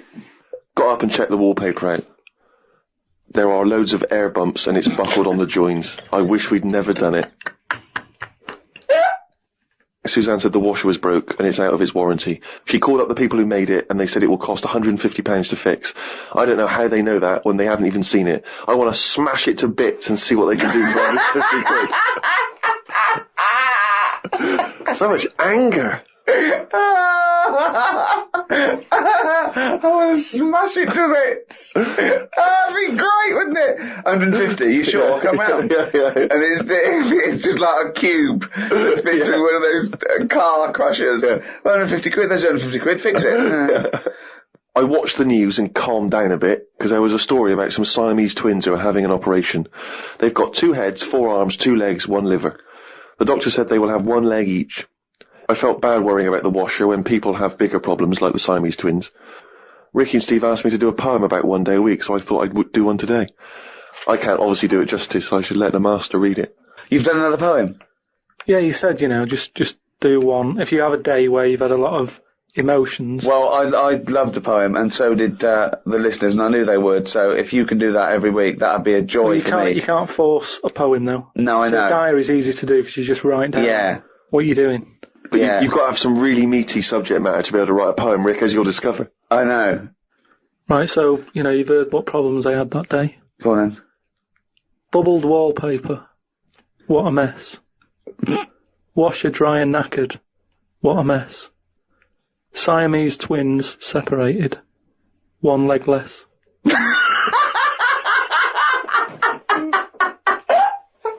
I don't know what rhyming scheme that is again. Oh, God. Oh, God. Oh.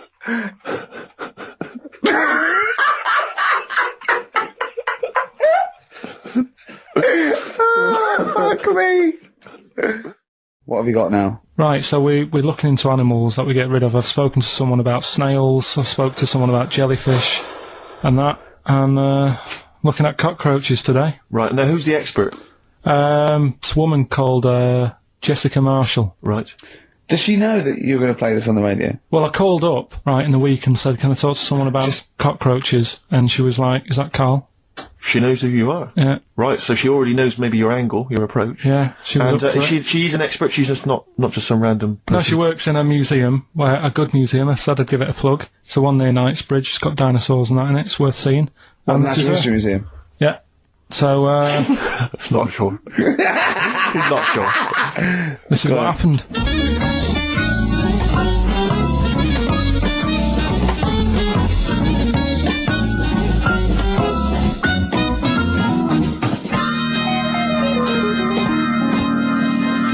Now, what I'll do, I'll tell you as much as I know, and then you can fill me in if I'm right or wrong.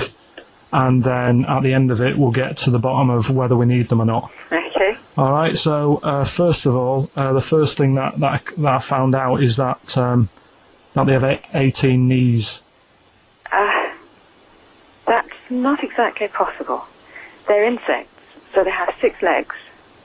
Yeah. And the knee is usually the junction between femur and tibia. That's sort of classic human knee, and every other animal knee. So with 6 legs, you can only have 6 knees. Could somebody sort of got mistaken for seeing one that was a bit double jointed? I think you're grasping at straws or something. Alright, well, we might have to come back to that one then. Okay. They can hold the breath for 40 minutes. Well, they don't do that because they don't breathe in the same way as us. They breathe through little spiracles holes down the side of the body, so... no, they're not a very apt simile because the method of breathing is so different. What do you mean? Because insects have a totally different system. They don't have lungs in the way that we do, just breathing through one part of the body. They're actually breathing through every segment of the body all of the time. So even though they've got their mouth shut, they might be able to slide. Nothing to do with breathing. So only feeding. So you see, maybe that's where someone's gone wrong. Someone's got hold of one and sort of taped its mouth up or something and got bored after 40 minutes and said, well, we'll call it right. That's a pretty unkind thing to do to an insect, even to a cockroach. Yeah, but it's all... You can't do that. Yeah, but... No. Pretty unkind thing to do anything, even a cockroach. Something else I found out. Yeah. They can live for a week without an head. Well, that's true if they don't bleed to death in the process. But the weird thing is, when I told you that they had 18 knees, you seemed a bit sort of like, don't talk ridiculous. But then we're talking about an animal that can live without an head. So there's a little bit of truth in that one, yeah? Yes. Why, when it was invented, has it got that facility? Say if someone said to humans, we could do that with humans, and, you know, if you lose your head in some accident, it gives you a bit of time to sort of go back to your family and maybe write them a note. You won't be able to have a chat, but write them a note saying it was my own fault and it was nice knowing you. Well, that would be a useful facility, I agree. But cockroaches are great survivors. I mean, they've been around for over 300 million years. They're one of the most primitive insects. All right. Well, I've also... is it true that they do a lot of resting? Apparently they can sort of rest for 75% of the time. Rest?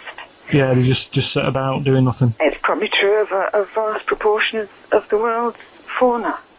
Well, I mean, maybe the 25% that they are working, they're really giving it some, so it might make up. They're probably searching out food and, yeah, they can slow down considerably. You can chill insects in the fridge and they'll become very, very quiet. You might think they're dead. Yeah, but I'm sure, you know, if we were sat in a fridge, you know, we'd go a bit quiet, wouldn't we, you know?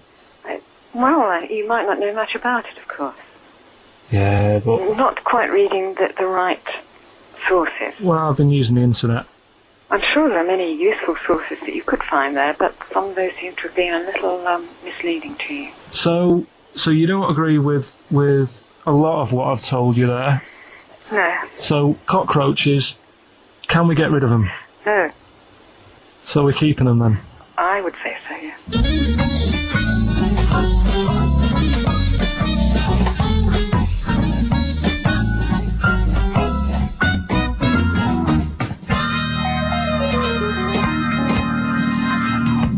I think we should get her on more often because she sounds like she'd be a bit of an ally, really. Because she knew immediately that you were talking nonsense. She even said, I think you should be more concerned about your sources, which I've been trying to tell you for a year, right? The fact, I mean 18 knees, where did you get that from? It's on the internet. There's a lot of talk, Karl, that I bully you, okay? You know, it's for your own good. I'm trying to train you, aren't I? Mm. Do you know what I mean? Because, and no disrespect, okay, you are what I would call a stupid idiot. Well, can I just ask, because there's been an awful lot of emails that have said, will you and Steve please stop calling Karl stupid? Now, they say, oh, it doesn't justify calling him stupid. Now, I don't know what part of injecting a 76-year-old woman in the head so that she lives her life backwards couldn't be considered stupid. Okay, then listen, right, I've found some things that I think will interest you, and I want your first thoughts on these, okay? Now, these are facts that I've sourced. Okay. What's the actual topic? Well, you love animals, don't you? You're interested in animal facts. Some of them. I don't love them. Some of them fascinate me and stuff, but a lot of them also get on my nerves. I don't know how an animal can get on your nerves. They just do. sometimes you sort of just think, what are they doing here? What are they offering anyone? Right. See, I'm worried that these facts will annoy you now, but they're meant to fascinate you, and... Okay. No, I think anything's good as long as it gets you thinking. It doesn't matter what opinion you have of something. Yeah. But as long as it gets a reaction. Okay, then, here you go. There's a frog, Karl, just a little frog, a poison arrow frog, that contains enough poison to kill over 1,000 human beings. Why is it that annoyed? It's not annoyed. Well, why is it going about killing 1,000 people? No, it has the potential to. It has enough poison, it has enough toxin in it that could kill 1,000 human beings. But does it need that? Whereabouts is this? Where's it living? In the rainforest, I think. And does it need that sort of power? Is it in that much? Is it getting threatened a lot? Is what I mean. Well, no, because it's saying, don't come near me, and it shows it with its colours. It's got the colours that say it doesn't want to be eaten. It doesn't want people to chew a bit, right, and go, oh, I'm an idiot. It's saying, look at my colours, don't eat me. You don't want to come near me. But then why give it bright colours? Because now it's standing out. Yeah, and it's going, don't eat me. Yeah, but make it a colour that fits in, like camouflage. Why make it orange? Of course it's going to stand out, and then they'll attack it, and then it'll turn around and bite them and kill 1,000 men or whatever. No, it doesn't bite. It's the fact that if you were to eat it, you would die. Yeah, but who's going to eat it? Well, things that eat frogs. The French. And they go, sacre bleu! You have killed me and 999 of my friends. But why is everything, like, surviving like this, though? I thought it was all about survival of the fittest, not the one who looks the hardest. Well, but survival of the fittest is whether you're chosen or not by nature. No, but I'd survive if I could go about killing 1,000 men at one bite. It's not fair. It doesn't bite. It's well, whatever. If it licks you or whatever. But no, not if it licks you. If you lick it. Well, I'm not going to lick it. It's not going to happen. I will not be licking a frog. So it's of no danger to me. So I could still kill it, and there's no chance. At no point am I going to lick a little frog's head. Not when it's alive or when it's dead. I love the fact it's all about you. It's all about how it relates to you. And he's annoyed that they're getting away with something. He doesn't like any sly animals. He doesn't like animals hiding. Then he wants them hide. He doesn't want animals killing things. Then he wants them to kill things. He doesn't know what he wants. When they say survival of the fittest, they don't mean that, say, lions have been working out in a gym.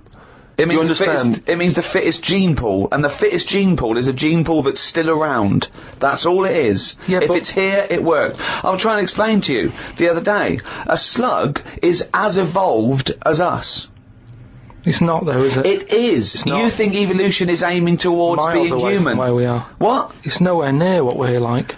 But you're looking at it in terms of, this evolution has a will. It doesn't have a will. It's chosen or it's not chosen by nature. A slug got it right. A slug has got it as right as... What do you mean it hasn't? Well, what was it like before it got it right?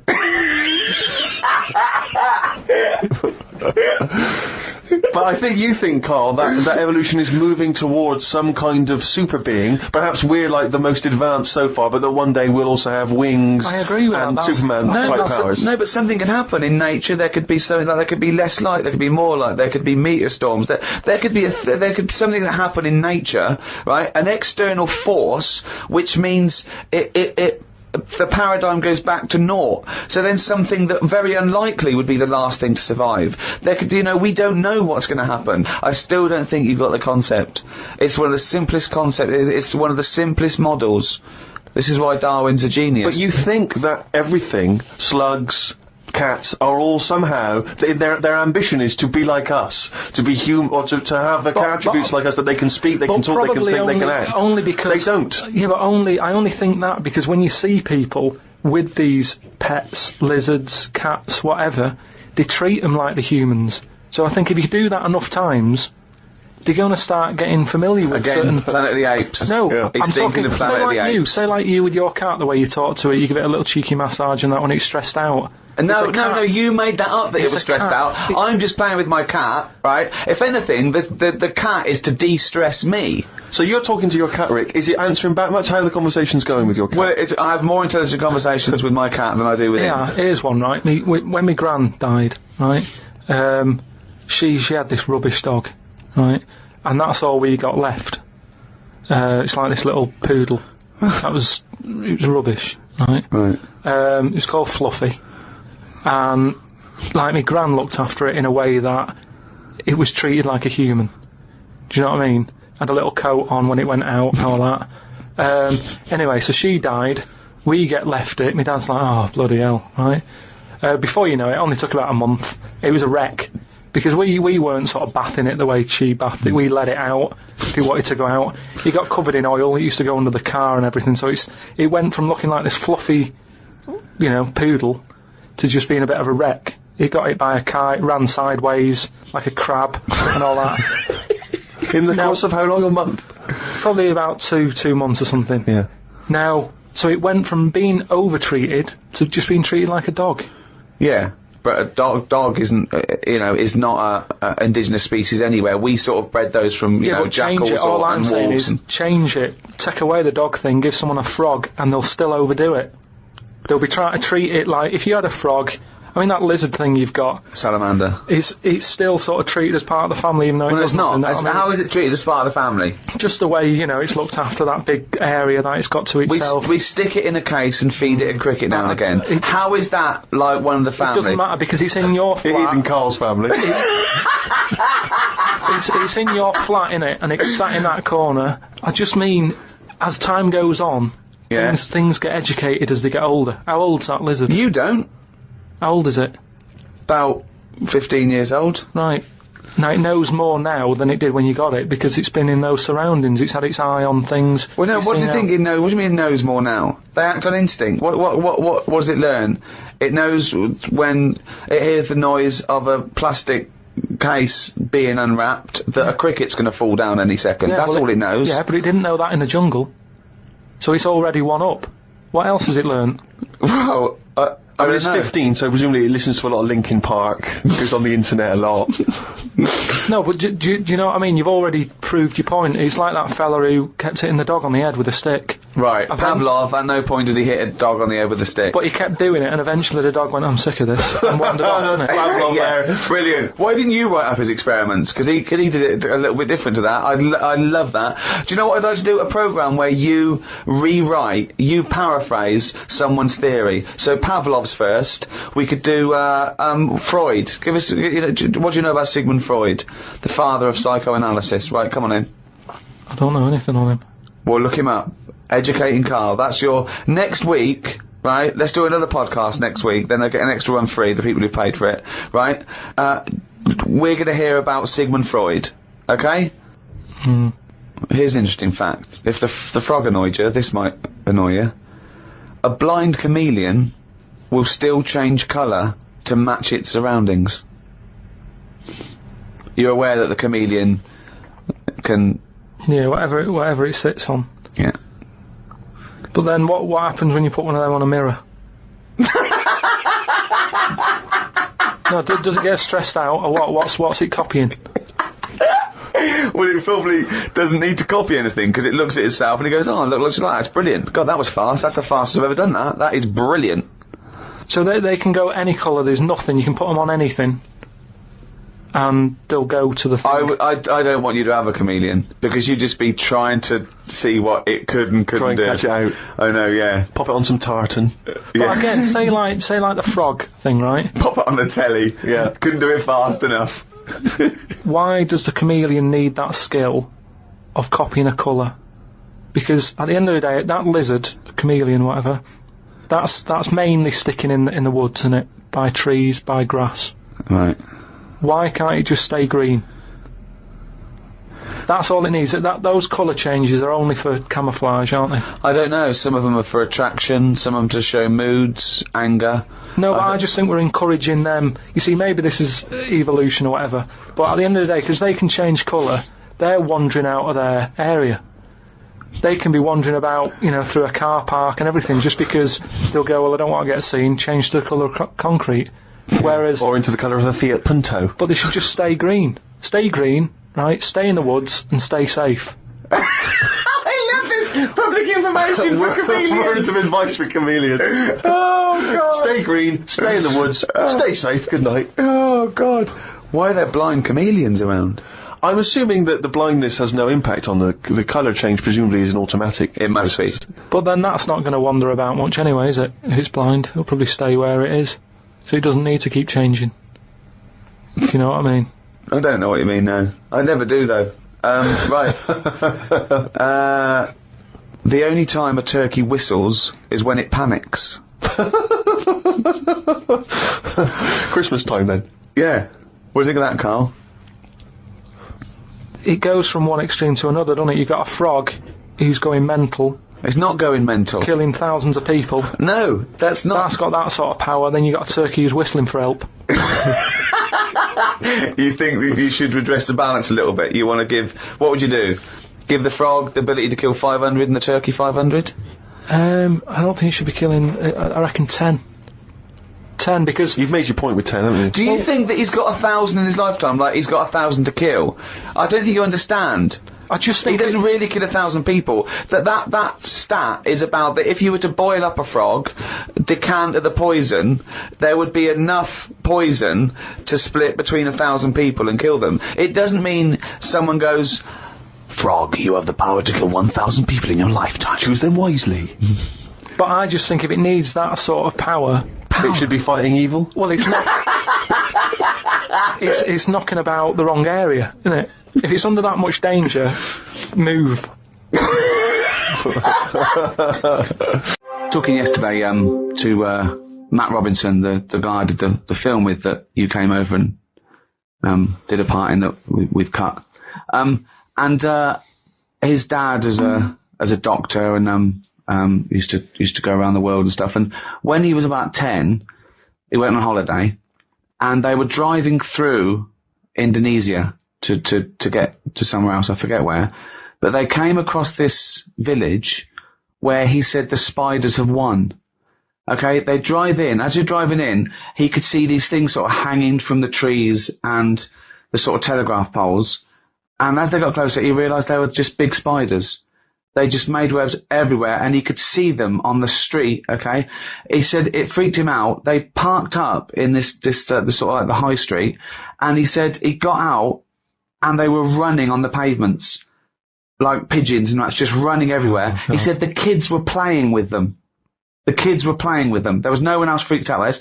He said he ran to the restaurant. They had to stop. He ran into the restaurant, freaked out. He got into the restaurant, and there was a tarantula on the floor, and he ran back in the car. And he said later to his dad, "Was that a dream?" And his dad went, "No, it's true. You know, it's a real place, right?" He was telling us that's the worst place in the world. He was looking it up. He was trying to Google it, and he can remember the name of this place, Indonesia, and he put in Spider Village, Indonesia, right? And he couldn't find it. But another one came up in Cambodia, and it was there, and he said it was exactly the same, just as bad. A place where just spiders have won, okay? But in this place, they eat them. They eat the spiders. The local inhabitants eat the spiders. Yeah. Wow. So this town is just dense with spiders. It's They're just everywhere. dense. They're just happy there. No one's killing them. No one's doing anything. Are you just treading on them as you walk down the street? He said it's just they've just taken over. There's a place off Madeira they called Spider Island where no one lives there, but with absolutely no predators. There's just millions of spiders, but no one lives there. How do you prevent the spiders? You know, when you're sleeping, crawling in, getting in. You don't. They just put up with them. I suppose it's that, you know, they're no weirder than any other insect or pest or whatever you call them. It's just, I suppose, because you think of spiders as loners. Yes. And they're the top sort of phobia, and it seems weird that they're almost treated like pets. But isn't that a weird place though, that you drive in and it's just, oh hello, welcome to Spider Town? I couldn't be dealing with it. I mean, my mum wouldn't be that bothered. She's still got that one that's under the telly. She's had that for ages. And my dad threatened that he was going to kill it because he's sick of it. She's put a bit of Tipex on its back. So she knows. What? So she knows. Well, how many spiders are there? What, you think you'd kill it and then replace it out of guilt? It's not like a budgie. No, but he can sort of say, oh, I don't know, it's gone. And then if one turns up again, he'll go, your spider's back. Yeah. But now she's marked it. What, so hang on, Well, that's weird. it has a web underneath the telly? It's always under the telly, I don't think it bothers with a web. But what do you mean she keeps a spider under the telly? It's just there, and she's sort of like, it's not a problem, they get rid of flies, they're not dirty.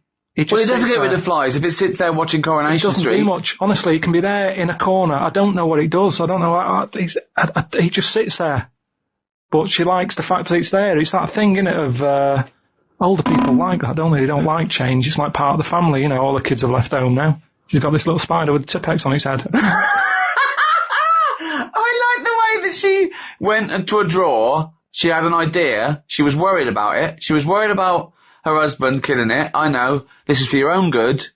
Good Tipex, pop that on you. And you've been round there with the spider, it doesn't freak you out? Well, I'm going round this weekend, but I used to always sit on the floor to watch the telly. Yeah. Now it's like I'm not sitting on the floor. You'd be watching Spider-Man, it would be criticising, well, that wouldn't happen. What does your mum think of it? Does she think it's like a little pet, or she doesn't want to get rid of it? I think it is a pet because, like, you know, she's had loads of cats, she's had dogs, she's got a budgie, and now my dad's sort of saying, don't get any more pets because it means we can't go on holiday. Right. The spider can look after itself. I love the idea. Someone say, do you mind coming when we're on holiday for a week? Do you mind coming around with a fly every 2 days? Yeah, I just keep an eye on it. I mean, I thought Spider Island was weird, but keeping a spider under the telly with Tipex on it as a pet. What should we do next? It's too much. Do we need them out of the way? Do we need them out of the way? Yeah, just, let's explain it again. If you're new, I'm sort of on a bit of a mission to find out, you know, we've got a lot of animals and insects in the world and stuff. Do we need them all? It still amuses me. So we've found out we've got to keep jellyfish. We've done octopus. She said we've got to keep them. This week, snails. Do we need them?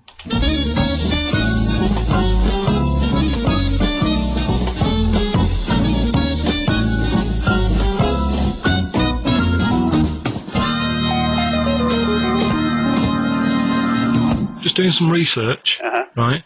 I'm sort of working my way through different creatures and insects and stuff that's on the planet. Yeah. Right? And finding out if we need them or not. Right? Yeah.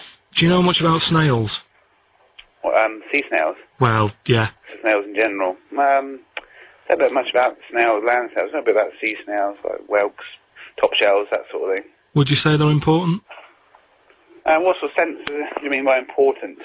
Say if we had to sort of get rid of some animals and insects and that because we're running out of room. Right. Do you know what I mean? Because I'll tell you what I know about some snails. I don't know if this applies to sea snails as well. I mean, I called you today because a lot of other places are shut. Yeah. Right? So, I know they like to eat stamps, apparently. The glue on stamps. They love it. Right? Right. Apparently a lot of letters and stuff aren't getting to where they're meant to be getting because snails are crawling into letterboxes and eating the stamps. That obviously doesn't apply to the sea ones, but that's a problem they're causing. All right. Were you aware of that? No, I didn't know that. Bet you're glad you answered the phone today. Right? They love beer.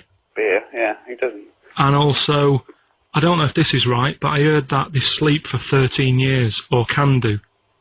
Right, I wouldn't know if they can sleep for 13 years or not, but I think sea snails are pretty important. Yeah, they do quite a good job in the sea. They graze on algae, and they provide food for other animals. I mean, you can say that about any fish, you know, any animal. Why do they exist? Would you be upset if, you know, someone said we're getting rid of them? Oh yeah. You would be. They're an animal, you know. I wouldn't. Forget being like favouritism and all that I get for them, right? There'll be other things knocking around you can sort of spend your time looking after. You'll still have a job. Don't be worrying about that. Because I'm not going to get rid of all the fish. Jellyfish need looking after, so you're safe. Yeah. But do we need them? Come on, there's loads of people saying, come on, we've got to move on through the animals, and you're holding them up saying, well, I want to keep them. Well, who's saying we need to... That just sounds a bit crazy to me. Just imagine. Do you know what I mean? And they would come to you because you're working in an aquarium, so they'd be asking for your advice. Right. And you're slowing it down. Well, they asked for my advice and I'm giving it to them, so, you know, that's what I think, anyway. Yeah, but snails, you know, I mean, like I say, they drink beer and that, you know. What do they do apart from some food for a whelk. They were around. Their descendants were around a lot longer than we have been. Yeah, they've been around a long time, but what have they done? Well, they've survived that long, so they must be doing something pretty good. Well, apparently they sleep for 13 years, so really, even though they've been around for ages... I think that sounds a bit... But I don't think they sleep for 13 years. Not all of them, just the tired ones. So, snails, do we need them?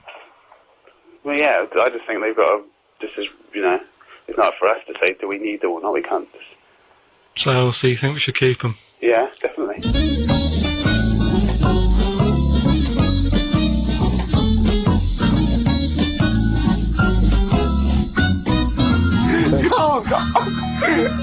Carl, I'm proud of you. That was getting really quite annoying. I know. What did he think he was doing? What? I don't know what you tell these people. I mean, you don't get their permission to play this out, do you? You just don't tell them. The thing is, right, I sort of told him what it was about, but we won't say who he is or where he works, because it doesn't matter. I just needed to speak to someone who knows. I know the fact that you were trying to get an answer out of him by suggesting that he would be safe, because he could look after jellyfish if he gave the okay to destroy snails. He was getting livid, you could tell. Yeah, if that was like a blob, like a slug, there's no way people would be that friendly towards it, and it just annoys me how you get this pecking order. For, like, no matter what creature you are, favouritism. And that slug was only eating that bird poo because it wasn't being offered stuff. If it was offered toffees or whatever. Well, it's just sad, isn't it? It's come to that. That's what its life has come to. Yeah, but it's not! As mollusk goes down on its fucking luck. He didn't live in a big country house and his wife left it the kids when it started hitting the ball. And I kind of thought, and look, they do only come out in the rain and it's depressing and it'll probably get killed in a bit. And that was its last meal. I just... Last meal! But it wouldn't prefer steak and chips, Carl. It doesn't have... It must like a leaf or at the end of the day, it's an insect. They love It's not an insect! Well, it's part of that gang. It's part of that... No, it's part of that... They hang out together. They hang out together. Why do you think it's part of that gang? Because it knocks about in the woods in the same place as a spider does. But what I'm saying is they're eating boring stuff because that is what's... It's not boring stuff to them. I have no opinion of it at all. They take in sustenance. No, but where you are is what you eat. When I'm in London, I'll have beans on toast for lunch. On holiday, what? Tapas? Go on, I'll have a bit. So it's whatever you eat, what's in that area. I do watch a lot of insects and stuff, and you never see them wasting time. They're always doing something. An ant's carrying something somewhere. Sometimes I watch it and it goes somewhere and comes back again. You think, does it know what it's doing? But at least it's trying. Now, if there was What is it doing, though? What is that ant doing? Work. It's building a house or... What's the point? Everything it does is pointless. How can you say that? It's pointless. I'll tell you what, if there was a bigger sort of being looking over the world and they went, right, let's look at the human race. And, well, they'd look at the ants first and they go, right, they've got their hands full. They're carrying big stuff. They try to save time by carrying stuff that's way too big for them, really. They could do that between three of them. But they don't. They're all grafting hard. Then they go, right, hit the human button. They hit the human button, they watch the humans. The amount of people who are just sat about doing now. They're reading about Amy Winehouse, Lily Allen in London at 2 a.m. So what? What are we doing? I agree with you, but what are you doing? You see, the ant analogy, joking aside, I think there you hit on the fact that life is about working for what you get, and I'm right behind that.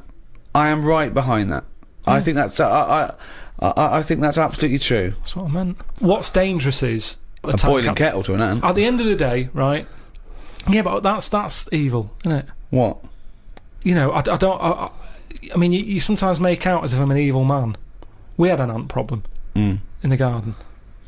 Suzanne said we've got to get rid of these. And I said, well, it's a bit out of order. They are outside. And she said, yeah, but there's getting a lot of them. She went and popped the kettle on. I said, I can't handle this. I went in, right? What? You didn't want to see the ants burn? That's sweet. You know, they're there. Yeah, they might be causing a problem, but I don't want to see this mess. Now, the thing is, she went out. She poured the hot water on it. I left it a few minutes. I went out. I had a cup of tea. I thought, it's a waste of electrical line. So I took my cup of tea out there, and I'm sat there. And then I just saw one come back from wherever it had been. One ant. He looked devastated. because that had been away. As far as that was concerned, it had been out to get a leaf or whatever. Came back, devastation. And it's that what that's the thing. It summed up death for me. That the ants that are dead, they didn't know anything. Suddenly they were there. Next minute, load of water, dead. It's the people who are still living in life that are the saddest, aren't they? After death. And that summed it up. What do you think? That ant would have been better off being there when it happened. How could you tell the ant was... What do you think? So you saw him... I mean, they run around in circles anyway, don't they? But this was just kind of going, what's going on? And what did it slow down when it got nearer the nest? Did it drop the leaf and then you see it run the last few inches? It just kind of got close and it was like a double take almost. Almost like it got near the hole and then it was like, hang on a minute, this can't be it because no one's around. And then it walked on and it went, no, it is the hole. And it went back and it just sort of stopped for a minute. Ah. And that for me, that's the sort of thoughts Descartes should have been having. What? Things that you can look at as a human and appreciate it and understand it and go, yeah, that's true, that is like life. Instead of, oh, am I awake? Am I asleep or what? No. Well, you might as well be asleep because you're doing nothing else. Oh, God! Right. Karl, right? What do you think it's like being a crab? If you could go now, your mind, into a crab, what would you see? Where would you be? What would you be doing? What would you be thinking? What would you think of all the other things, the crabs you'd see, the squids you'd see? What's it like, do you think? I want you to... It's like creative writing. Just think. Just let yourself go. Come on. It's got to be a crab. What do you think of a slug? What do you think to be a slug? What would you do if you were transported now into a slug? What would you do? And Suzanne, you're suddenly in the kitchen, but you're a slug, and Suzanne's sort of like there, just making tea and that. How do you let her know it's you? It's impossible. I'd just chuck myself into the salt pot or something. No, because what do you do? I'd hate that. That would be horrible, that. Oh, God. Have you ever read Franz Kafka's Metamorphosis? In which a man wakes up and he's turned into a giant beetle? And that's the whole story. I think it might be of interest to you. So what happened to him with the beetle? Well, I don't want to ruin it for you in case you read it. I won't be reading it, don't worry. He joined a pop group with 3 other people. He was brilliant. No, it's a really wonderful book. It's a kind of almost heartbreaking because, of course, he does, like Ricky's saying, he finds it very hard then to relate to other people, even though he still has the consciousness of a human. You know, his parents, the rest of his family, they don't know how to deal with him, you know, because he's a giant beetle. He becomes a freak, he becomes an outsider. It's terrible, you know. But hang on, though. Is he a giant beetle? Or is he... Well, yeah, that's not going to go down well, is it? That, of course, people aren't going to like you. But if it's a normal-sized one, then you just get in with the other beetles, don't you?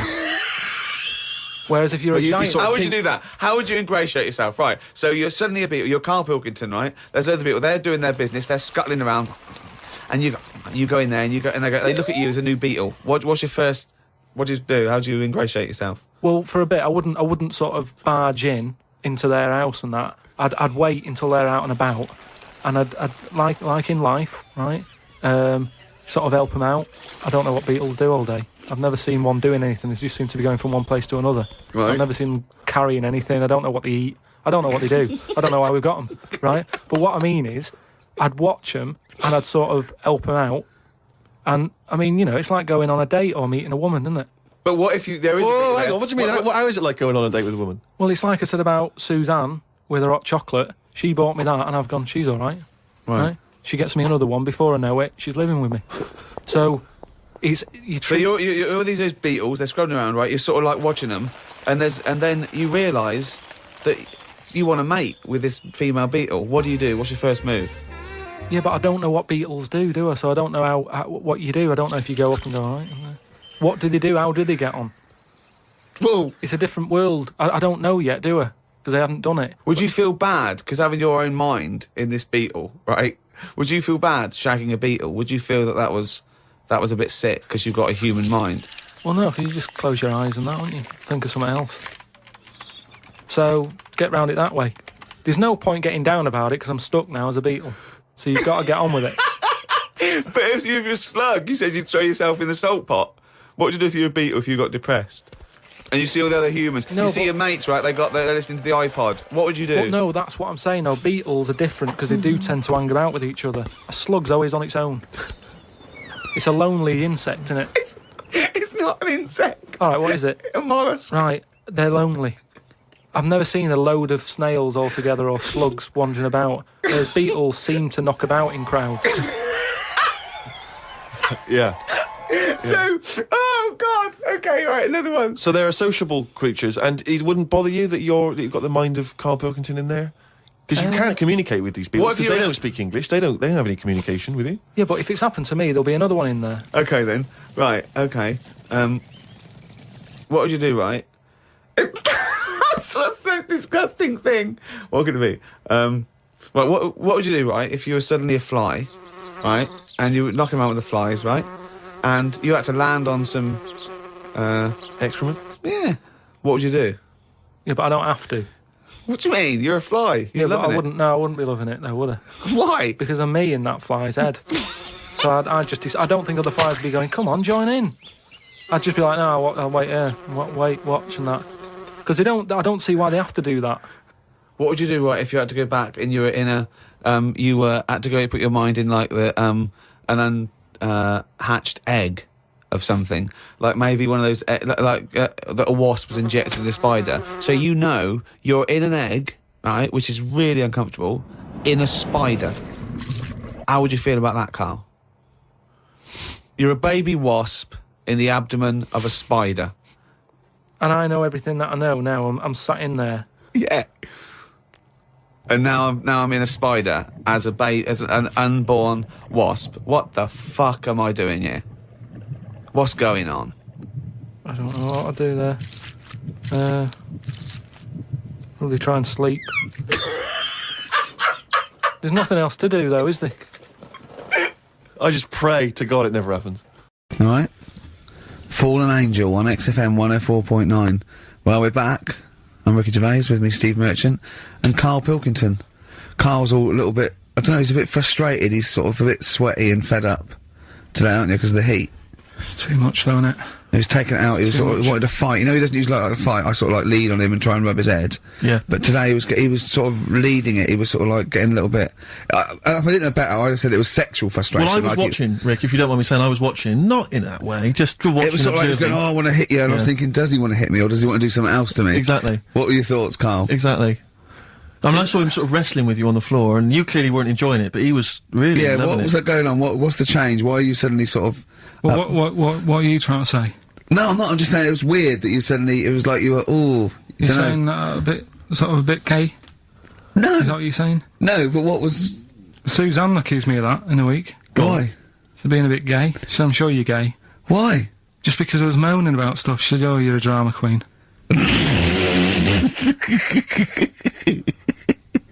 Right, well that's what were you moaning about? Not having enough gay sex? No, that she didn't have a knob. Yeah. It's going on, why don't you get yourself a nice little knob? Yeah. I mean, can I call you Frank, please? Could you wear this false beard? Yeah. It's just, well, we'll talk about it later. It was about the Seven Wonders. I just wasn't that impressed. He wasn't impressed, right? He said, well, we'd say that, yeah. Well, we got a top show coming up, haven't we? But if you are a little bit, just a little bit sexually, you know, don't be afraid to let it out. I mean, if you want us to relieve you of it. I'll tell you what, let's have a little bit of Maggie May by Rod. It's some beautiful can't we play Killing a Georgie? That's your favourite song, isn't it? Oh. That's weird, isn't it? Strange, isn't it? That's weird. I'd like to hear Rod Stewart singing about a lovely lady, please, Karl. As would I. Well, I've only just read about this, and I don't know anything about it. This naked rambler, Steve Goff. Yeah. Is he doing some kind of... He's doing a walk from Land's End to John O'Groats. Is he completely nude? Yeah, he's been arrested 10 times on the way, apparently. Right. It says here that Nora Goff, his mum, she's in her 70s, she's begged her son not to walk naked from Land's End to John O'Groats. She said, I don't know where he gets this from. Certainly not me. I am, and have always been, quite conservative. He would never have been allowed to walk around the house without covering himself up. I wouldn't go as far as to say I'm ashamed of him, but I do not approve of what he is doing. Having said that, it's good to see him on the telly. yeah, it must be. It's not about anything. It's lovely. It's not embarrassing until they're famous with it. However embarrassing it is. But I can't believe my son's a serial killer. Nice to see him on the telly. He looks like one. He's not, obviously. Yeah. You know, I mean, what is he doing? I don't understand. Steve wouldn't say he was, and he's not. He's just a rambler.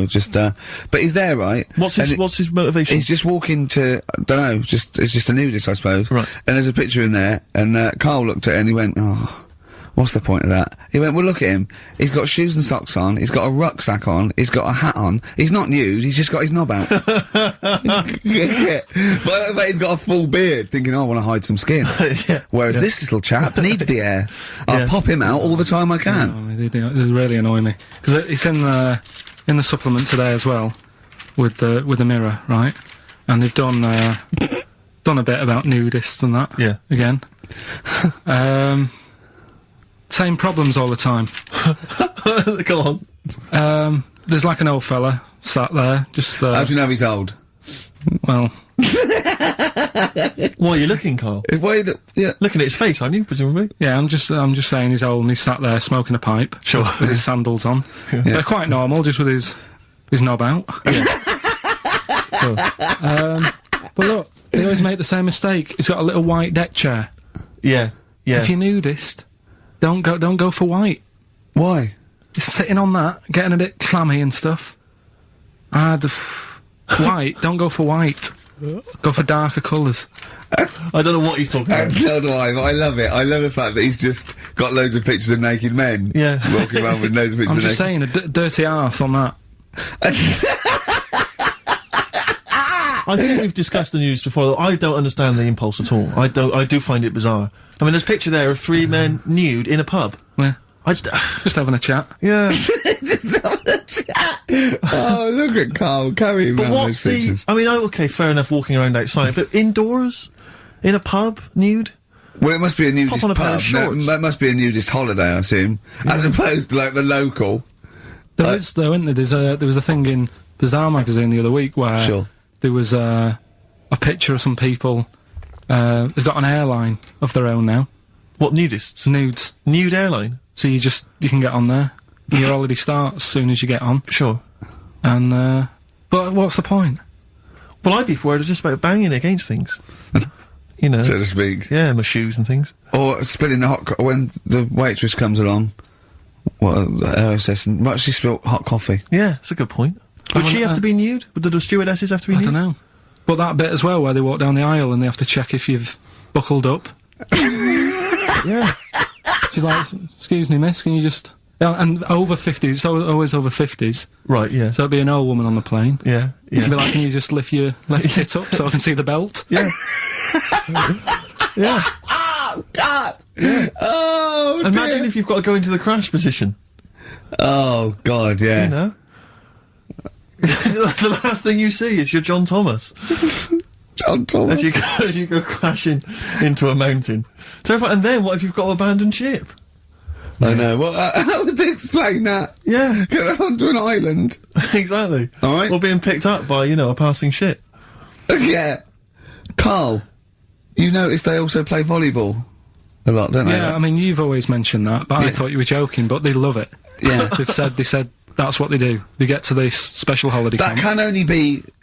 Either they got the idea from sort of like Carry On Camping or Benny Hill, or they actually like it jiggling around as much as possible. Yeah. But is that safe? Well, I assume so. You play volleyball with trousers on, don't you? I wouldn't have thought... Yeah, but there's a bit of support there. I mean, I was watching athletics, right, the other week. Yeah. Right? And I was watching it because there's a lad who I went to school with. He's, like, winning gold medals and everything now in the Olympics and stuff, right? So I was looking out for him. Now, if you went to school with him, I'm assuming he's got 3 legs or something? No, he's normal. Just a regular guy? He used to push me on my go-kart, and so I feel like I was there from the start, training up a bit. Yeah. And watching the programme, and there was swimming in it, and I was watching that for a bit, getting a bit annoyed, because that butterfly stroke... Yeah. I don't know why they do that. No, nor do I. It's just hard work. It doesn't make you go any faster than, let's say, that stroke. The crawl. Yeah, don't do that. That stroke on radio doesn't work. The crawl, yeah.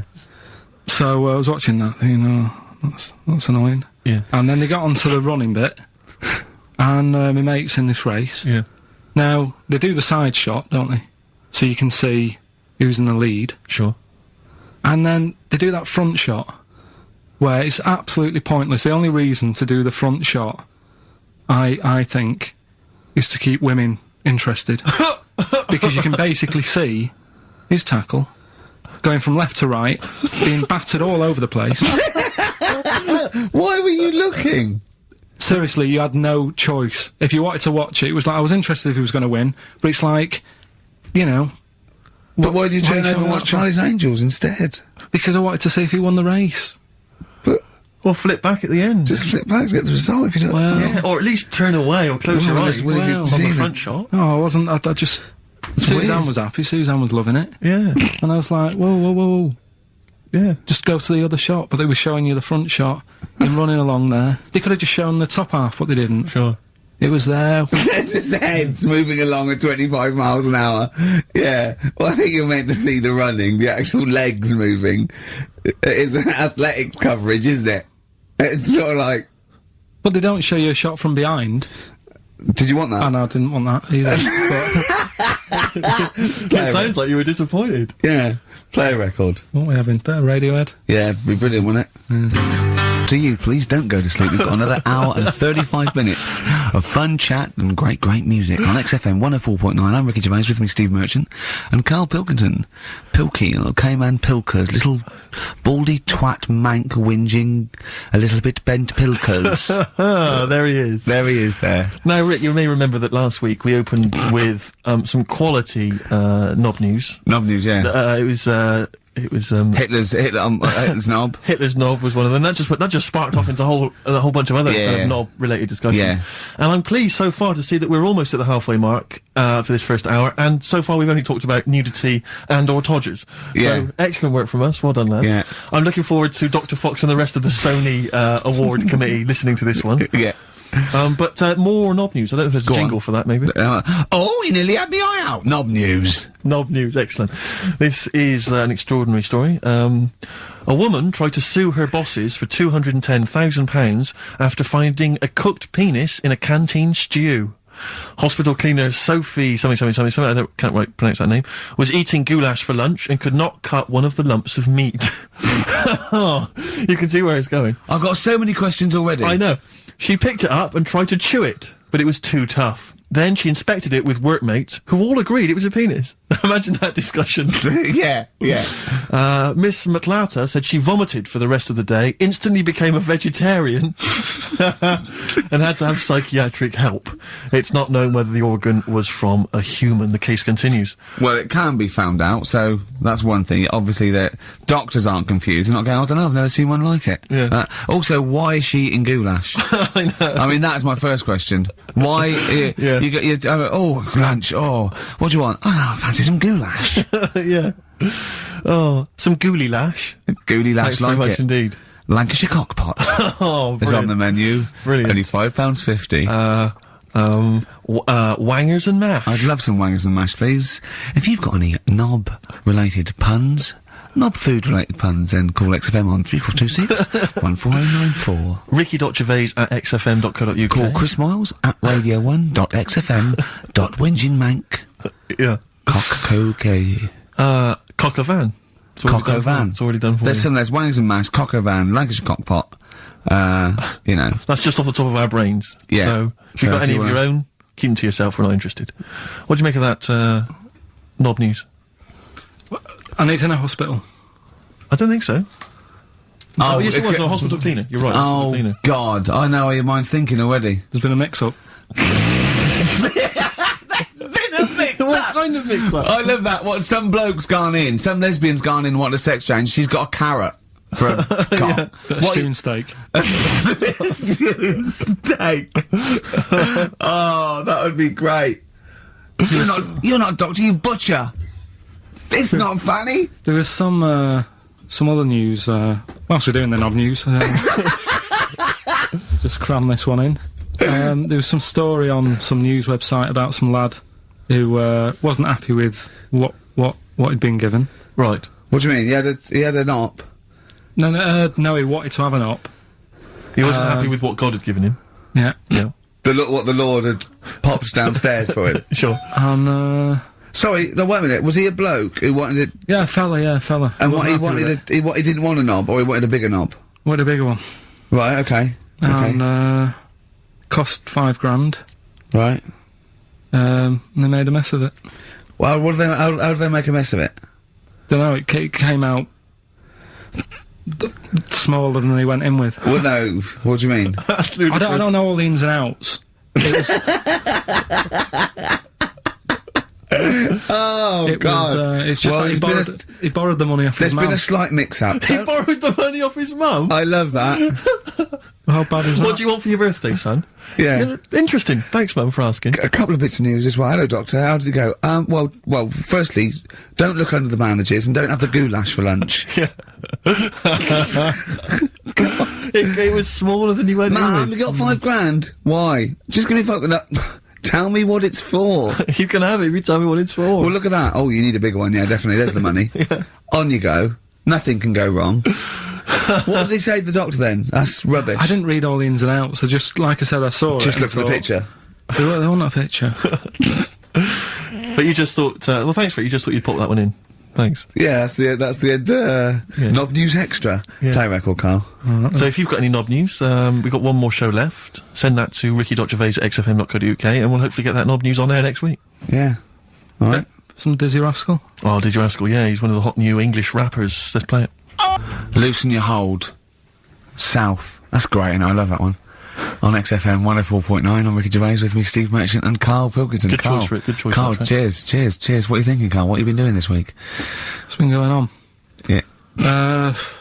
You'd be miserable because of the heat, obviously. That's getting me down. Yeah. It's just the way people wander about as well with next to out on. Yeah. I'm always amazed by the men. It's just a certain breed of man. Sometimes it's kind of builders, mechanics, taxi drivers, van drivers, but not necessarily students, all sorts of guys.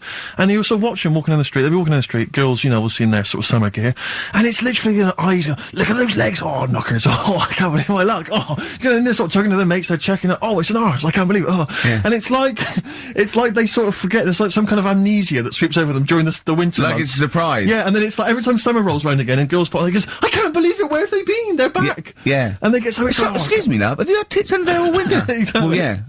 Bloody hell. Brilliant. It's great to see him again. Yeah. And then it gets to sort of October and they go, where've they gone? They just don't say anything, they just like get on with it, they're reminded. They completely forget. For sort of half the year. There was a fella this morning, I just nipped out having a cup of tea, reading the paper, reading that bit about nudists and that. Sure. And little old fella, must have been 75. Okay. Walks past, shoes, socks, sort of shorts, but because he's old, I don't think he's got like a normal pair of shorts. So with like suit pants, but short.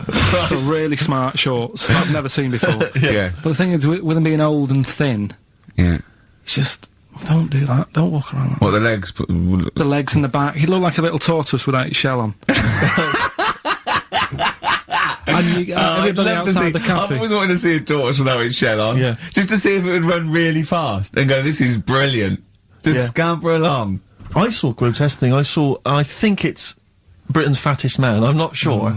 He was huge. I mean, I don't wish him any ill, but so big. It was ludicrous. He was waddling down Oxford Street, and he was, I mean, genuinely, you know, I'm not a big fan of, you know, ginormous people. Rick Waller, for instance, turns my stomach. This guy was twice as big. He was extraordinary. And he sat down on a big bench and literally took up the whole space. And he reached into his bag, he's having his lunch, and he was eating an apple. And I really felt like I wanted to slap him on the back and go, it's a bit late for that, mate. Well, it's probably starting now. He's probably starting thinking that I'm going to make a change. And imagine if you'd have said that. Yeah. And it'd have been awful, wouldn't it? Yeah. He cut it in half, put it between two slices of chocolate. Yeah. I don't know how you get that. And waited for a pig to come past, shoved it in his mouth. Exactly. Just swallowed it whole. I don't know how he gets that big. And it was like he'd come out to sort of soak up some of the sun. You know. Well, you look better with a tan. I suppose so. Yeah. Yeah. Was he wearing loose black clothes? He was, of course he was wearing loose black clothes. That works up to a point. Yeah. And then, you know, it's not fooling anyone. Was it vertical stripes? Yeah. To make it look thinner. Just people just walk past and think it's night. Yeah. Exactly. So, Karl. So that's you know, that's been annoying me with the weather and that. Yeah. And then I love the warm weather. Although I can't sleep at night. I had 2 hours in front, just went and lay down in front of the window, in front of the French window, just because it was just too hot last night. But if I can sleep, I love hot weather. I love walking around when it's sunny. It's better for you. People are usually happier in hot weather. The sun is good for you. I mean, it has been hot. I mean, it's 100 degrees. It's probably too hot to work, but... Mental, I can't think straight and stuff. You know your little baldy head, isn't it bad for it? Because it just... Doesn't it get you... Make your brain a little bit hot? Well, I mean, I'm just got my head on show. What about the nudists? Worry about them before you worry about me. Right? Well, no, another thing that happened in the week, you know, I've just had builders round sorting the kitchen out. Yeah, sure. So virtually skint. But another problem happens. Boiler starts playing up. Right. Right. So, and you've got to have a shower in this weather. You've got to be able to have a shower and that and freshen up and what have you. Well, I have a shower every day anyway. I mean, 2 sometimes, but yeah. Yeah, but if you haven't got any hot water, you can't, can you? Right? Cold shower's alright, isn't it? Mm-hmm. Go on. So anyway, fella comes round. Yeah. 90 quid. 90 quid? 90 quid. All he did, turns up, says, oh, yeah. Just bang it. 90 quid? Bang the boiler. That's 90 quid. Last time I banged a boiler, it cost me 90 quid. And there was a lot of leakage then. Yeah. So I you know... I understand where you're coming from. Yeah. I do sympathise. But, you know, like, I catch them out as well. Do you know, like, you know, I know they're up to no good and stuff. They don't earn the money. Sure. And he was in the bathroom, so I sort of creep up and I try and stick my head round the door to see what he's up to. When a bloke in the bathroom? Right. It's weird, isn't it? So you creep up to a man in the bathroom and put your head round without seeing you? Go on, though. Fair enough. Right, do you want to go over what happened that time when we were in the pub and I go to the toilet and you're trying to get in? What happened? Is that normal? Go on, what happened? Go on, I'm not ashamed. What happened? Go on, say it. Say it. What happened?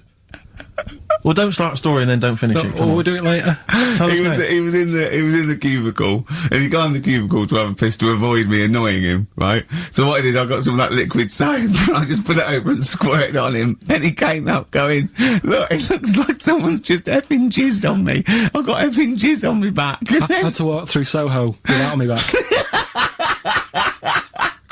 I was walking through Soho, when was it we had to go to the, when we went to the Ivy with those people? Wednesday. Something like that, yeah. We had a business meeting, right? And, we were walking back to the Ivy, it was about 11:30, and I was going down Old Compton Street, and as I got to just going past Mamma Mia, something hit me on the shoulder. I looked down, and obviously it was bird shit, but just for a split second, I thought it looked like jizz, and I just thought, oh God, because, no, and I sort of wiped it off, and I thought, right, I got to wash my hands and like get in. It obviously wasn't jizz, it was pigeon shit or something, right? But I had this pamphlet once when I was at ULU.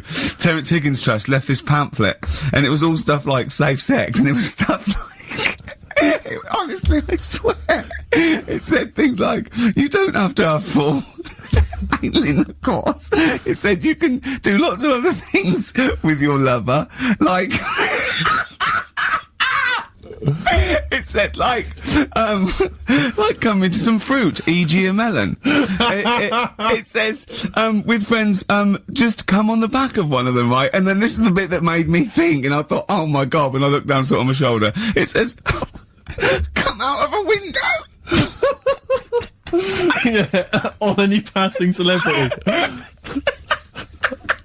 Oh God! Oh, I'll get that pamphlet. If anyone's got that pamphlet, it was brilliant. So, yeah. Good, right, well, let's play a record. Do you reckon Noel Edmonds did stuff like this on his show? Before that, we had Spunky News. Spunky News. Coming up, Monkey News. That's the sort of linked. This is Dr. Fox is no better than this. No, you must see we're getting better now. Yeah. Have you got any other news there, Karl? Well, you were just talking about bird muck. What a classy show this is. Yeah. I imagine someone just having a barbecue, tuned into this. Yeah. Can you turn the radio off? He's talking about coming out of windows again, darling. It's putting me off my sausages. No, what? I was walking down the street and this pigeon, sparrow, whatever, did its thing, and it landed on my ear, and I was like, oh God. So, I thought, well, I'm not going to wipe it off. Why not? Because I don't want to get it on my hands. Right? So I thought I'd leave it till I get home. So it's probably about... So you went to work. Oh, met some friends. Not about midnight. Went on the pool. So I was best man, so after the speeches. That is brilliant. No, it was on there for, I don't know, half an hour or something like that. Brilliant. Get home and get Did it not kind of slowly ooze down your neck? No, it's fairly hard. Right. And, sort of corroded my ear. What are you talking about? Why did you leave it there, though? Why not just wipe it off with something? I couldn't walk round Pop in a newsagent and buy some tissues. But then I look stupid. What? Where is the bird smoke on your ear? Brilliant. They're all wearing that now. But no, what is it they eat? It's alkaline. No, it's really strongly alkaline, isn't it? Or is it acidic? I don't know. Maybe someone knows. Is bird smoke acidic or alkaline? But it's corrosive, yeah.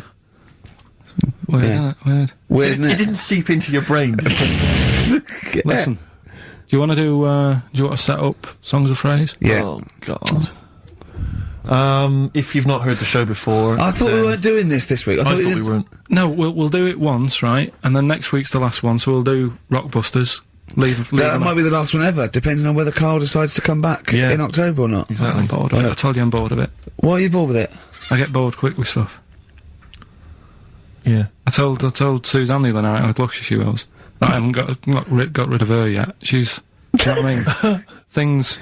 Did you put on a soft music, though, first, didn't you? You didn't just, like, start getting that around you know you're a very lucky girl. Sorry? Well, I usually get bored with you and that. Yeah. Oh, dude. You're lucky you haven't pissed off. Yeah. Do you want to open the champagne or what? Well, she was annoyed the other night. Karl, what's that on your ear? Don't worry about it. Pigeon shit, aren't it? We're walking to the pictures, right? To go and see Bruce Almighty. Sure. Why? And, just something to say, innit? Yeah. So you were trying to sneak in the back. So, on the way, cutting across Leicester Square, and those fellas who sell roses, he comes over, do you want one? Do you want one? I said, don't do that, she's allergic to them. Right, so he'd go away. Yeah. She got all annoyed about that. Because she's not allergic to them. Well, she's not allergic now, but they're about £3 each. But the point of that, Karl, is not that she really wants a rose, it's that you're willing to spend £3 on her. Taking us to the pictures. How much was that? That was £8 each. Did you pay for it, though? But didn't you ever... If I know you had her dressed up as a small child. Yeah. Me and my son, please. Or you made her sit on your shoulders and wear a long coat. Yeah, exactly. Anyway, listen, Songs of Phrase, then. You paid for her to go in and then you went and had a pint while she watched it. Yeah, there's no point in both of us seeing it, but tell me about it, Tell me what it's like. Oh, right, Songs of Phrase. So let's explain what Songs of Phrase is. You do it. Okay. Oh, really?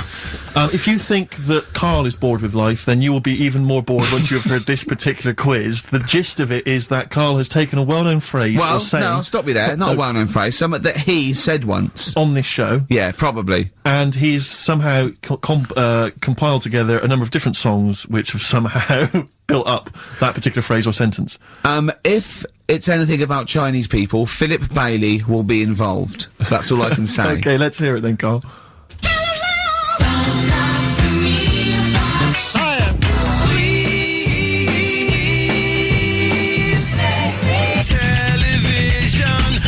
Right. Alright, I don't know what that is. I don't know what that was. This is appalling. I don't know this is what appalling. That is. Karl, I do not know what that is. What is the phrase? I just was saying last week about everyone's raving about Galileo. No, they're not. No, they're not. No, they're not. No, that sounds like a sort of B-side from the Buggles. Everyone's raving about Beyonce and Robbie Williams. Yeah. They're not. People going, Pop Idol. What are you into? Galileo's good. Yeah. Forget it. No! 0.9, I'm Ricky Gervais with me, Steve Merchant, Karl Pilkington. We were doing Songs of Phrase. Oh yeah, I forgot about that. Yeah. Oh god. So what is this phrase? What is the phrase, Karl? Last week we were talking about Galileo. Right. And I just was saying, years ago, I can't remember now, when was it? When was he doing his thing? End of the 16th century, I think. Right. And he was messing about, trying to find out about speed of light or something, is it? No, he did lots of stuff, Galileo. All I was saying is, Gravity, back then, surely everyone was saying, stop messing with that, make us a telly. You know what I mean? There was other things that people would have been happier with. Sure. Back then. Like they didn't So have. the phrase exactly is what? The well-known phrase is what? Galileo. Well, it goes like this, doesn't it? Science. Television. Right. So it's Galileo's stop talking to me about science. Make me television. Make me television. Yeah. So you email in with the bands and that. Brilliant. Right, let's that is rock bottom. I mean, the well-known phrase being Galileo, stop talking to me about science, make me television. As a well-known phrase, is one of the weirdest things I've forget jizz out of windows and things like that. That is the weirdest thing I've heard on radio as a competition. Can we have that one next week? Okay, well here are the prizes. If you think, Rick, if you think the quiz has hit rock bottom, wait till I tell you these prizes. No, brilliant. I know that we're very much pushing new music on XFM, and it's an alternative music station, so you'll be pleased that we're giving away now That's What I Call Music 55, featuring the likes of Busted and Daniel Bedingfield. Brilliant. You really know how to cater to our audience, don't you? The best dance album in the world, that includes DJ Sammy, Scooter, and Liberty X on there. So look forward to that. Yeah. This is not so bad. Nick Cave and the Bad Seeds, a live DVD of a, pardon me, a performance, and some, pardon me again, but, anyway. That basically sums up the prizes. So, I won't tell you the rest, they're all monotonous. But, anyway, I think those crisps, Rick, have gone down the wrong way. Although I was eating goulash earlier. Sorry. I'm fine. So anyway, yeah, that's some of the prizes. And you can win some tat. So, if you can identify these artists. The well-known phrase, Galileo, stop talking to me about science, make me television.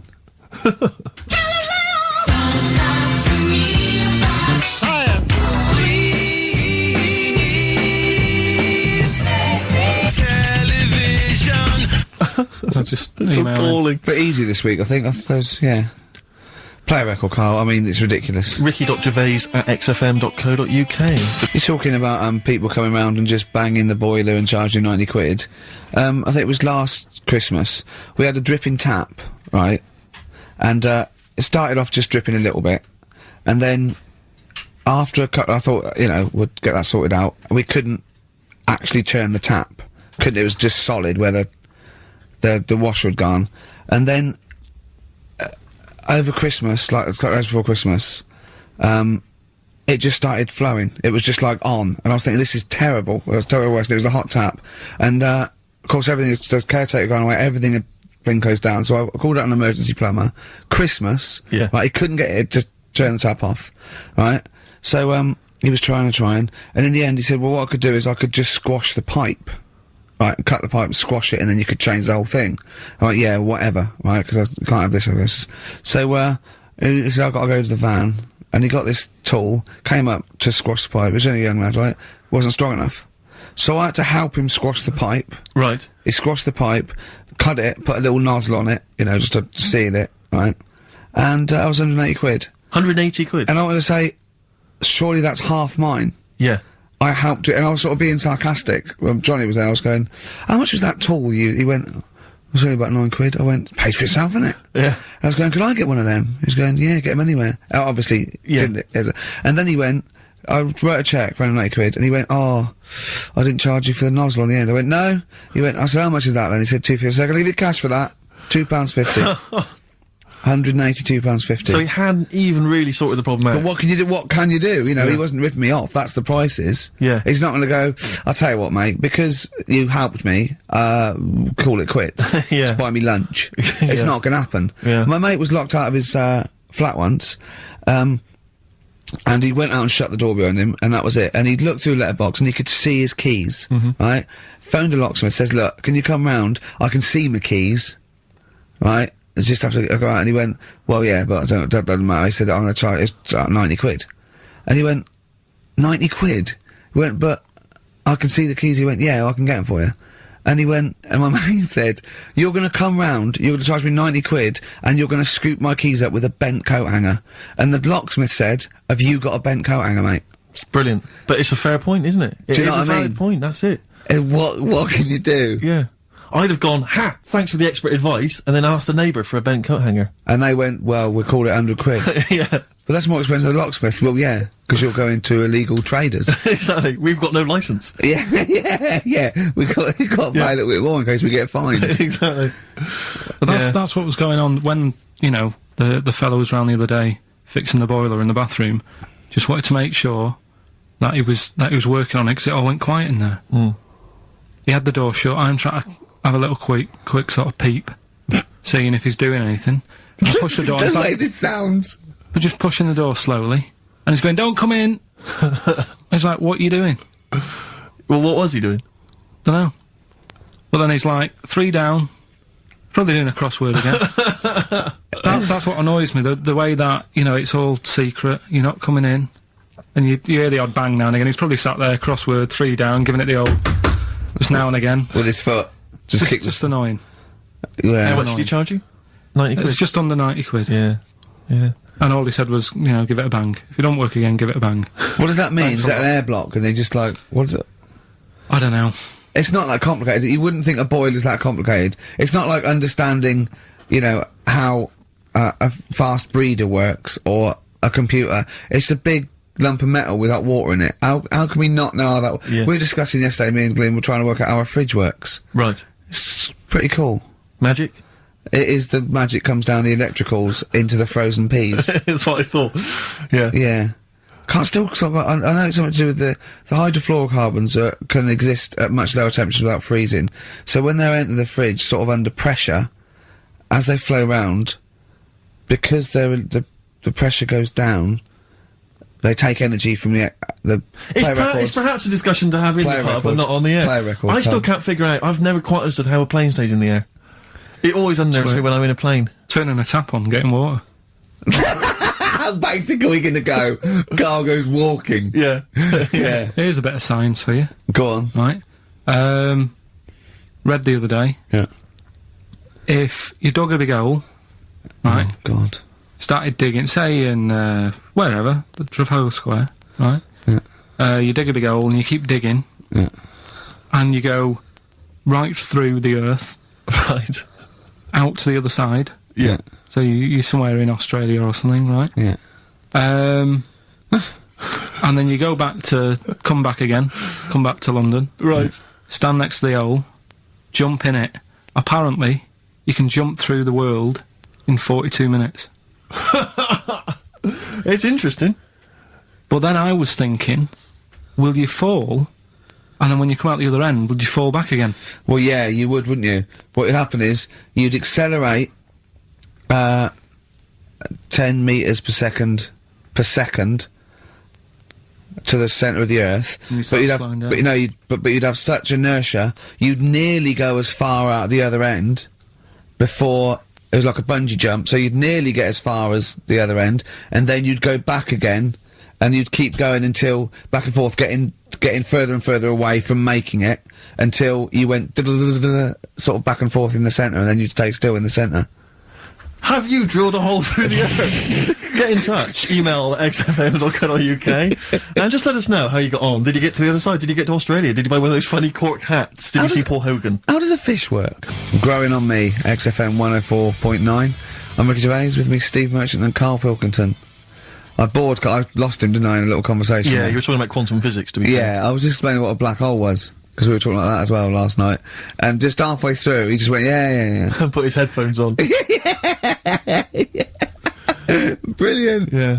Oh, the thing about Karl is he speaks with such authority about things that he thinks he knows about. Monkeys. And when you try to explain to him about stuff, you know, he goes, no, of course ghosts exist. And you try to explain to him why it's conceivable they don't. No. He can't be bothered with that. Yeah, you did all your learning at about 12, didn't you? Yeah, but I'm still picking bits up now. Said without irony. Oh, brilliant. What have you learned recently? Anything interesting recently you've learned? Darwin. That's why I was asking you about him. Right. Yeah, Darwin. We know what you did, didn't you? I don't know what he did. I just read the other day that they've got a treatment for whatever illness he had. I thought that was a bit late. Can you imagine that, saying that to his family? What did Darwin do? I don't know. You were just trying to explain it to me, but I'm busy doing stuff, aren't I? I can't take it all in whilst I'm sorting the ads out, putting CDs in. You know what I mean? Ticking off the knob news. No, but he formulated a theory of evolution based on natural selection. Yeah, but wait, though. Do you think that's good? Do you think that's well done? You're impressed with that? Because you're not impressed with things like, you famously said, Newton, so it said gravity, but it was already there. If we'd have been floating around, it'd been a problem. We weren't, so keep out of it. That's what you said. You said Einstein. I've never used EMC squared in my life, but the bloke who invented the video recorder, I watch one a week. So I wonder if you're impressed by Darwin formulating, I think, the most important scientific theory since Newton's laws.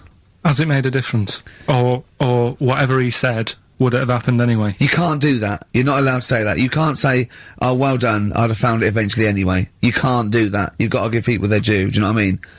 But now it's difficult to find stuff because there's less to find out now. It's not a competition. But on what scale? On what scale are you looking at? Why do you mean there's less to find out? Well, now, I mean, they're bringing stuff out that... do you know what I mean? It's just... The iPod. Well, yeah. Sure. Didn't see the point in that, no. The iPod. Do you know, he actually listed the 3 songs he'd ever want to carry around with him. I can't remember what they were. What are the 3 songs you'd put on your iPod? Killing a Georgie. Killing a Georgie, yeah. Yeah, what else? Probably have, Elvis in the Ghetto. Right, yeah. Moving. Living in the City. Stevie. Do you know what I like? Do you know why that? Because that's like a little film to him. Yeah.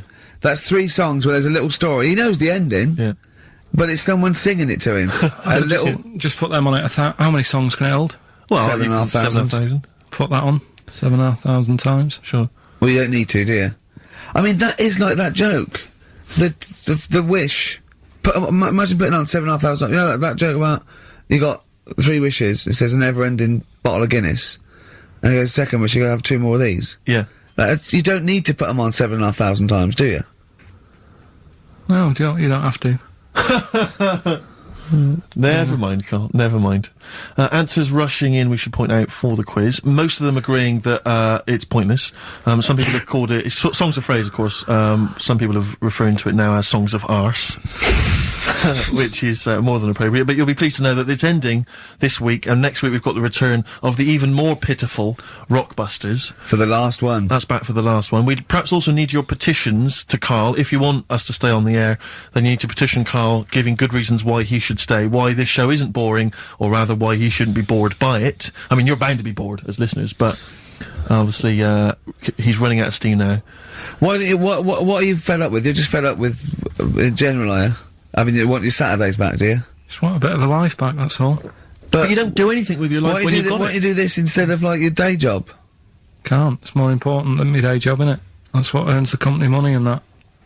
Know what I mean? Well... So... Why don't you do a regular show then? Sack someone who's, you know, quite frankly, not putting their weight. I've done that. I did that years ago. What do you mean? Done it. Told you, I've done a lot of stuff. Boxing, done. Tick. Dancing, done. No, you turned up, the place was shut.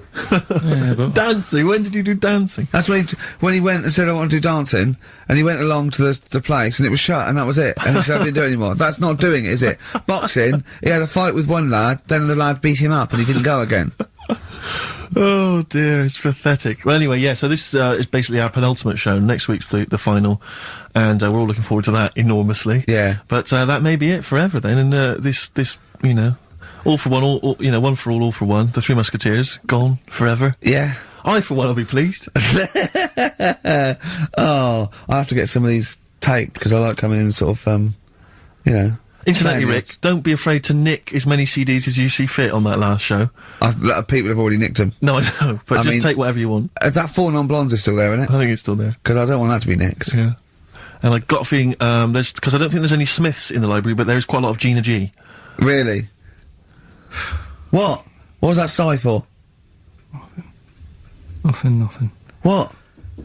Ooh. Play a record. Monkey News is on the way, plus the results. This isn't radio.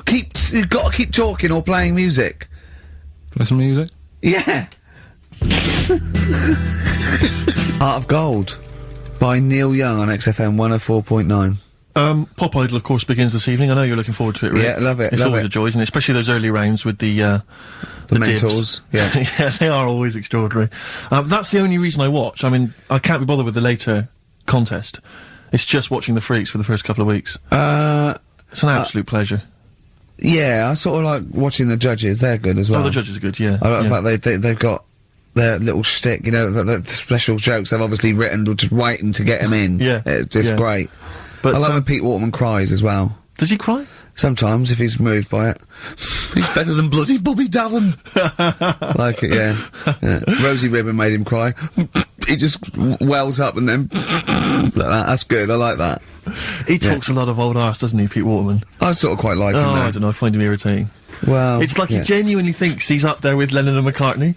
That's one of the great kind of pop Svengalis of his time. Yeah. And I don't know. You wrote songs for Sunita.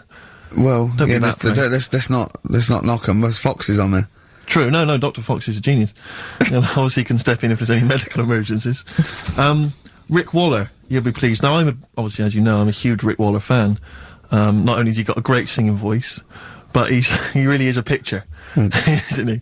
No, I know it's a bit harsh. I've said it before, but he does make me a little sick to the stomach when I look at Rick Waller.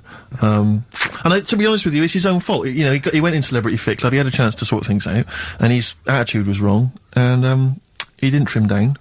And he's, for want of a better phrase, a bloater, and slightly grotesque. But he's in the paper this week saying that it was all because of his image. He didn't fit the stereotype of what pop stars should look like, blah, blah, blah, blah. Well, he's disgruntled by this. He's got a great singing voice. Well, he has got a great singing voice. But the point is this, Rick, since the days of Elvis, since the days of Bing Crosby... He's not as bad as Elvis. But you're a star because you have to have the whole package. The voice, the sex appeal, everything. We know how it works. Kids buy it. It's pop music. That's what pop music is. If you want to be a big fat bloater, you've got to at least be as good as Barry White. He isn't. Or Pavarotti. And so anyway, he set up an organisation. He's already got a band, he's got a band. You're saying, get over it, the world should revolve around looks. Well, no, I'm saying pop music. That's what pop music is. I mean, this kind of obsession with, he should get a chance, But not on record. No, I know, but, be a backing singer. The point is this kid wants to be a star. He wants to be a star, doesn't he? That's the point. He doesn't want to sing and make a couple of records. He just wants to be a star. I'd have thought that's the real rub, that actually he's not being truthful with himself. Yes. He doesn't just want to make beautiful music and sing well. He wants to be, carried round on a sedan chair and adored. Imagine that. I know. He'd have to have a lot of money to pay for the entourage that can carry him. The 4 elephants needed. But he's got a company now. He set it up with his dad. It's a management company. It's called Star Search. And basically, he's hoping to break the fickle industry, expectations. And so if you're a bit of grotesque, if you're a freak of some kind, if you're someone that Karl, would be impressed by or, alarmed by, then you can get in touch with Rick and he can put you in there. Women with beards, little midget fellas, whatever it does not fit the usual norm. Should we cut along? I'm thinking the three of us next week. We won't have much to do after next week. Ricky's got a bit of a singing voice on him. I'm learning to play Blowing in the Wind on the keyboard by Bob Dylan. Yeah. So I can master that. I don't know what you can do. You can dance, can't you? You know that, you've done dancing, so... Exactly. It's like, Little Donkey. We'll have a hit at Christmas. Perfect. I'm good at that. What were you meant to be playing when you did Little Donkey in the play? Drums to We Three Kings.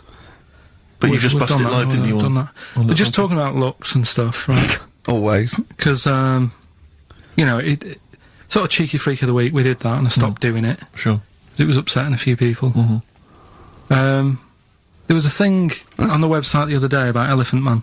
Yeah. Right? Just keeping up to... up on the news, what's going on there. And, they did Drunky news. They did a thing about him, and what he'd look like if his head wasn't messed up. Yeah. And they made a little picture for him. Was he quite good looking? Not bad looking, but you can't use it. It's not like, you can't put it on a passport. Sure. Yeah.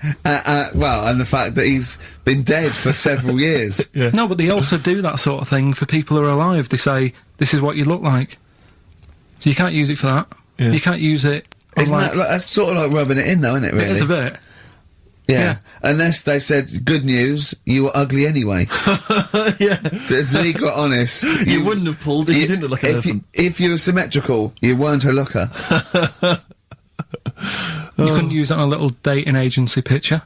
This is what I look like. Yeah. This is what I would have looked like. And they phone up and go, I'm intrigued, what do you mean would have looked like? Well, I'll see you, as we said, 7 o'clock. How will I recognise you? I'll be eating buns. Yeah, look for the giant cauliflower. yeah, in a coat. Exactly. I love the fact that you're keeping up to date with what the Elephant Man might have looked like. Yeah, exactly. That is amazing. Karl's news is largely what's happening in around 1880. Yeah, or what might have happened around 1880. No, but it's sad though. Did you watch that thing in the week? That What Are You Staring At programme? I didn't know. I couldn't face it. I know what you mean. It was about people who'd had unfortunate deformities. And yeah, stuff. yeah, and it was really sad. I suddenly felt bad about some of the stuff we'd talked about and what have you. Because Can I just say something? Like that's quite a nice thing to say. I was suddenly felt bad about some of the things we talked about. Should we go over what we've discussed today? What subjects have we brought up today? How can you feel sorry about things like that when we're still doing it? No, but I'm just saying, you have a laugh and that, but then you see a programme about it and you go, oh. What, you realise they're real people you're talking about? Yeah. When do you ever forget that? When do you ever forget that when you bring up these cheeky freaks of the weeks, or when we talk about Rick Waller, that there's not a real person on the other end thinking about it? Yeah, but sometimes it's hard because they don't look like real people. Don't slag off Rick Waller. That girl was on with a big head. It's like Bo Selector. We played some Dizzy Rascal earlier, and that was wicked. Exactly, and he's the new kind of the kind of London rap sensation. Yeah. But let's not forget Credit to the Nation from 1994. They're from Teenage Birmingham now, sensation. Steve. Whatever happened to MC Fusion? He got a lot of bad press at the time. People didn't respect him, but I'm listening to that now. I think it was bloody brilliant. Yeah. All right. And crucial, isn't it? Exactly. Adverts. Kings of Leon, Molly's Chambers on XFM 104.9. I'm Ricky Gervais, you're Stephen Merchant, and that little bald head mank over there is Karl Pilkington. Cockaliki soup? Cockaliki soup is fine. That was one from Nick. Thanks for that, Nick. Yeah. Is it I was referring to the woman who chewed on a knob in a goulash. Exactly. If you just tuned in, you've missed that hilarious story. Yeah. We still don't know why she was eating goulash. I've got a rash, look, come up my arm, look at that. Brilliant, fascinating, thanks for that. That's from rubbing his head, getting him in a headlock. And have you got some on your hair? Because look at that, that's like a heat rash. What do you wash your hair with? Have you still got that bird shit behind your ear? What is that? That's really worrying, isn't it? It's like how, the body changes over many years of sort of certain things. Yeah. It's like your body changes to protect yourself from the sun and what have you. Yeah. My head just got used to being rubbed. Yeah. It's reacting now. Oh, that's a defence mechanism, is it? Alright, I see. Right. Look at that, that's horrible. Anyway. You've got something on your hair, Monkey news? Well, I was going to say the winner. I don't think anyone cares. Oh, come on, someone got all of them, didn't they? Well, okay, play it again then. This was Songs of Phrase. We did this The earlier. well-known phrase is Galileo, stop talking about science, make me television.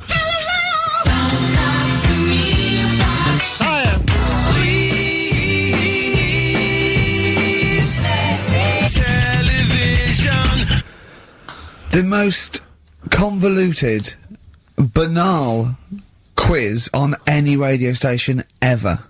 I mean, I'm including Moyles, Chris Evans, do you know what I mean? Simon Bates. That's worse than anything they ever did. Apparently, Channel 5 have bought the rights. Anyway, what were the answers, Karl? We had Queen in there, Altered Images, Thomas Dolby.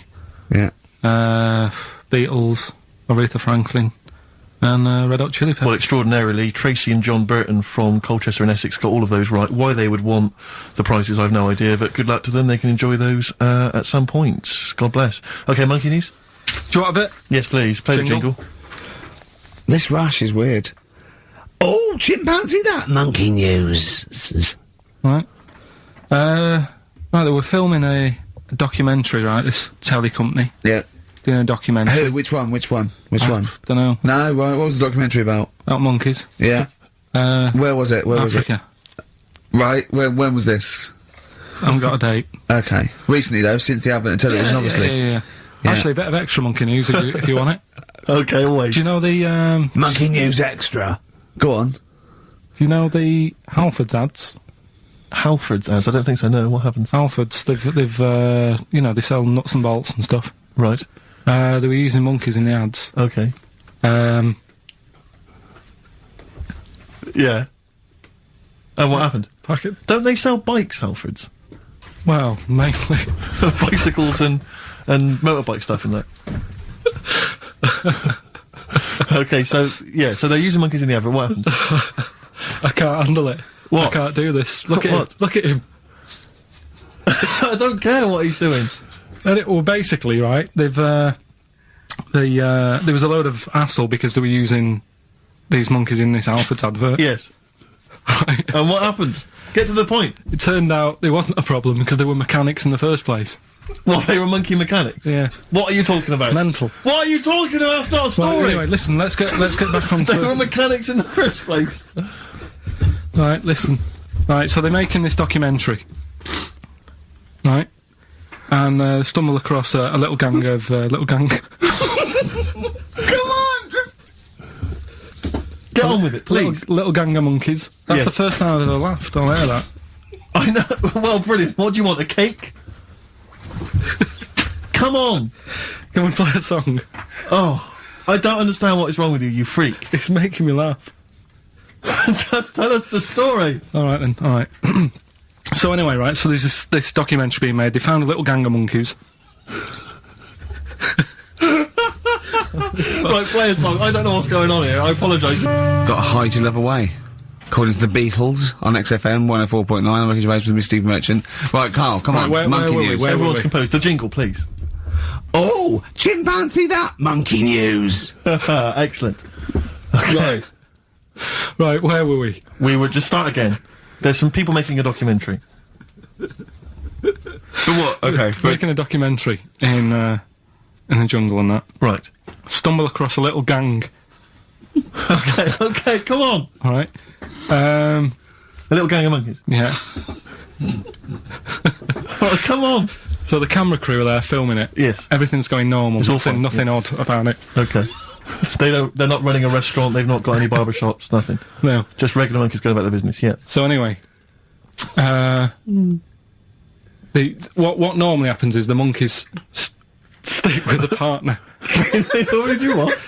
They don't sort of sleep around and that. Once they find the girlfriend or the boyfriend or whatever, yeah. they stick with them, right? Okay. But anyway, they were watching this one, right? And it's going around a bit, sleeping around. Oily. And it was getting fatter. They thought, this is a bit odd. Yeah. Right? So, followed it round. And, see it having it away. Turns out, little prostitute.